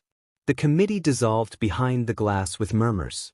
There was no redemption for those who did not want to be redeemed. The sentence was immediate. Izuku Midoriya alias, Revenant life imprisonment. Red classification. Total confinement. No contact, no direct light, no access to informational material. A cell built in the heart of Tartarus. Isolated. Far, far away even from other villains of his rank. His cell was a trap of silences. Drones monitored every millisecond of his breathing. Devices attached to his spine neutralized every attempt at quirk activation. He couldn't speak without his voice fading like a forbidden whisper. Katsuki was confined in another wing. Not the main one. Not the red one. In the gray. The pavilion of the decomposed. Obsessive villains, broken ex-heroes, minds that had unraveled like wet paper. He fit perfectly. The last time they saw each other was in the descent corridor. Katsuki was handcuffed, with a cut on his eyebrow and split lips. Izuku was ahead, paler than ever, eyes dimmed. They both knew what was coming. The nameless eternity. Before they separated them, one of the guards, perhaps out of pity, perhaps by mistake, slowed his pace. And that was enough. Just one look. One tilt of the body. One word. I love you, whispered Izuku. It was not a scream. It was a lament. Katsuki leaned toward him. He didn't cry. Me too, Diamenu. And then the distance. That was the first time they said, I love you, with real words, out loud and face to face. Days later, newspapers printed their verdict with leaden headlines. Revenant, the greatest terrorist of the All Might era, locked up for life. Truth behind Obsidian explodes. Collective madness or quirk manipulation? Katsuki Bu, alias, Great Explosion Killer God Dynamite. Fallen hero, waives all legal defense. Believed to be psychologically affected. But none of them saw what was beneath the mask. Revenant was not a demon. He was a child. A child who peered over a rooftop edge at 14, hoping the void would be kinder than the world. A child who screamed silently until All for One found him. Not to save him, but to use him. A child who believed chaos was the only answer to a system that had ignored him since his first breath. A child who loved, of all things, the one who had hated him first. Izuku Midoriya was never a monster. He was the broken mirror no one wanted to pick up. And now, only he could see his reflection. Katsuki in his cell, on his metal cot, staring at the ceiling as if the cracks could speak to him. Izuku's voice still trembled in his throat. I love you. And every night, like a twisted prayer, Katsuki answered the void. I love you too. Even if there was no one left to hear. Time inside Tartarus didn't move forward, it piled up. Like mold on the walls, like dust in the bones. 6 years. 6 years without war. 6 years without screams. 6 years without Izuku. Katsuki no longer counted the days. He only counted the heartbeats. Each one, a dim echo of a story that rotted inside him. His cell had no windows, but it didn't matter. He had one. A cage with a view of Izuku. Because every wall, every crack, every shadow gave him back his face. That face he had never stopped seeing. That night, a visitor arrived. With special permission, a pressed suit, and a sarcastic smile. A high-ranking official. Maybe a bureaucrat. Maybe just another inquisitor in a human costume. He entered without asking. Katsuki, sitting on the cot, didn't move. His wrists bound by an inhibitor ring. Legs crossed, body leaning toward the wall as if he wanted to merge with it. Do you know why I came? Silence. He's not going to answer, of course.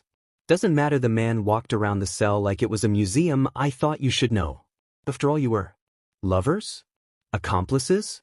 Obsessed? No reaction. Just the slow blink of a prisoner who had stopped waiting for redemption. He died a week ago. The tone was dry, a strong cold, high fever. They were going to inject the medication, if you can believe it. A failed medical intervention. His system collapsed. Katsuki blinked once. Nothing. So many devices, so much paranoia.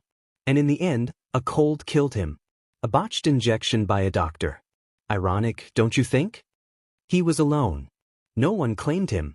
No one will bury him. But what did you expect? That wasn't love. It was just sickness. Pathetic. The man smiled. But he didn't get the reaction he wanted. Katsuki didn't scream, didn't cry, didn't curse. He just lowered his eyes. And his lips moved without sound. A name. Izuku. The visitor left, bored, disappointed. He thought the news had been one more nail in the coffin of a ruined love. He didn't know he had just handed him the key. That night, the cell was colder than ever. Katsuki sat on the floor. His hands still bound. But he had been an expert in many things. Very observant, and afterward, very familiar with pain.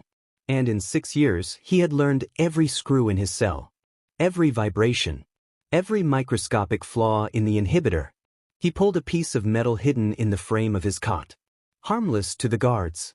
Lethal in the hands of someone like him. He slid it under his left wrist. Friction, pressure, torsion. The inhibitor came loose. Not completely. Just enough. Just one spark. A small explosion under the skin. Just enough to open a path. To bleed. To go. While the world slept, Katsuki looked for him. He didn't cry. He just closed his eyes. Thinking of those days of rendezvous where Izuku disappeared. In the lair where they left their souls. In the gaze of a freckled boy who loved him even when he hated himself. He died with a smile. Because finally, he wasn't alone anymore. Maybe because they had killed Izuku on purpose. And he died thinking of him, because he had promised himself that if Izuku was no longer there, then he would go to him and chase after him. The next morning, the guards found his body. In the report, it was written. Subject, Bakugu Katsuki. Cause of death, suicide by induced trauma. The inhibitor was forced, not for escape, but for self-destruction. There was silence. No tributes, no protests. Just a file shelved next to that of Midoriya Izuku. No one understood. No one tried. And yet, deep in Tartarus, where oblivion devours monsters, it still said that there are 2 cells connected by an echo. A cage with a view of another. 2 ghosts calling each other without voice. 2 names the world didn't know how to love. Love lingers. Rotten and radiant. Like a withered flower that still bleeds light. Like a first, I love you, that refuses to die. Katsuki had only been with Izuku for a year, when he was just 22. Izuku so young and already a full-blown villain. He was captured only later that year, before December. Katsuki never saw him again after that first, I love you, spoken aloud. Izuku died at 27, before turning 28. And Katsuki celebrated in his mind his own birthday and Izuku's every year until he learned that he was no longer alive. That very day he decided to leave and follow him. Katsuki had a ring. A black ring he found in Izuku's room and started wearing without saying anything.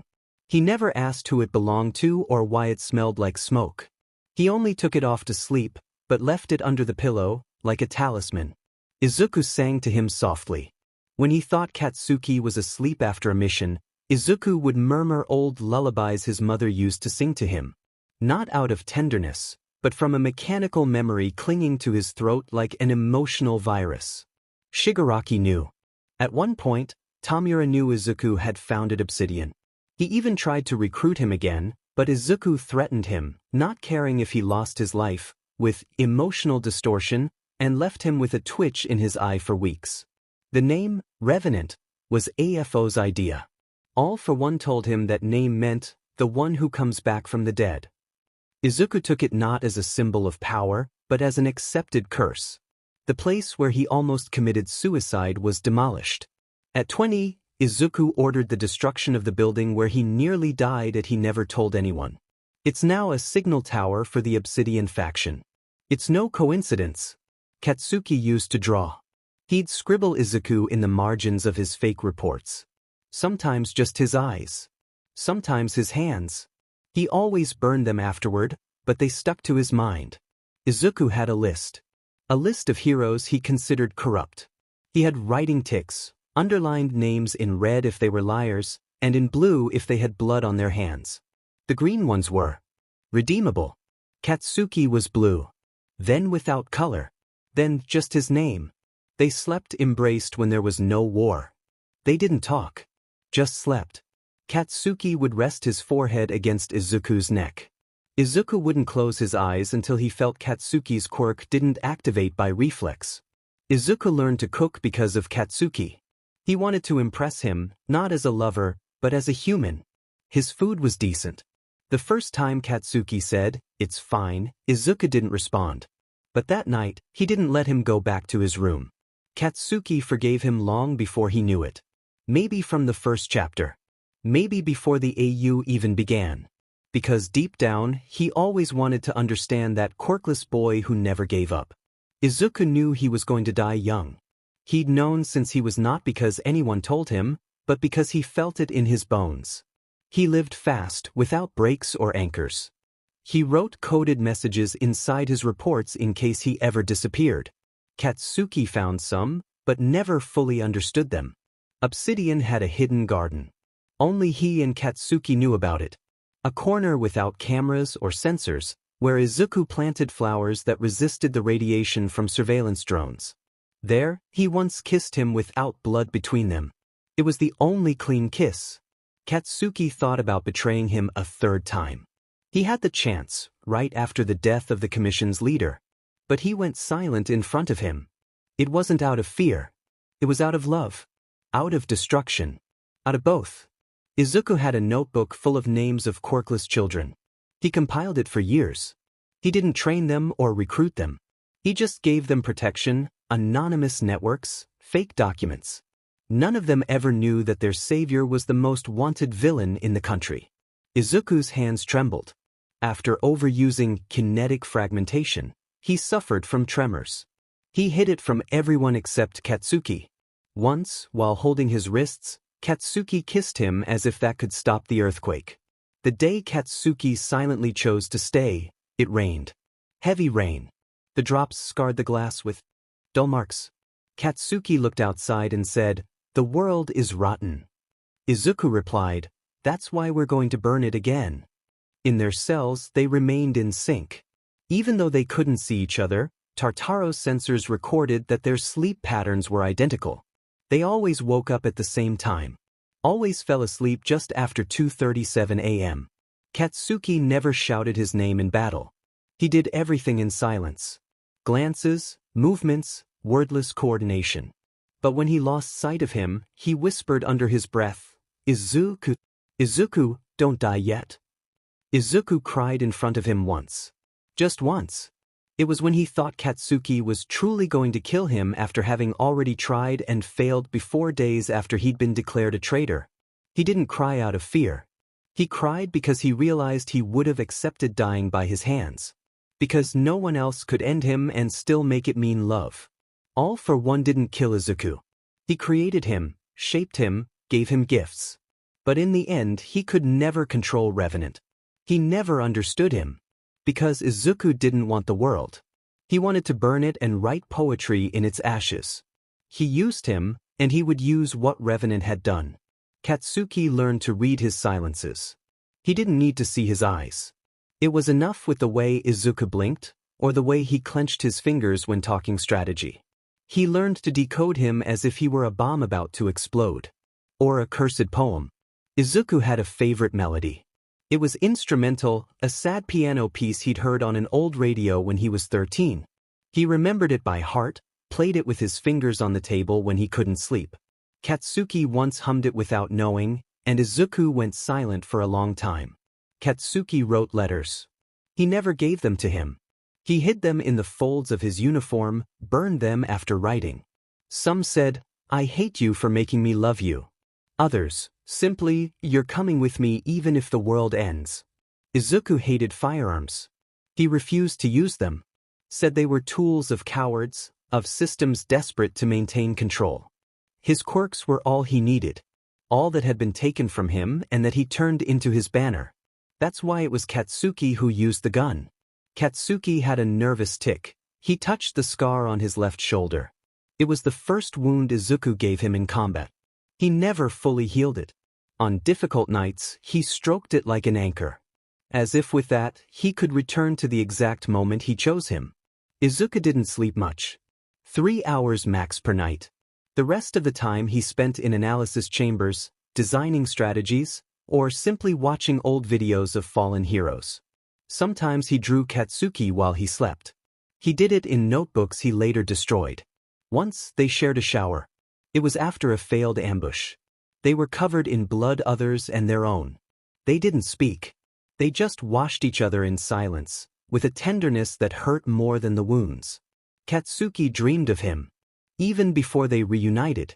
In dreams, he saw him standing over a burning city. He always said the same thing, "I'm not asking for forgiveness. I'm asking you to come with me." Izuku had a hidden tattoo. No one ever saw it except Katsuki. It was a line of binary code that ran along his left hip. Decoded, it read, "Ruins bloom too." No one ever knew he got it the night he left the League and decided to form Obsidian. Neither of them regretted it. Not the crimes. Not the kisses. Not the burned bodies nor the broken promises. If anything hurt, it was not having found each other sooner. Not having broken the world earlier. Izuku talked in his sleep. Katsuki discovered it one early morning. He murmured names, coordinates, and sometimes his name. Once he said, "Kaken, if you leave, this body has no meaning." And Katsuki didn't sleep for a whole week. Izuku struggled to touch him while sleeping, because in his childhood he hadn't known physical contact that didn't hurt. Sometimes he would stretch out his hand and stop just millimeters from Katsuki's skin, as if touching him were a prayer, as if he didn't deserve it. Katsuki learned to bake bread. A simple fact, almost ridiculous. But during his isolation he baked bread on an old electric coil in an underground hideout. Izuku told him it smelled like home. Katsuki never did it again after the fall. Izuku was afraid of forgetting his mother. Inko died without knowing what her son had become. He kept a photo of her, hidden among war documents. Sometimes he looked at it and said, "Sorry for not being a hero. I was fire at least." Katsuki attempted an escape from Tartarus. Not to flee, but to reach Izuku's cell. He wanted to see him one last time. Just once. They sedated him before he could activate his quirk. The clinical report read, "Irrational behavior motivated by shared trauma." Izuku heard his voice in the cell. The devices blocked his quirks, but not his memories. On the worst days, he talked to a mental version of Katsuki. Sometimes they argued. Sometimes they just stayed silent, together, in the dark. They shared a book. Only one. Damien, by Hermann Hesse. They read it aloud, passing the copy back and forth, its pages stained with old blood and coffee. They underlined the same sentence, "He loved the abyss because it was made to fit him." Izuku wanted to give up once. When All for One forced him to kill for the first time, he thought about disappearing. But then he imagined Katsuki, as a hero, smiling on television, and decided that if he couldn't shine, he would be the shadow that dragged him with him. Katsuki said his name softly during the mandatory therapy sessions he never asked for. Izuku. One word, each time. He never wanted to let him go. Even if the psychologist thought he was in a trance or under the effect of his quirk. He was in love. Sick. Alive. They both shared the same date on their skin. Neither of them knew it until the day they confessed. October 14th. Izuku, the day he wanted to die. Katsuki, the day he first dreamed of him in flames. As if fate had marked their skin with the same ink. Katsuki wore Izuku's coat during the harshest winter. A black, torn garment, smelling of smoke and gunpowder. When Izuku disappeared on missions, Katsuki slept with it on. He never admitted it, but he held it like it was the very body of the one he loved. Izuku memorized Katsuki's laugh. Because it was rare. Because it was real. Because when it happened, his eyes closed for half a second. and the world became more bearable. Sometimes he replayed it in his mind like a mantra against guilt. Neither of them ever said, "I love you," out loud. Not because they didn't feel it, but because it hurt more than any wound. The silence between missions screamed it on its own. The brush of a hand. A plate served without hunger. The empty spaces always spoke for them. Katsuki cried after killing a hero for the first time. It was clean, precise, necessary. But he couldn't stop vomiting afterward. Izuku didn't comfort him. He just sat beside him, shoulder to shoulder, and said, "We're not them. We're what's left after." Izuku didn't sleep with a pillow. He said it made him feel vulnerable. He only used a gray blanket and Katsuki's chest. When the latter moved, he'd wake up. And when Katsuki wasn't there, he didn't sleep. They had a song. Old, distorted, salvaged, that they'd heard on a day of rest with no roles to play. "You are my sunshine." Izuku hummed it funereally, slow, sad. Katsuki hated it, but once whispered it when Izuku was bleeding out. He survived. Izuku wrote letters he never delivered. They were for Katsuki. One for every day he thought he was going to die. Some were tender, others pure resentment. In the end, he burned them all, except one. That one he hid under his mattress in his cell. It was never found. Katsuki wanted to tattoo Izuku's name. But he didn't. Because if he did, he felt he'd lose him. So, he just wrote it once with marker on his chest. Izuku Midoriya. And then went to fight with that name beating beneath his skin. Izuku stopped celebrating his birthday at 15. The day his mother died. But at 22, Katsuki forced him to blow out a candle made of grease and gunpowder. "You're alive, right? Then celebrate that." Izuku cried silently that night. When Katsuki died, he wore the ring Izuku gave him. It wasn't gold. It was oxidized copper, handmade from pieces of shrapnel. He wore it on his ring finger, like a promise forged in war. He never took it off. Not even when they took him away in HNDCFFS. He died with it. And so it closes. A love that never asked permission. An ending without redemption, but with truth. A story where two broken boys chose each other. And burned together. Until everything was ash. And then, nothing. Discarded idea notes. Katsuki was originally going to betray Izuku definitively. In the early versions of the AU, after Chapter 30, Katsuki was going to hand him over to the Commission as part of a plan to save him. But the pain of betrayal was going to mark Izuku so deeply that they would never be together again. This plotline was discarded because the wound was too raw and without redemption. Izuku was going to lose control of Epitaph in a fight. There was an idea where his second quirk, emotional distortion, would overflow completely, causing Katsuki to forget who he was for several days. Katsuki would return to him by instinct, not memory. But it was discarded because the story was already painful enough and didn't need more identity loss. The Obsidian faction was going to be destroyed from within. An internal betrayal plot, where one of the villains closest to Izuku would sell him out for a promise of freedom. This character even had a name and quirk, a young woman named Rika, with the ability to alter media narratives. But she was removed so that the fall of Obsidian would be caused solely by the system, not internal betrayal. Inko Midoriya was going to survive. One version said that Inko had been kidnapped by All for One as emotional blackmail, and was alive in a facility. Izuku would find her too late, after years of believing her dead. But seeing her broken would shatter him even more. It was discarded because it altered the emotional foundation of his breakdown. Chapter 50 was going to end with Katsuki growing old alone. A more melancholic but less tragic option proposed that Katsuki wouldn't take his own life, but instead would grow old behind bars, watching the world change without him or Izuku. He would be released at the end, when he was already about to leave the world. But it didn't fit the intensity of their love, the kind of love that doesn't survive absence. Izuku was never going to say, "I love you." He was going to remain stoic until the end. He would only write it on a wall in his cell with blood, as a final act of surrender. However, allowing them to say it aloud before parting gave a devastating, yet human, closure. The story could have had a symbolic child. a young girl rescued by Izuku during his missions, to whom he taught basic survival skills. Katsuki would call her the larva at first. She was going to represent the possibility of something surviving after them.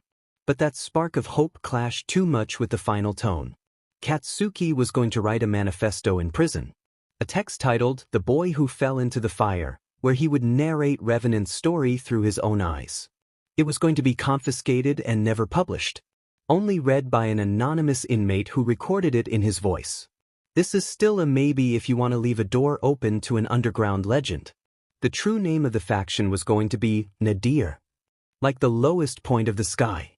But obsidian was chosen because it represents something dark, sharp, and beautiful at once, like Izuku. Chapter 50, A Cage with a View of You, Discarded Idea. Cell number 17 in Section B of Tartarus had a tiny window. A vertical crack in the concrete that barely let in the morning light, just enough to know that time was passing. Katsuki Bakugu counted the days with his fingernails. He had no paper, no clock. Only the smell of the seasons slipping through the crack. Only his intact memory. Only him. Izuku had died at 27. He hadn't even turned 28 that year. A cold visit. A medical failure. A body that had been pushed to its limits so many times it no longer responded to anything. They found him asleep, without resistance, in his reinforced cell. His hands were cuffed, his quirks suppressed, and his lips dry from saying his name so many times. Izuku. Katsuki never cried. But something in his spine twisted. Like a root inside him broke and began to rot slowly. From then on, he stopped speaking. From then on, he stopped being anything more than a breathing machine. The years were not kind. They shaved his head, checked his pulse every week. His hands were locked by a permanent device, black like a promise. He was moved to a different section twice, but never to an area where he could see the sea. Sometimes new nurses visited and whispered among themselves, "He's the one who was with Revenant, how could he?" But he said nothing. He only stared at the wall as if he were still there. As if Izuku were still painting his farewell words in blood. At 40, a slight hunch appeared. At 50, his knuckles were swollen. At 66, his voice disappeared. At 73, one of the doctors told him his heart was weaker than a disarmed bomb. 1 year. 2 if you take care of yourself. He didn't answer. There was no care worth taking if it wasn't with him. At 74, the commission, once again bandaged up, decided to release him. He poses no threat. He can't use his quirk. There's nothing left of him. He left without protest. No one was waiting. He had no family. He didn't want to use his hero name either. He asked to live in an old cabin near the coastal border, one that received rain all year round. No one denied him anything. He walked with a cane made of rusted metal. His skin was like rice paper, written with scars. His eyes were still red, though the fire no longer burned. He saw faces in the fog, heard laughter between the raindrops. And every day, at 3 in the afternoon, he sat in front of the biggest window in the house to stare at the horizon. He didn't speak. But once a year, for as long as it lasted, on the exact date, he would take out a small wooden box where he kept a lock of green hair, a fragment of a mask, and a photograph someone had smuggled to the press years ago. Izuku. Revenant. Barely smiling. Sometimes he imagined him young. Running. Fighting. Laughing. Sometimes he imagined him in the cell, whispering, "I love you," before closing his eyes for the last time. Sometimes he imagined him alive, still hiding, playing with his mind like an epitaph he never finished writing. But what he never forgot was his face. Nor his voice. Nor the way he changed him. At 75, Katsuki lay down in bed, staring at the ceiling. He had been a hero. He had been a prisoner. He had been a traitor, a lover, a witness, a monster too. But above all, of him, he had been his. No one found him that day. But the next morning, a local nurse who often visited him found the body still warm, with an expression so serene it looked like sleep. One hand was on his chest. The other pointed toward the window, toward the sky. In his clinical diary, the last note said, "There's no treatment for this." And there wasn't. Izuku died young. Katsuki died late. But both died just as broken, just as in love, just as alone. There were no funerals. There were no flowers. But if one walks along the coast in winter, when the mist covers everything and the only sound left is the sea crashing against the remains, one can see a mark carved into the stone at the cliff's edge. Here I wait for you.